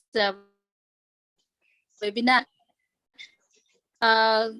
with the help of Ram Murari, sir. And really, even all the dignitaries are really wonderful, sir. And as a person from the Education Institute, I have a small suggestion or request is, since you are all dignitaries, legends in this area, so if you are coming up with small and minor projects to our students, I think we can easily inculcate and incorporate the message what you all people have discussed into the young minds, so that we can come up with the solutions from those minds also, sir. Definitely, Madam Padmavati. I think we are looking for that kind of engagement of the education institutions, because that's where the creativity happens. The young minds think differently because they know the problems, what is happening from their home commuting to the college. They see a lot of things, including the auto pollution, the vehicle pollution, right? The roads and everything matters a lot. I think instituting such creativity in the education institutions definitely comes up with a lot of solutions that can address day-to-day problems, right? Thank you so much for offering, and we'll definitely work with you to provide guidance and mentorship by providing some feasible projects that they can come up with solutions. Thank you so much, ma'am. And we would like to thank also your institution and Mr. Suresh Babu for hosting this event. And unfortunately, he had to deal with some emergency. I was messaging him, but he was not able to come, and he regrets that he won't be able to join us today. But next time when we do an event, we will make sure that Mr. Suresh Babu is part of the. Yes, sir. Sir was also. Please convey our regards and best wishes for that to recover from the medical emergency, whoever he's attending to. Thank you so much. With this, I would like to take the moment to announce this Lead Foundation Global Declaration on creating a livable planet Earth. Today's date is 27 July 2022. Driving ambition and action for creating a thriving planet in a changing climate. So we hereby declare that We support the 2030 Agenda for Sustainable Development and will collaboratively work on the acceleration and achievement of a just transition to an even lower carbon India to create a livable planet Earth, as guided by Bharat Ratna Dr. APJ Abdul Kalam. Resolved number 2, resolved to bring together a panel of experts and investors to explore pathways to invest in innovation that will facilitate the just and affordable low carbon transition in emerging economies. Number 3, acknowledge the power of youth in transforming society and importance of the participation and contribution of young women and young men in building a sustainable economy, protecting the environment, and achieving equitable growth. Number 4, recognize the need to nurture young green entrepreneurs with frameworks for inclusion and empowerment of underrepresented youth, i.e. women, rural and indigenous communities, etc. Commit to explore pathways to realign the nation towards the 1.5 degrees centigrade climate change goal of the Paris Agreement with a focus on EVs, sustainable agriculture, renewable energy, circular economy, water, and green buildings. To achieve these commitments, Lead Foundation Global shall work on implementing the activities listed below in collaboration with the synergistic individuals and organizations. Number 1, designing sustainable solutions. Constitute a working group to draft Lead Foundation Global 2030 Agenda with specific emphasis on GHG emission reductions, equitable sustainability, and building holistic resilience against climate change.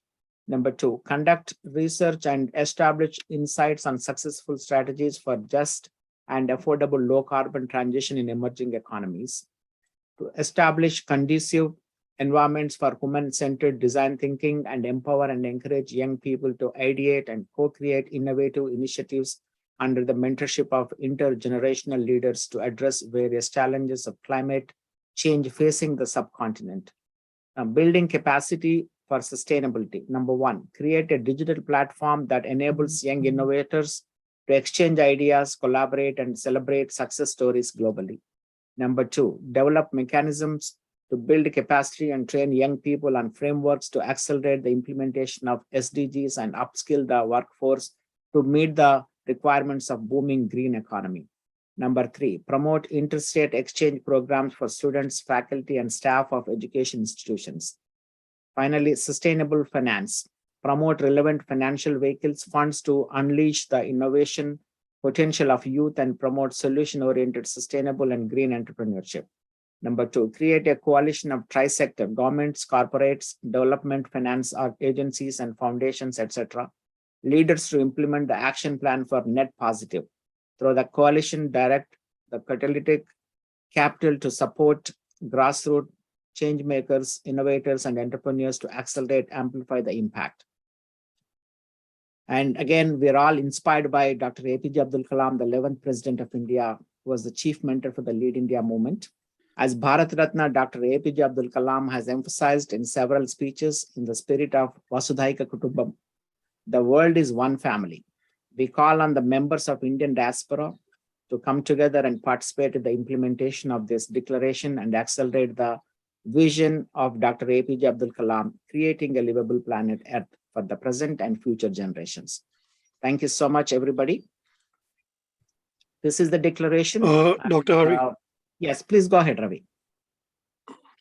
No, I just wanted to also take the opportunity before you completely conclude. I wanted to acknowledge Ravi Teja, who with Ganges took the leadership in writing the declaration. And I think, like you said, that this is just a beginning and many more opportunities to come forward. And I just want to thank everybody behind the scene for working so hard, especially Dr. Ram, Padmavati, and Rajman and Grace and others. And of course, I think this only gives a testimony based on the last 3 sessions that there is so much to be done. And your vision, Dr. Hari, of bringing together everybody as a glue to contribute to His Excellency, the most honored President Kalam, has become more and more important in today's world. So I just wanted to add one word because my signal is going in and out. So I just wanted to take the opportunity to just say a few words. Sure. Thank you. As a convener, you did a fabulous job, Raviji. And I'm sure there will be a formal vote of thanks to conclude this session. And co-convener Ganges Reddy also did a wonderful job. And so many people behind the scene. It's not easy to put together such a high quality and excellent show today. And that too, a passionate topic like creating a livable planet definitely will have a long-lasting impact. And people will be watching us not just today, but on the YouTube many times. With this, I would like to pass on to the next segment of this program. Dr. Ram, back to you.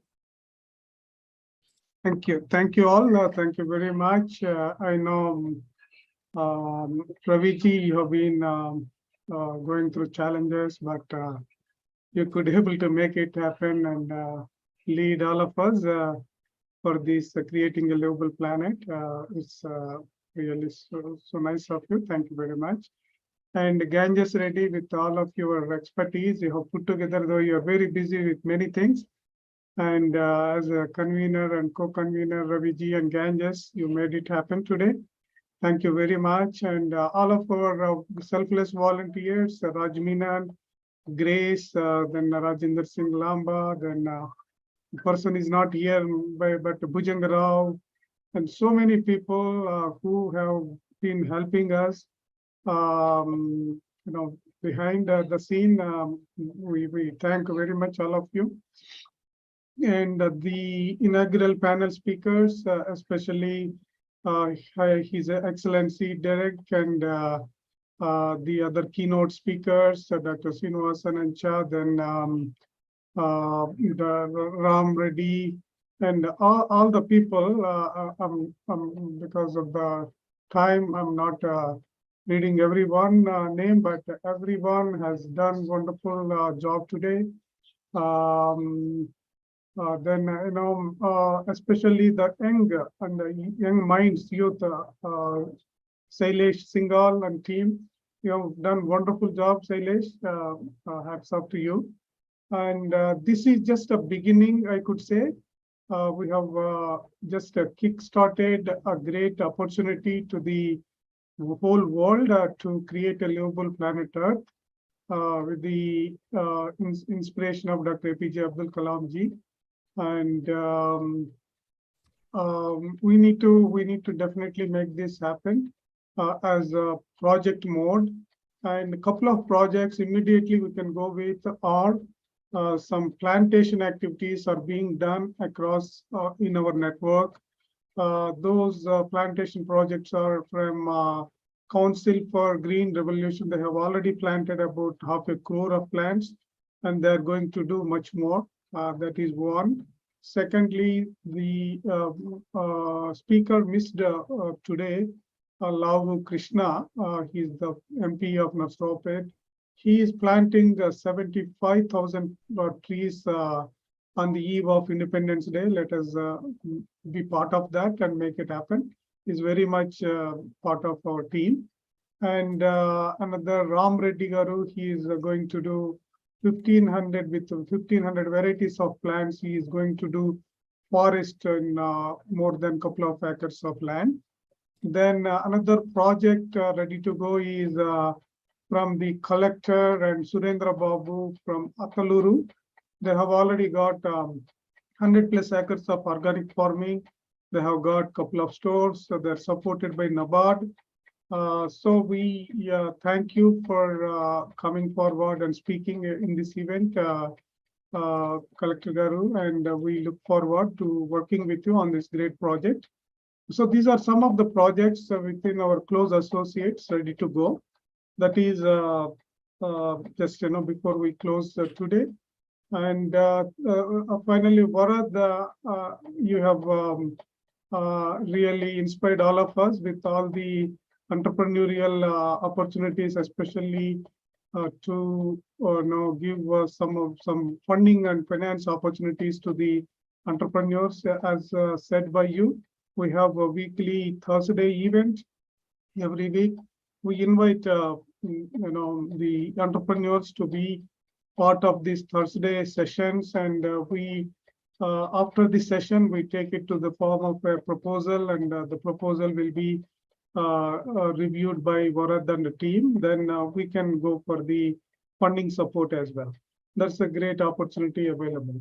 And the SDG barrier, Kusum Chavla, you have done wonderful job, and thank you very much.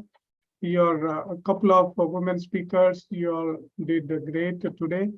With this, once again, I thank everyone who have given very valuable time today, and we definitely take this forward with the leadership of Dr. Hari and all the team, Vorag, then Ganges, then Ravi K, all of your team, and especially the young leader, Sailesh Singhal. Let us move forward with this great spirit today. Thank you very much, all of you. Once again, thank you very much. Thank you. Thank you, everyone. Thank you very much. Appreciate all Thank the you. good work, and let's stay connected and save this planet. Thank you so much. Whoever is available, would you like to be on the video so that we can take a picture with all of you who is available here, whoever is available? Sure, and I would like to express a wish before we go to the Please, movie please. session. The movie session is Yes. always great. The tough part is to conquer the villain. See, the resources are scanty and work is so large. My wish is that the Lead Foundation Global has to probably that's direction. Better may have to have full-time operations here with an office bearers and some certain goals. This may help really bring certain results. So I mean, man of the match, needless to say, Ram Garu, Tiruga antaru namaskaram antaru. You have done such a fantastic job. It is very difficult to envision a person like you on the field, day in, day out, meeting people. I mean, just it's tiresome to see how many people you met, I don't So fantastic job, sir. But I hope by the next year this event happens. We have 365 days.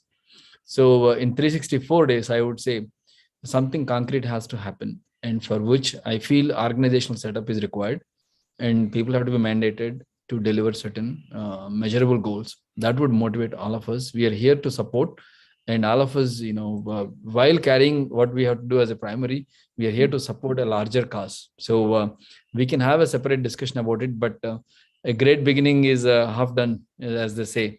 Today has been a wonderful beginning. I'm sure all of us agree to that. Dr. Hari Garu, you stand behind the entire team, because of which everything is moving forward. So we have a lot of expectations on you that you would set things in motion in the next couple of months that will give us the road for next 10 months to perform. And people like Grace, silent workers but killers. And there are many people who are not here, Raj Menon and all that. There is a great talent that somehow glued together. And I think something more has to be done to be able to concretize in the real world. Thank you. Definitely. Well said, Ganges. Retaining this glued talent is a challenge, and we all have to make sure that it sticks together, and we need to make it interesting and to keep that commitment going. We will have a separate call of the leadership to see how we can make it possible to do what you suggested. Yeah, I think, couple of people I could see here. MV Vijay Kumar, our media partner, and then Madhu Yarlagada. I think we have to definitely thank them for their valuable time. You are there all the throughout the session. Thank you very much, Vijay Kumar and Madhu Yarlagada garu. Vijay Kumar, do you have anything to say? Please, before we close, now we can. So, sir, I'm really happy to see the enthusiasm and the move shown by Hari sir and led by you also, and the other persons got involved in this very project. As we rightly said, we need to have concrete steps which will have which can be measured going forward. So, a lot more action to be seen as per the discussion that we undertook here. So I am expecting a lot more things to happen in future. Expecting the leadership of Mr. Hari and Mr. Ram, so that a lot more things will happen. Thank you all for this wonderful session and the thoughts that you put across. Thank you. Yeah, I would like to request Dr. Srinivasan to, because everybody is looking for money, sir. So probably we will discuss offline, but we need your guidance. How do we fuel this passion to take it to the market, whatever the ideas, the concepts this entire team presented? If you could guide us, we will discuss separately, but we need your advice, sir, on that. Yeah, I mean, ultimately, of course, it all boils down to sort of money for action. I mean, every action needs some financial resources, but the important thing is what we have is good ideas. So the issue is that I personally feel money is not a limiting factor. If we really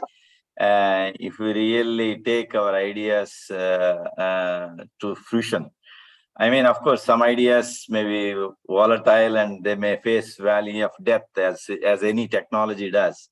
But the important thing is that if we can really persist and find sort of matured ideas, I'm sure there will be good investors in the private sector. And as far as international financial institutions concerned, as I mentioned in my brief remarks, there is a program called ADB Ventures. They provide like $2 to $3 million for early startups. We already provided about 15 climate technology startups. We supported about, because this started only about 2-3 years ago.